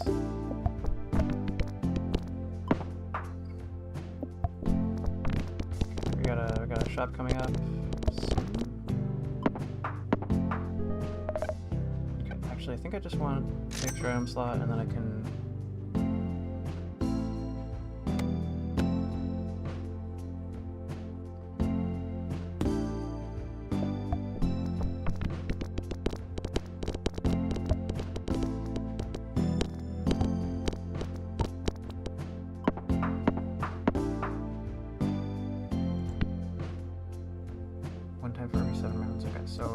So the book does not do anything yet. It's 1 for every 7. Okay, great. First pick popped. First triggers that have in slot 7. 1 time for 10. Nobody dies. Gourmet is going to be more useful long term, even if it doesn't do anything right now. And then we can always you get food. Once you unlock all of the slots in the shop, that's when you get food. And so we just need to. Okay, great. Let's get that 1024 accessible.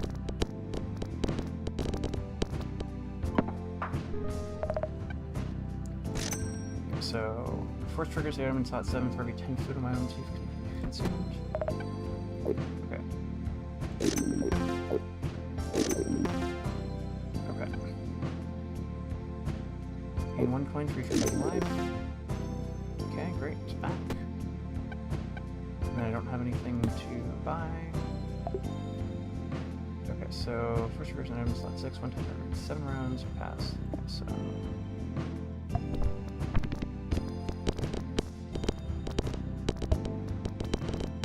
We got a 2x restock, nice.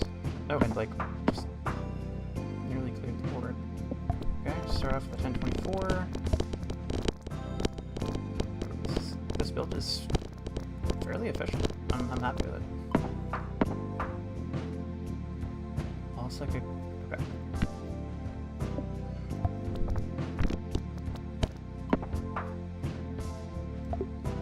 I could have done done better that round, but that's fine.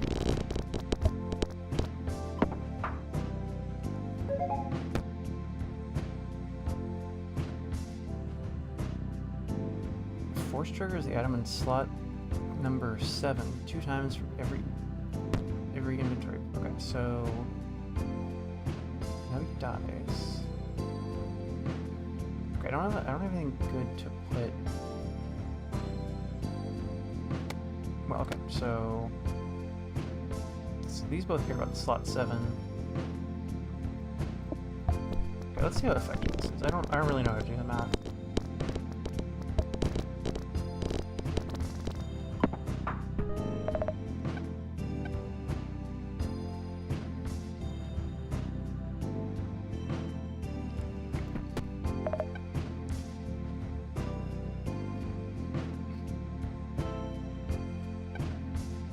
It's a random rare food item.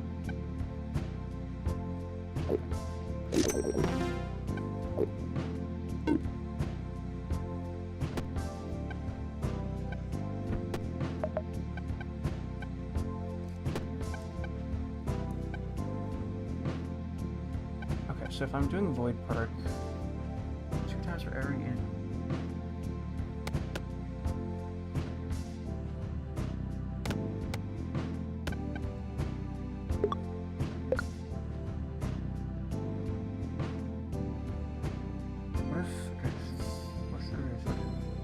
So 4 food eaten.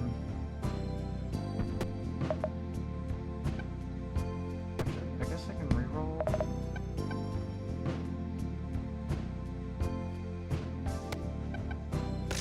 And then I can combine these later.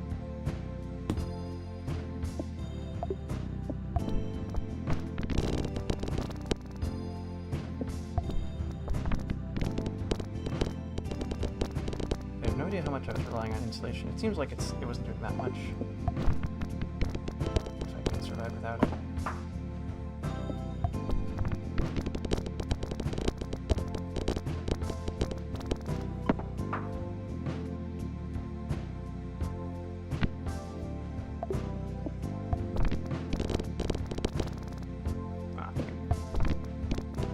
Just took the exact same shot and hope for the best. Alright, yeah, whatever. Yeah, we got there.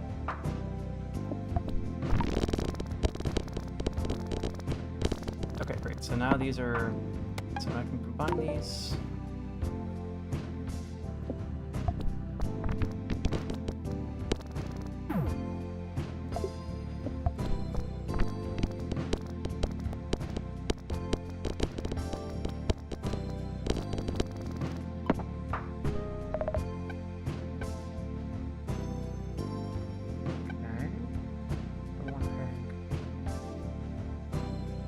Trigger this item. This force triggers dead for every 7 rounds.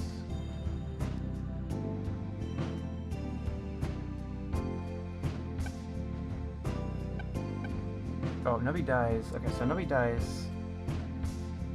15 pigs pop. Force triggers the...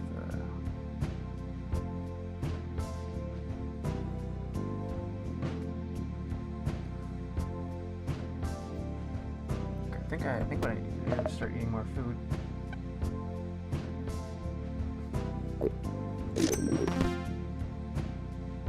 %50 chance to trigger the rightmost item in my inventory.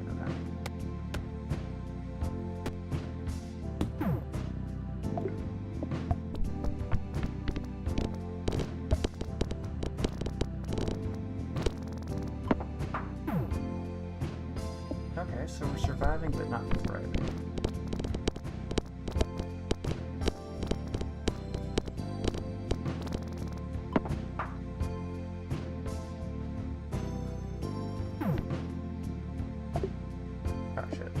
Further away. That was bad. And okay. 42 minutes. Alright, so we got some more time. Got a little star, nice.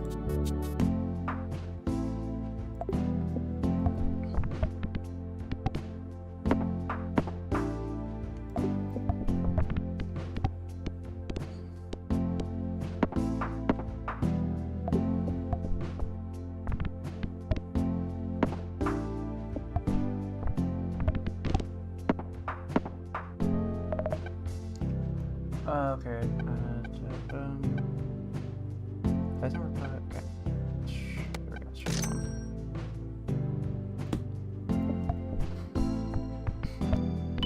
What is this? What? Pass round goal. Okay.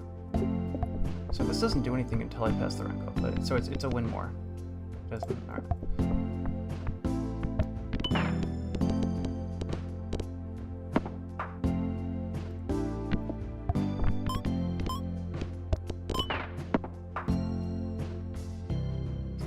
Pop around and peg 10 times, that was pretty good.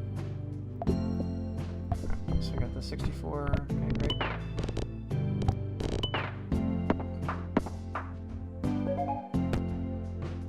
Nubby bounces. Oh, that seems super good. 5% chance this triggered an item in slot 5. Item in slot 5. Okay. Okay, so we need to get slot 5 first of all. Pass round goal.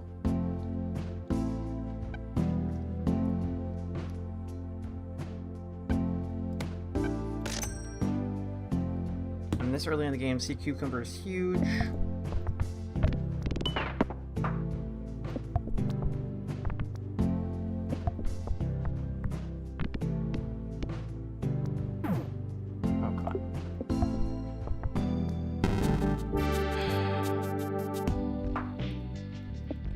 Why did you betray me, sea cucumber?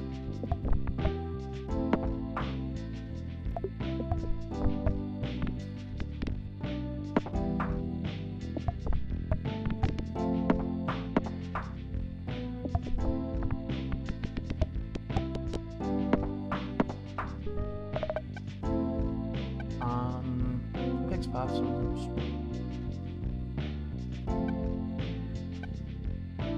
Password pick pop. There we go.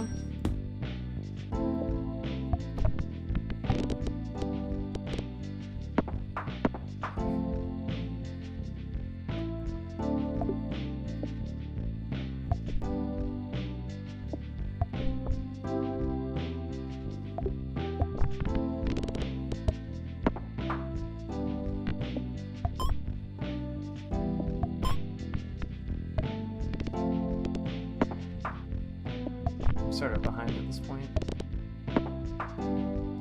Alright, we got Big Flip Pops, slot 3. Force triggers all items every 3 seconds. That seems very good.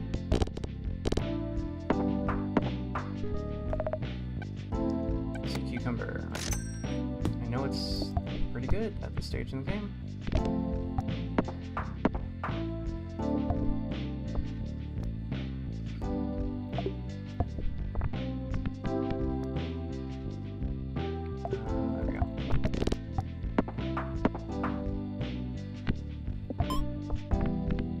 These restocks also give me lives, which is very important.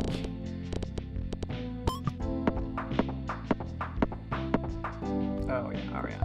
Now we're gaming.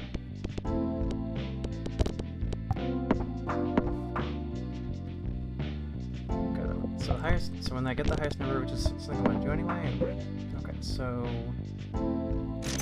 I'll grab this one.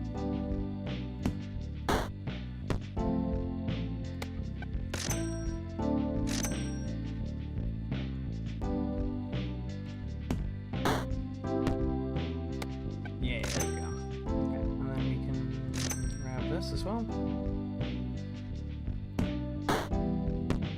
Suspicious key, great. Okay, so when a peg is halved, it can double one random peg. Okay.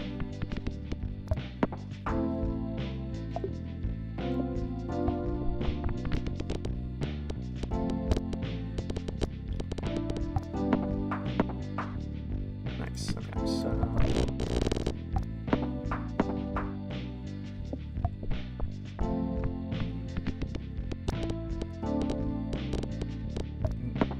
This gives you 300 points. Okay, mysterious door opens. Let's use the key. Here we go. Oh, I just realized I don't have any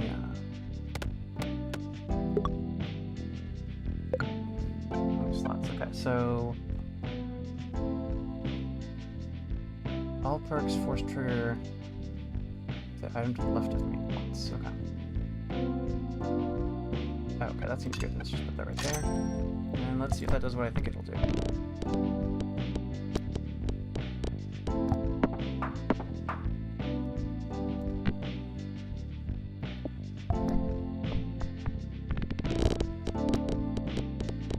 Is this a perk? That's a perk, okay. How does this work? When the first bag pop, all perks trigger the item to the left. That's great. This gives me 300. Nubby dies. Triggers one random Nubby dies item. Okay, great.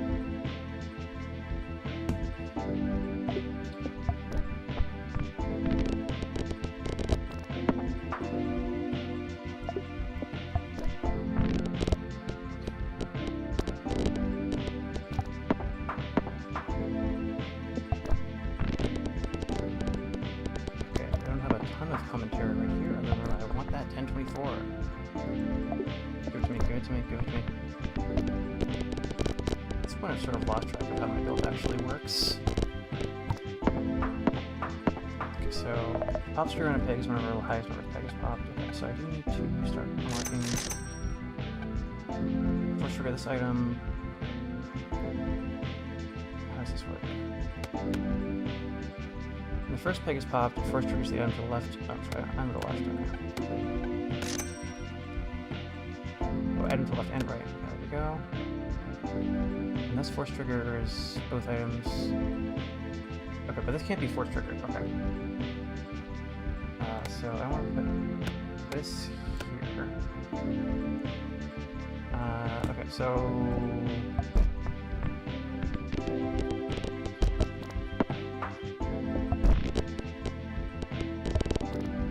Appear to be gaming.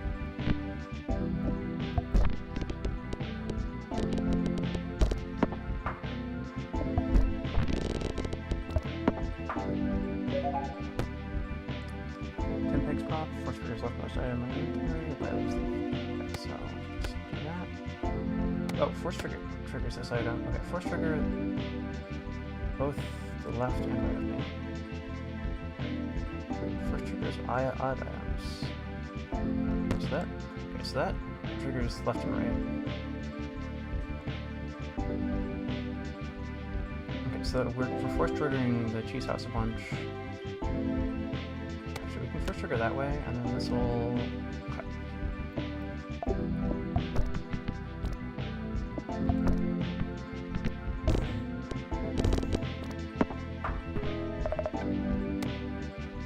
Do I even want pops to any pigs?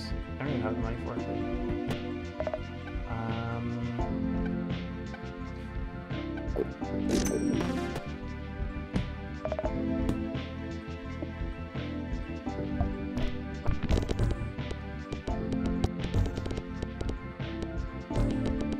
Okay, 3x. That's pretty good. Yeah, we'll take that.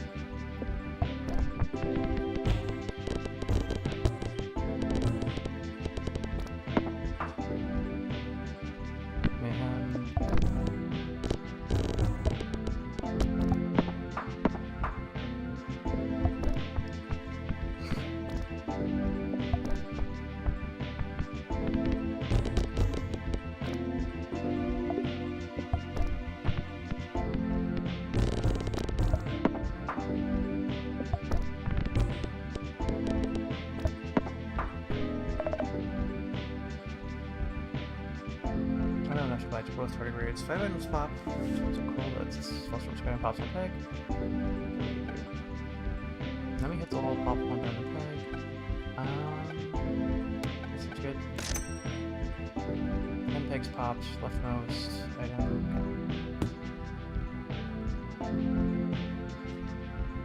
Round, what round? Okay, round 30 or higher, so we want to swap these. There we go.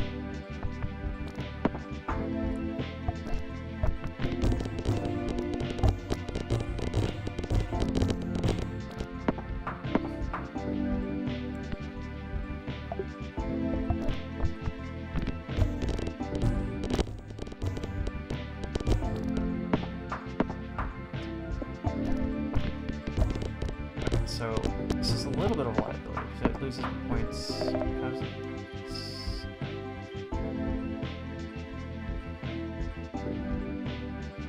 Okay, are those points again? Whatever. Flaming goal.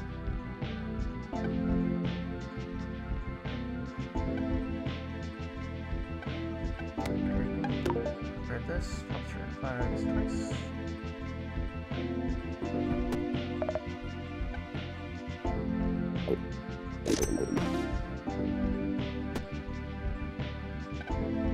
Sure. Might as well just fill it out. Okay, right. Now, 2048 is the highest, so... Oh no. 8,000 is the highest. There we go.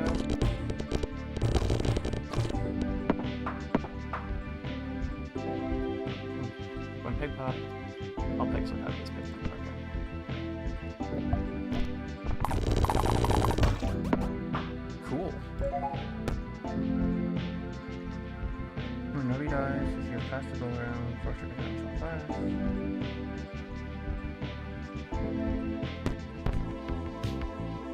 30 picks popped. Okay, first trigger is...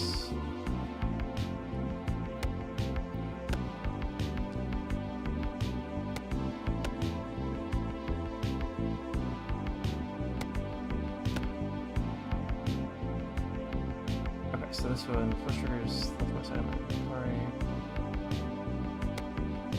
Every 10 pegs. Okay, so I think... Okay, we're at the moon, so that's pretty pogs. Okay, where's... Okay, we want... 8,000 is the highest. What the fuck is that? Oh, well, we got a 2x. 8,000 is still highest, so.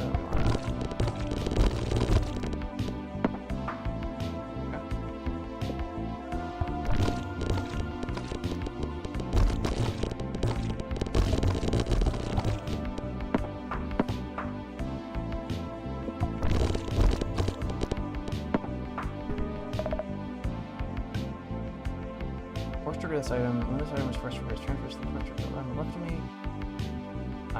Okay. We can sell this. Okay, so first trigger this item. Transfers the first trigger to the item left of me.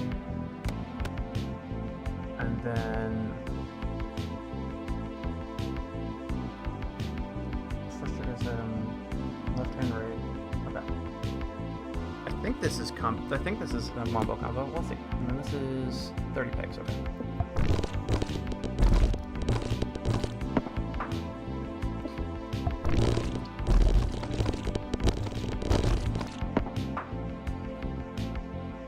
One pop. Snapshots. Okay, great. That is disgusting.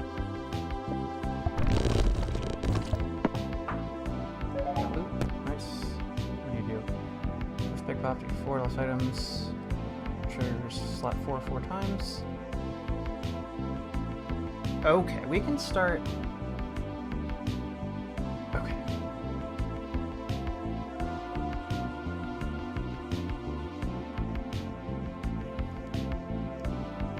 Okay, if we start leaning down.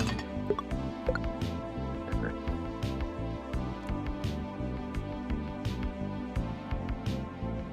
Okay, so force triggers item slot 4. Okay, so left and right of me. Then left of me. Then the right of me. 300. Leftmost item of the inventory.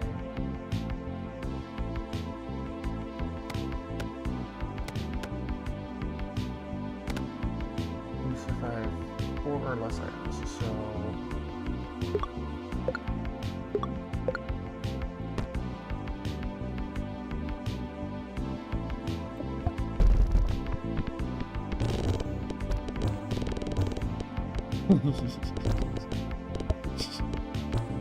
this isn't actually terribly efficient, but it is very funny.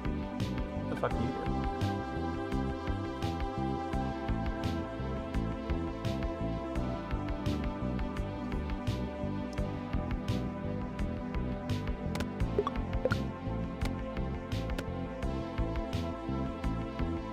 Chance to first trigger. And left. So we can transfer that there. In fact, if it's this, it's left. Item left to me. So this effectively does this. No.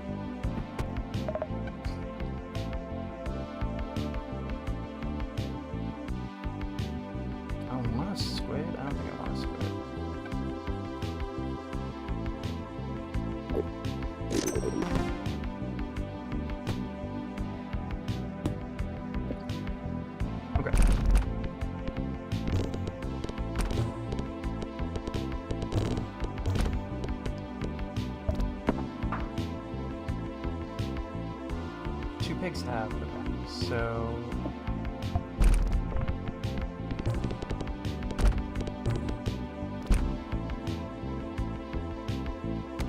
what happens if I do that?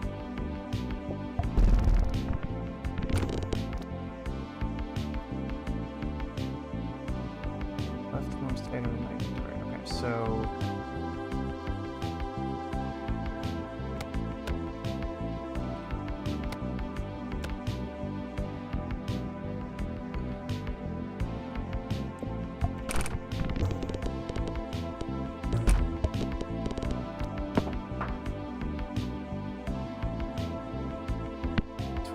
points twice when popped. Okay.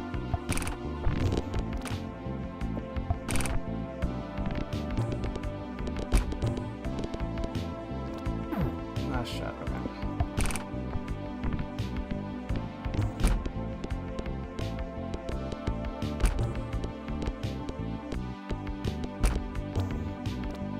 And dead. Okay. Okay, so looks like we got like 1 run left in us. Got a few stars though, so that's something. That's embarrassing.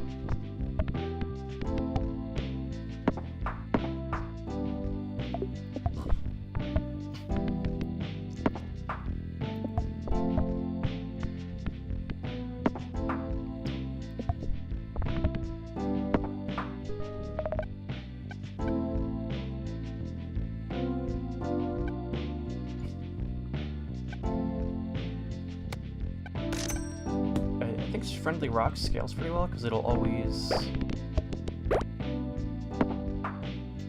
No, it doesn't scale until like it, but it's, you know, it's pretty good right now. What was it before? Let me get the wolf twice. Okay.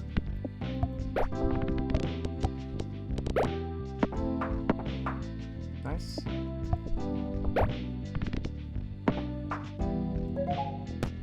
Uh, 20 pegs pop, 4 triggers, all items that summon anything. Slot 1 is empty. I like this one. I don't have anything that summons stuff right now, but it'll come. 20 pegs popped. Okay, we got nuclear waste. Nuclear waste, yeah.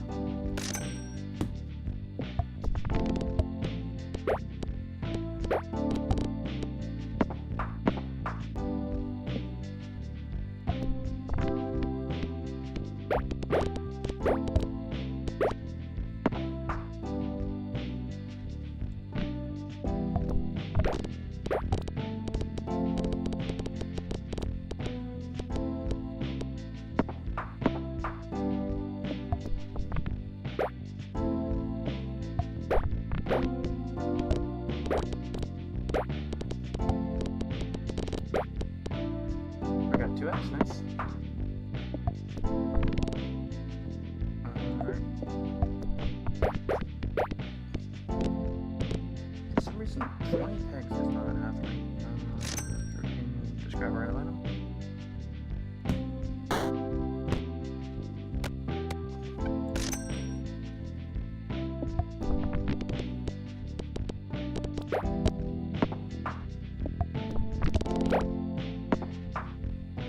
Gold rush, nice. I'm just not getting the 20 pegs. What's happening here?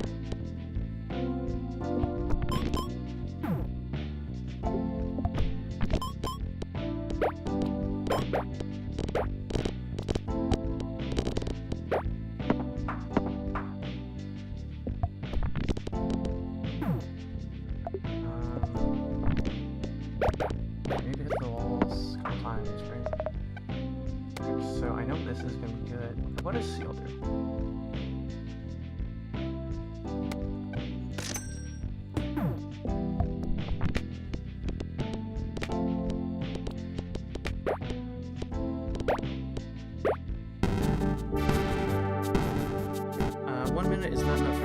So we're gonna quit this. And I'm gonna play that one. Peggle Deluxe. Alright. I happen to like that game. Alright, let's just go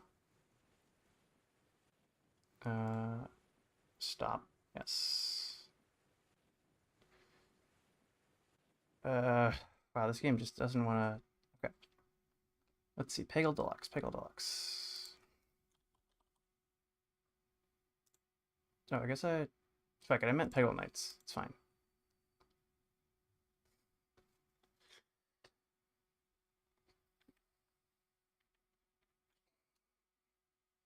Alright, reset that.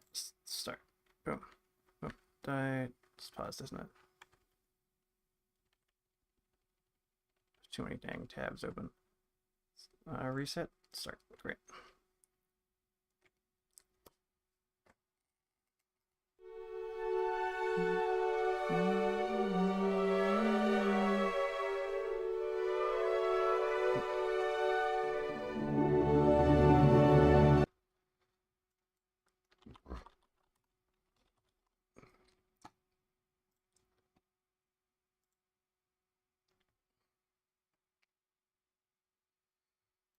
This is one of those games that you don't really want to tap out of if you can avoid it, but that's okay. It's Peggle. Peggle Knights. Let's see. Adventure. Continue. There we go. Oh, it even remembers. Huh. I wonder why I stopped in the middle of the level. I guess that would have been during a stream, so I guess I could check on. Could go check on live, but I'm not going to.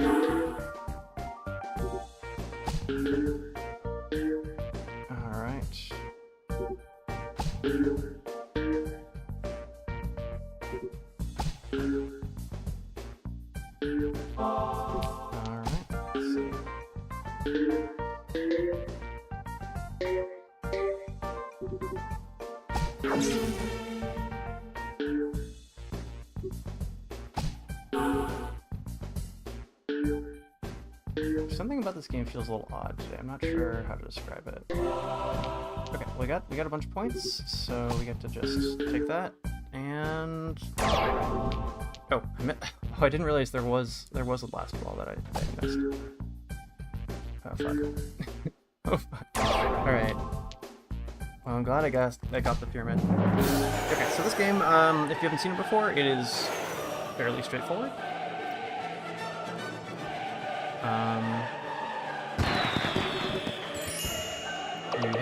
You hit the orange pegs and you win, and then the orange pegs and the green pegs. So orange pegs, when you level green pegs, set off the special ability of the character you've got, and purple pegs give you points, and if you get enough points, then you get an extra ball, which is quite nice, as you might imagine. Because if you run out of balls, you die. Also, in this... Oh shit, hell yeah! I didn't get a point bonus for that, but I am very satisfied with that extreme slide. Oh yeah, and if you get it in a bucket, then you get an extra ball. Like this game is great because it basically, like if you watch it for 5 minutes, you can figure out exactly what's going on. You don't need a PhD thesis to figure out how pickle works. Apparently I need to... Okay, so we got the pyramid for 5 turns, so that'll help a little bit. And we're dead, okay.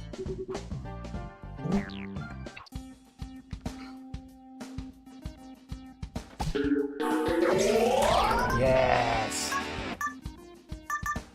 Oh, no point bonus, I was so close! Alright, whatever. Let's try doing this. Oh, wait.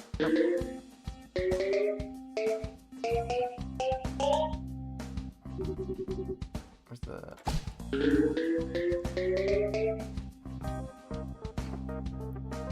Alright, take those. Boom.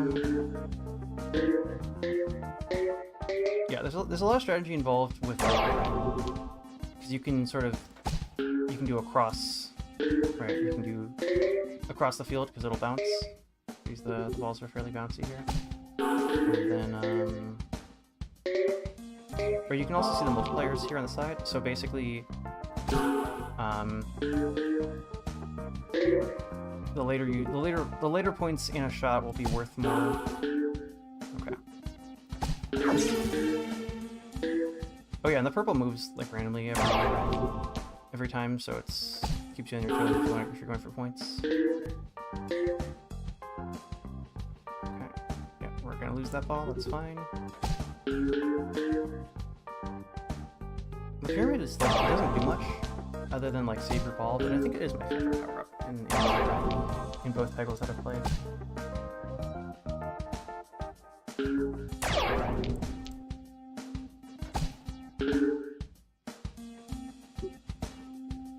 And then I've got 3 shots to. Got 3 shots to.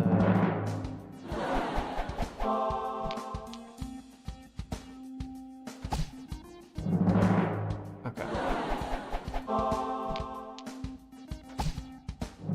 There we go. And we get the points, and probably not gonna get. I don't really care about score right now, but yeah. So 10k. You pass the level. That's what I really care about. All right. Death defying. Okay, so these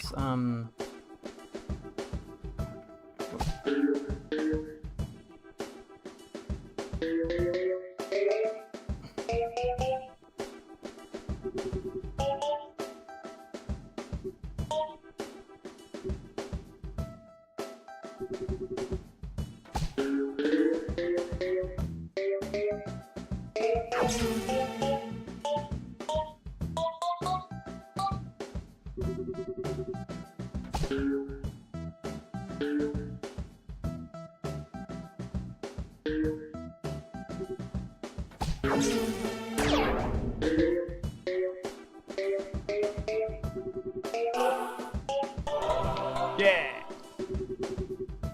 I've been streaming for 4.5 hours. Jeez. All right, that's a fairly long stream for me. All right, so it's yeah, I'm starting to run out of things to say. I think about sandwiches right now. I had a really good Subway. Like I understand why people don't respect Subway. Like there's a lot of reasons not to respect Subway, but the other day I had a really good Subway sandwich, cheese and honey mustard and whatever. And I think I got like basically the same sandwich one more time, and then I just been thinking about that sandwich, you know. Sometimes it's just about the sandwich. You don't have to. It doesn't have to be any more complicated than that. And then like, I recently bought, you know, just like anyone else, I go grocery shopping sometimes, and I bought a bunch of cheese. But usually when I make a sandwich, I want cheese, and I don't eat meat. I'm not vegetarian, but I eat fake meat. So I want like cheese and fake meat, and making pickles. We have pickles, but I forgot to get the fake. Well, most stores don't sell like fake sandwich meat, so the store we happened to go to didn't have it, and so I just haven't gotten around to getting more fake meat. So I'm not really. I don't have all the ingredients to make a good sandwich right now. I think this guy like explodes stuff. Yeah, there we go. Boom.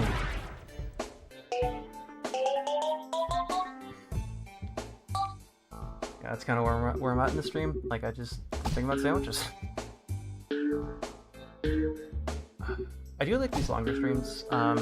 Like I've set a minimum for myself of 2 hours, but a 2-hour stream is like I am just exhausted by the end of it. Like something has challenged me such that I can't do a longer stream even though I want to. And so like a lot of my programming streams end up like that, where it's just like I hit some wall that I can't solve easily on stream. And so for like, you know, I built the game chooser for this stream, and what happened was basically I was trying to automate everything. I was trying to like make it all, you know, work seamlessly and stuff, and then like an hour before in stream today I started working on a version where I just implemented everything manually. So all of the balls, all of the game titles, everything, like I wanted it to be where I could just strip them out of, like you just basically rename the file in a folder, and then it'll just like strip it out.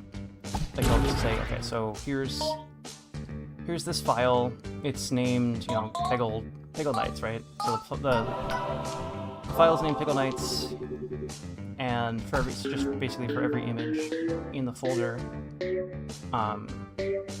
you assign it to a ball, and then there's logic for whenever a ball gets, there's a little box basically that catches the ball, and whenever a ball gets caught in the box,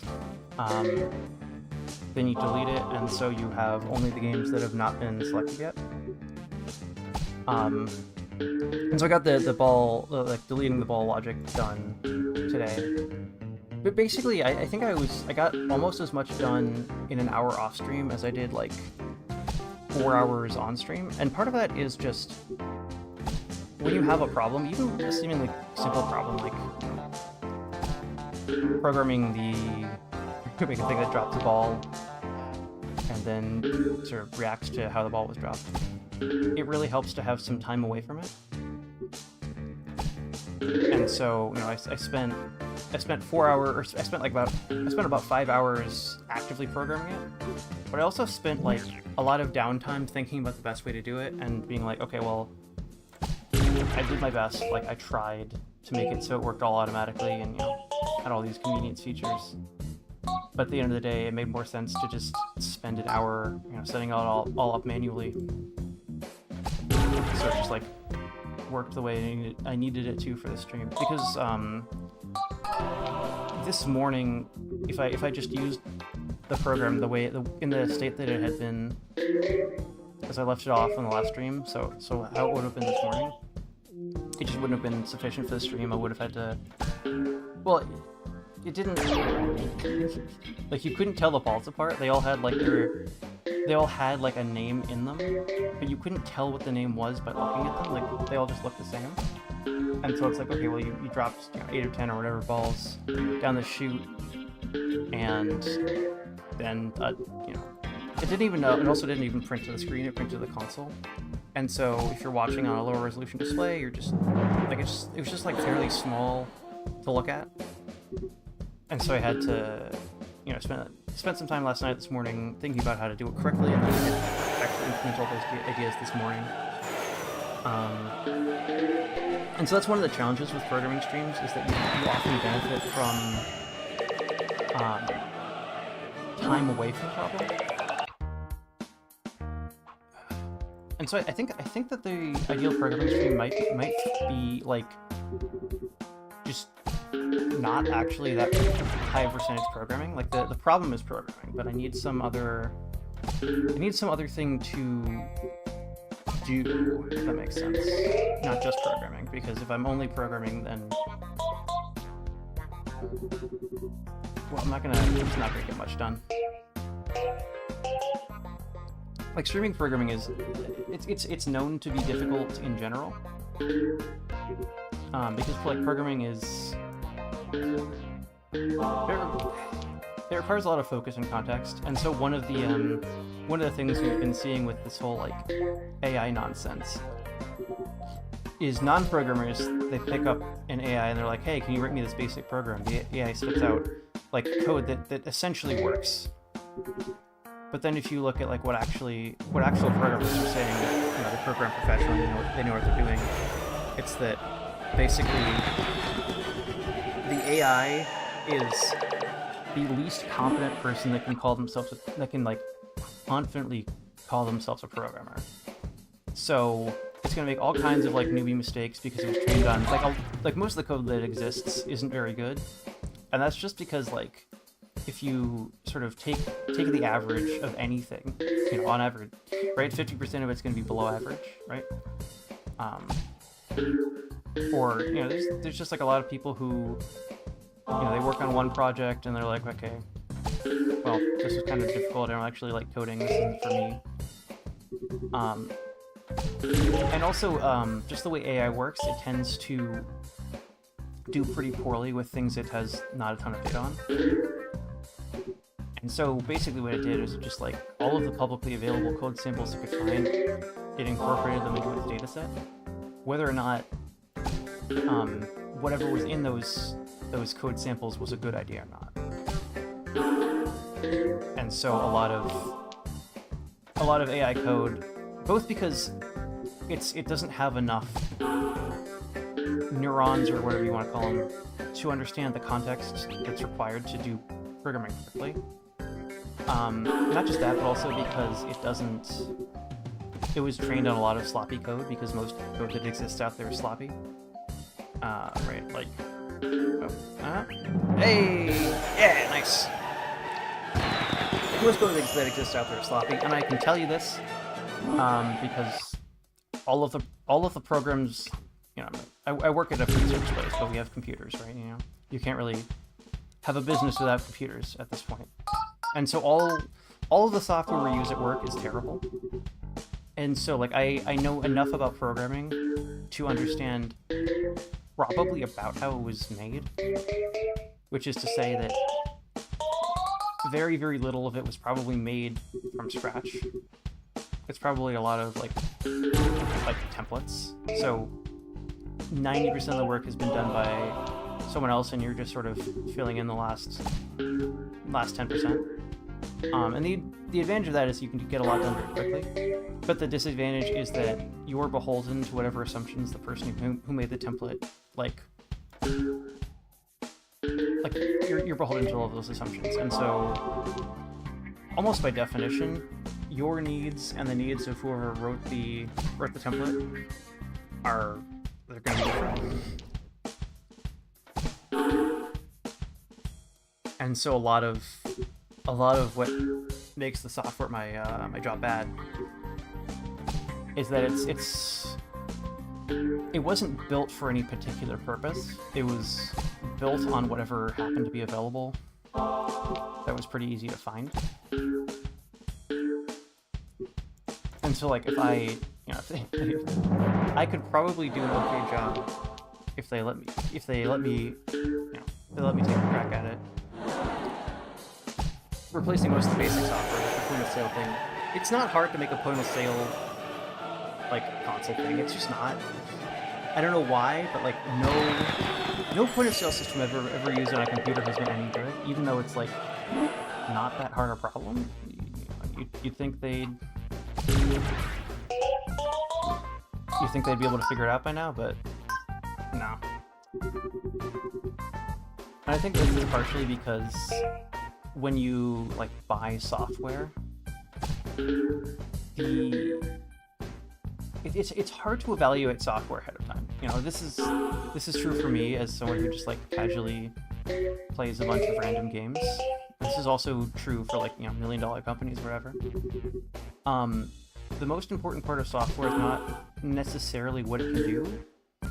It's more the experience it gives you when you're using it. And so if you can imagine, you know, two pieces of software, one's more powerful, but one's easier and more comfortable to use. The more comfortable one is going to win 90% of the time. Because people just aren't willing to put up with much. But when people are selling software, they're not really... Okay, let's sort of start this over. I'm just gonna put this here.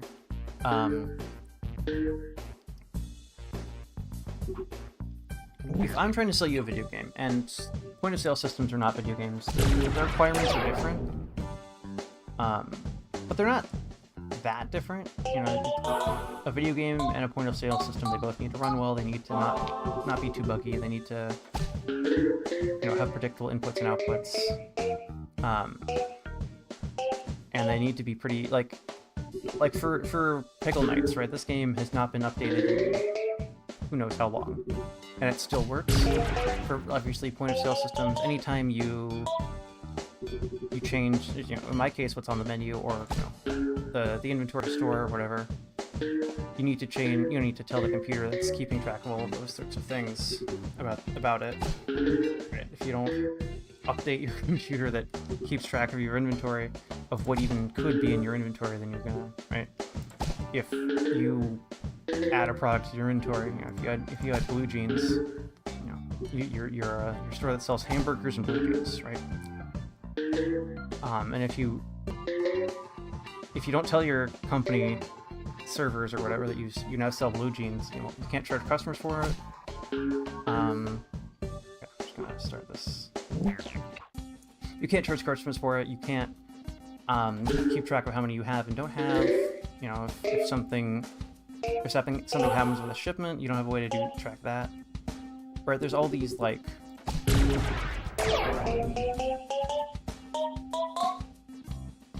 There's all these like little details that it's hard to evaluate if a piece of software does them until you have it in your hands. And I think that the way that you sell software to companies like the company I work for is that you have some sort of like lock-in mechanism. And so for like a gym, right? They tend to charge you a monthly fee, but also then like either an annual or a sign-up fee or whatever, so that like if you don't use it for 2 months or even 3 months or even like longer, you still feel like, okay, well, I'd rather pay $25 a month for a service I don't use than pay $0 for the next 2 months and then $25 plus the plus the sign-up fee again, that sort of thing. And so the incentive system becomes not about if the software is good, but if it's cheaper to use bad software. If I get a good point total here, it might. But also, it doesn't really matter because, again, every point of sale system I've seen, and I'm 26, I've spent most of my professional career in food service, so I've seen a lot of them, and they're all bad. And you'd think it would be not that hard to make a good one, but apparently it is. And it frustrates me as a programmer because I know what goes into making one of those, and it's not like trivial, but there are harder programming problems that we solve all the time, right? Like making anything render, like anything in 3D render quickly and efficiently, like that's a pretty complicated problem. It's more complicated than making a digital Waffle House menu, right? But like there's way more good like 3D software out there than there is good digital menus, and there's not really a good reason why. All right, let's see. What am I doing? Or like Peggle, right? Peggle's a good piece of software. It feels good to use. It's reasonably resource efficient.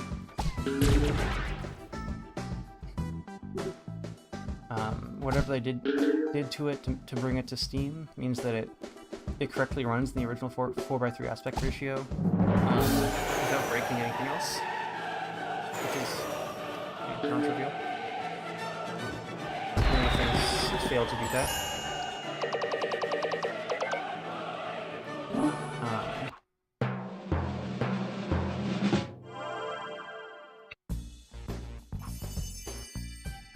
Much time? 20 minutes. Okay. I think I'm gonna pollution pairs. Okay. Oh, I love flippers. Flippers are fun. Oh, dang, I missed. You know what? Screw what I said about the pyramid. I think flippers are my favorite because it adds interaction. Like this game is not fundamentally interactive. Like you basically launch the ball and see what happens. But with the flippers, you have a little more control. Man, I missed. Okay.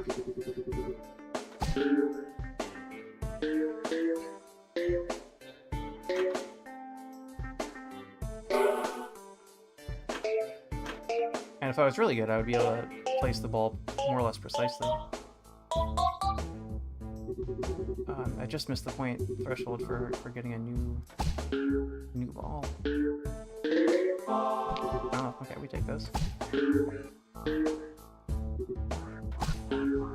Okay, so I had been streaming at a 2 p.m. time slot. I think the 5 p.m. time slot makes more sense.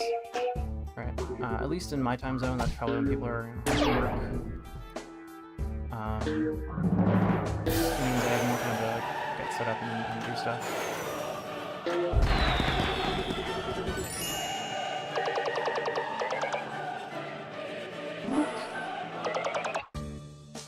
Vast visitor. Okay.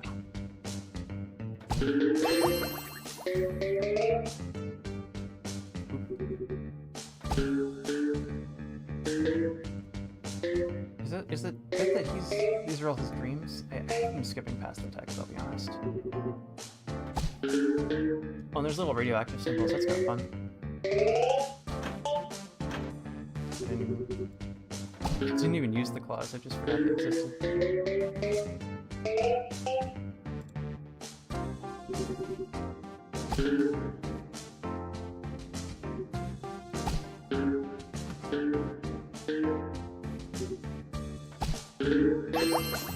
Nice. Alright.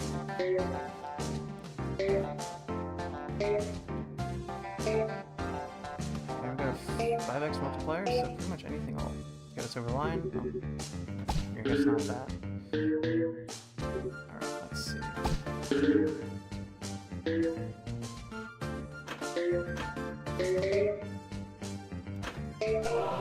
Free ball, nice.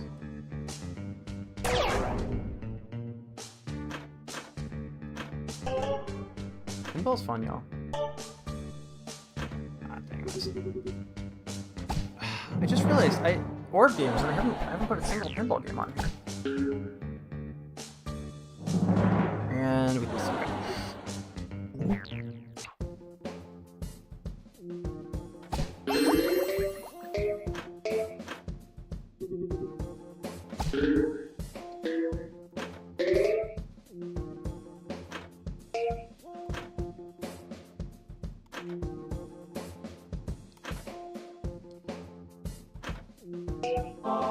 Okay, we take those.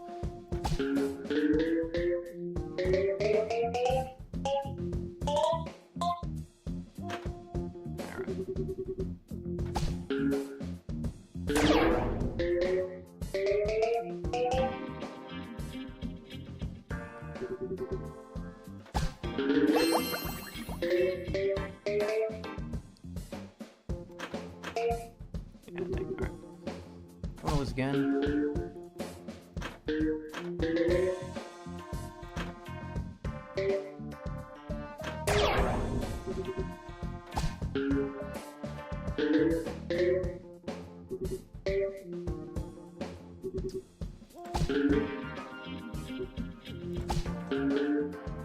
You know, I might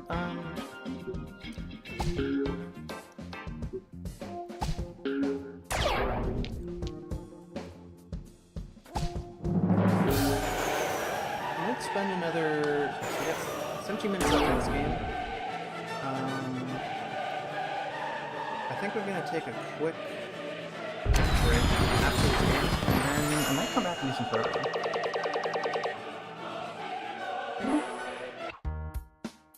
Eiffel Tower, yeah. So we have to start up here. We got the little claws.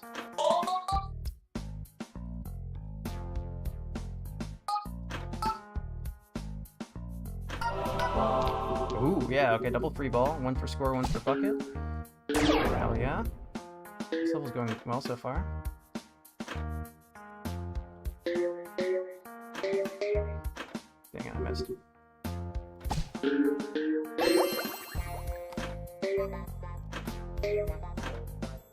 Another thing I like about flippers is that most upgrades don't do anything immediately.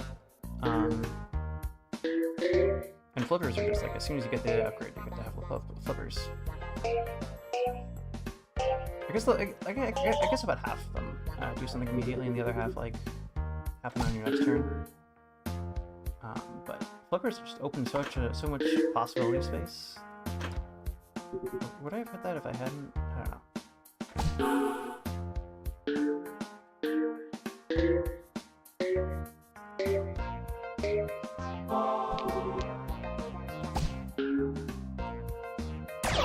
Nice.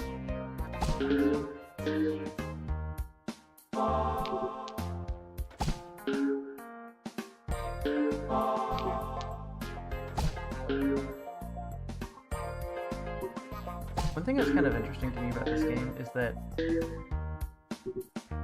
the balls aren't 3D at all, it's just a 2D picture. but they just like made it look 3D enough that it feels right because it never rotates. It's just a PNG, right? But they made it feel like a ball because like the physics are really good and it just yeah. Okay. Let's see. I want to be like right there. Okay, nice.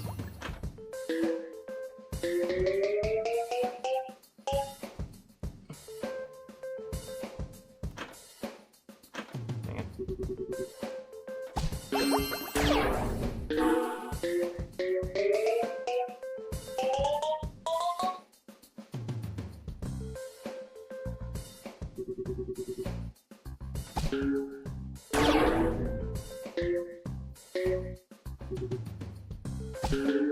I don't actually know how the fever meter works. That's something I should probably learn. I don't actually care about being good at Peggle. I just like enjoy playing it. I don't want to be like a pro Peggle gamer, you know? Just want to play the game normally.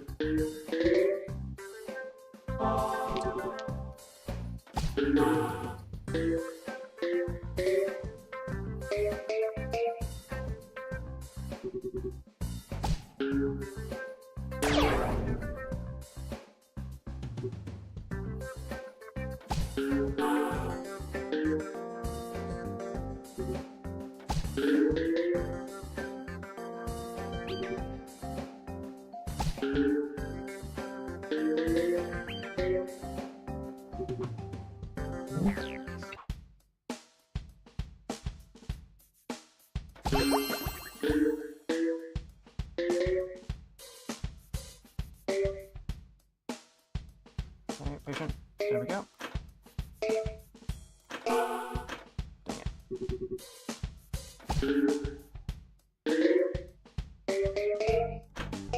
I guess it's a bunch of stuff I wouldn't have gotten if I hadn't had the flippers. Ah, no luck with the peg bucket.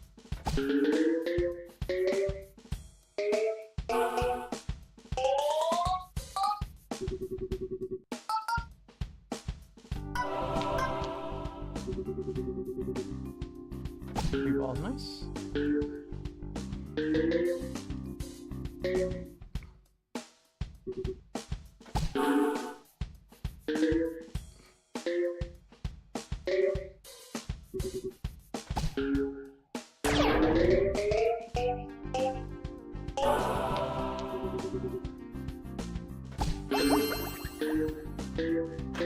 Dang it.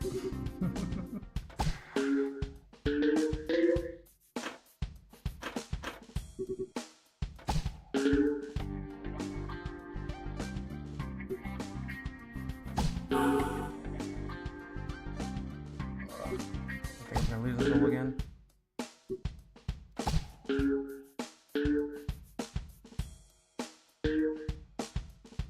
Yeah.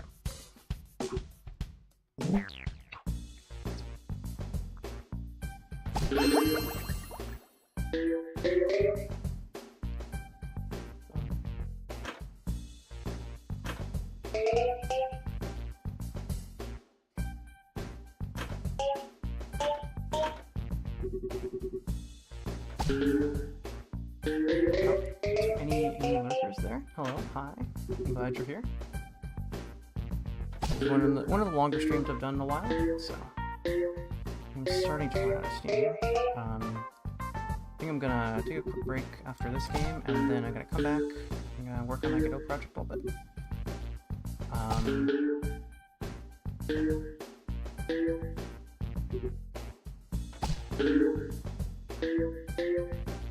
And then there's some NES source code I've been reading. That I realized that like I don't actually understand how it works, and so I'm gonna actually like solve it. It's like sort of like work through it pencil and paper. And I would love to stream that, but for some reason like the digital like something about pencil and paper can't really be replicated with a drawing tablet, at least the way I've been doing it. And so it would just not be as useful an exercise if I streamed it because I don't have a good webcam setup.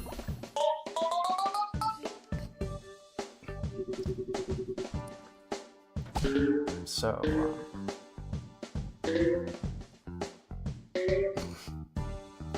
anyway, there's a game called Lawnmower that I really want to sort of figure out how the source code works.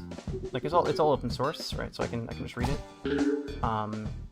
But it's written in 6502 assembly, which is one of the easier assemblies to work with. But just sort of no matter what kind of assembly you work with, it tends to be pretty just long. Like it just takes a lot of steps to do any given action. Because there's almost no abstraction between the assembly code and there's almost no abstraction between the assembly code and what the computer, like the computer's actually doing. And so, you know, computers are very, very good at doing the same tedious task over and over and over again. But if you're writing an assembly, you know, you're fully responsible for convincing the computer to do whatever task you want it to do. Like you need to understand the task very, very intimately in order for you to be able to tell the computer to do it. And so I understand sort of, like I can do an okay job reading assembly, but like the more complicated stuff, I can't. What do you call it? I can't decode in my head as easily as I would like to, and so I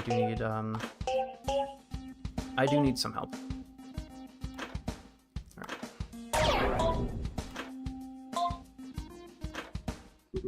And so paper and pencil. And this is also how I keep bringing up asteroids. I went through the asteroid source code in a similar way, where like I didn't understand what it was doing until I literally just broke it up on a piece of paper, and I worked through it like line by line.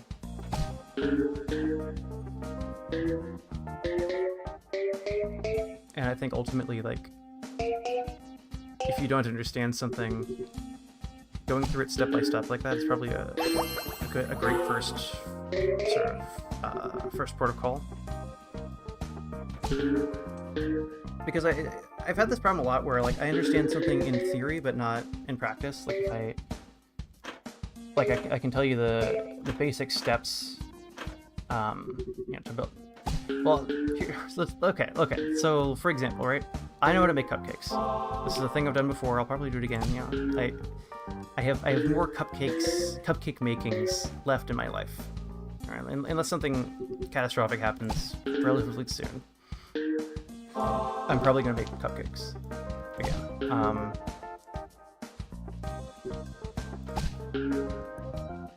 What was I gonna say? Yeah, so cupcakes.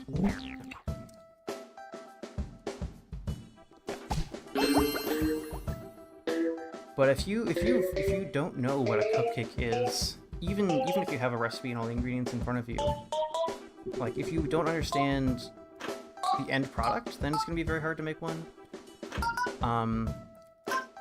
And even recipes for beginners, they assume a certain level of knowledge, right? So if you don't know what a spatula is, then you're gonna have a bad time.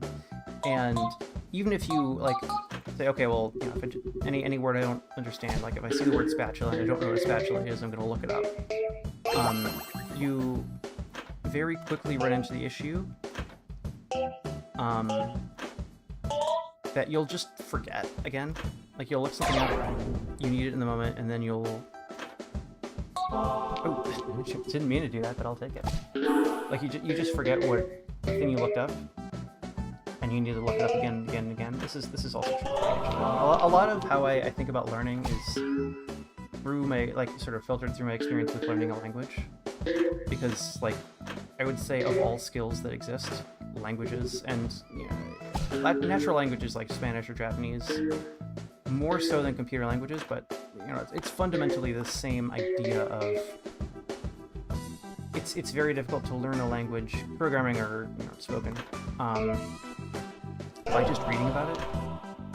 You need to have some hands-on, or it just won't click for you. No, last peg is over there. Okay, good. And we got a free peg. Nice.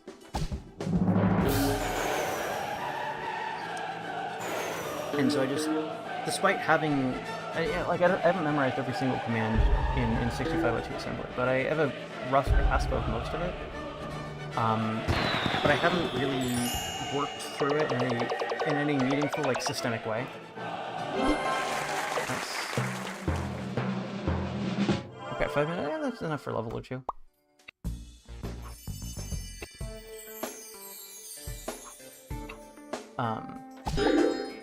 Yeah, so this power just, like, gets you, forget exactly how it works, but when you hit the green peg, you get a bunch of orange pegs. I think it's just all the ones nearby, so it's better early.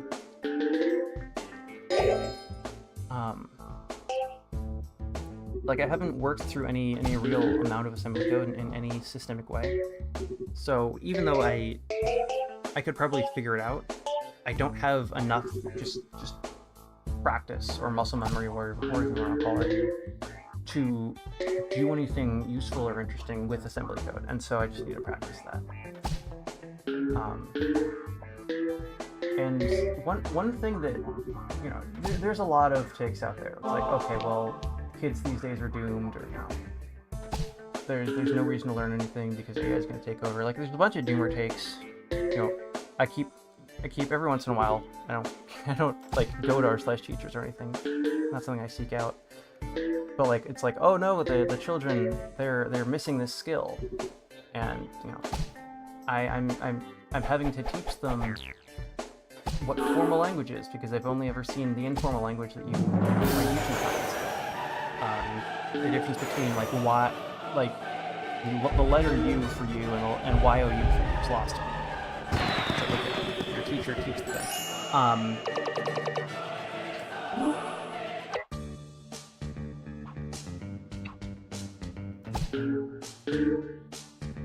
But one thing that does seem like it's legitimately happening is that figuring out, like realizing that you don't have a skill, and then like gaining that skill more or less independently, and just watching YouTube videos or whatever.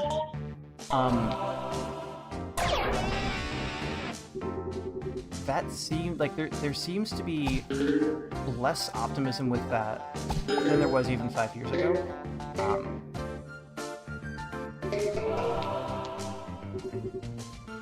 And it's easier than ever for misinformation to spread. That, those are things that worry me.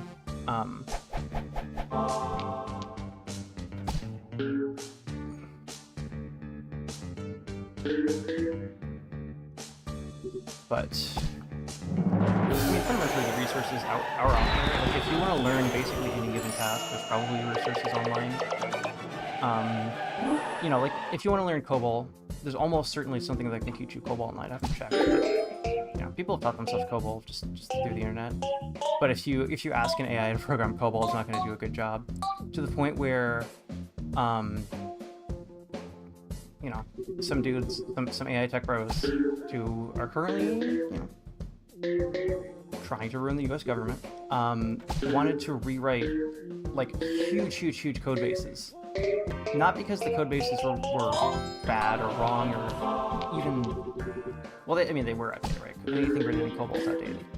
But the thing is, with software, the only way to tell if it's good or not, for applications,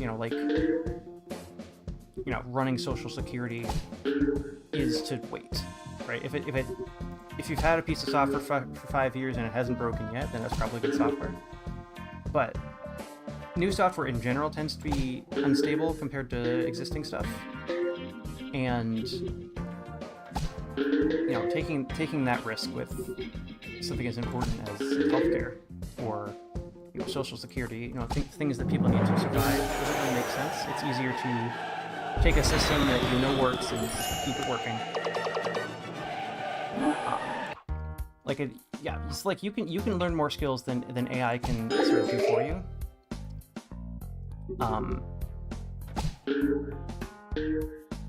Because COBOL is just a programming language. If you know any other programming language, you have a huge leg up. The fundamental skills are basically the same if you're writing in C, if you're writing in Python, if you're writing in 6502 assembly.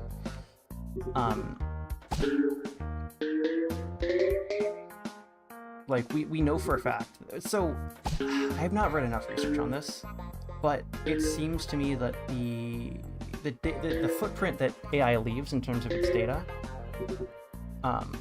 like how it affects people, has something in common with addictive drugs and has something in common with like indoctrination. Like, you know, there's plenty of people who use AI occasionally and nothing bad happens, but there's a lot of people who do some pretty odd things when exposed to sufficient amounts of interaction with AI, in the same way that there's certain substances that can and do permanently change your brain chemistry if you use them enough. And like, I don't think AI as it currently exists can realistically take anyone's job, unless your job is scanning people, in which case AI probably can take your job. It's good at that. And part of that is that, like, when you're scamming someone, you fundamentally don't want your scam pitch to be high quality, which is a little counterintuitive. Like, if there's typos, if there's obvious, you know, informational problems, if your pitch just straight up doesn't make sense, that's actually not bad. It can't even be desirable.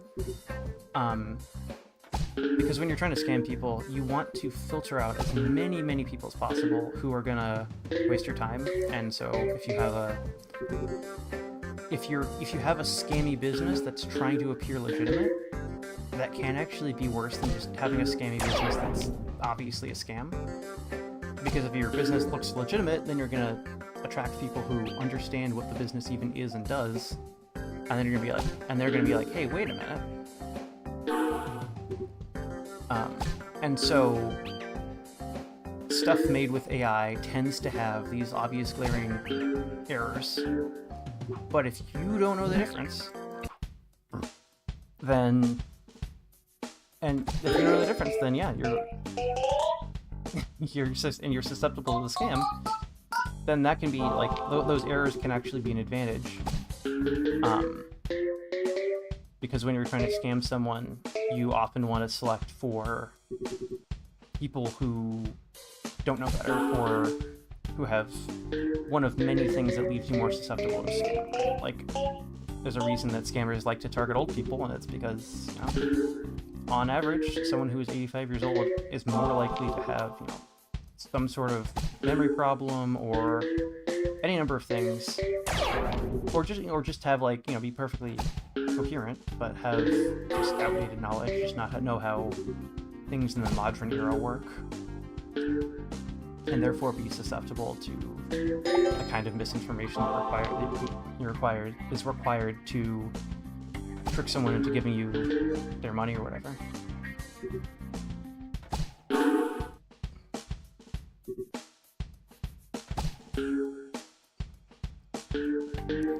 And so if you're looking at, like, disrupting the scamming people industry, then yeah, AI is a great choice. If you're trying to do pretty much anything else, I've also seen it as like a placeholder. So, you know,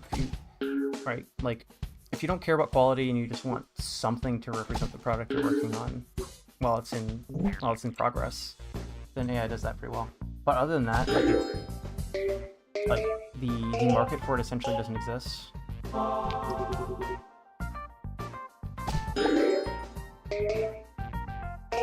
And so what scares me is not necessarily AI as an industry disruptor, AI as a, you know, taking a job or replacing you or whatever. But AI as essentially an addictive drug, right? Something that will find people susceptible to it and potentially, you know, ruin their lives. We've seen not a ton of reports, but enough to prove that it's actually a real phenomenon. Double free ball, nice.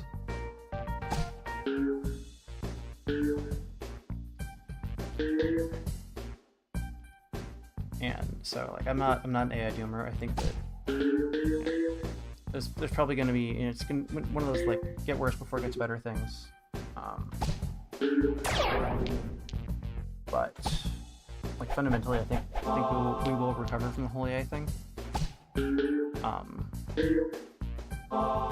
you actually see the same thing with like generally there's like the you know weed's not going anywhere, right? We're gonna have marijuana forever because you know a lot of people like the effects and it's not terribly dangerous. You know, you can't really die of smoking too much weed, other than the way that you die from any smoke inhalation, which is like the cancer and stuff. But like you can't smoke enough weed to just kill you in one sitting. But with the more dangerous drugs, it tends to basically there's sort of an up and a down. Like if a drug has a reputation for being too dangerous, then my timer went off. I didn't hear it. A drug that has a reputation for being too dangerous often. Did I? Usage will just sort of taper off as people realize that they don't want to be involved with it. And so I think a similar thing is going to happen to AI. Anyway, I said I was going to stream a little bit of programming maybe, but 5 hours is the longest stream for me. I'm going to lie down. Thank you all for coming. Thank you all. Thank you any VOD watchers who made it to the end. And I will be, I'm not sure exactly what I'm going to be doing next week. I'll be doing more stuff next week. All right, and have a lovely rest of your night. All right, bye-bye, everybody.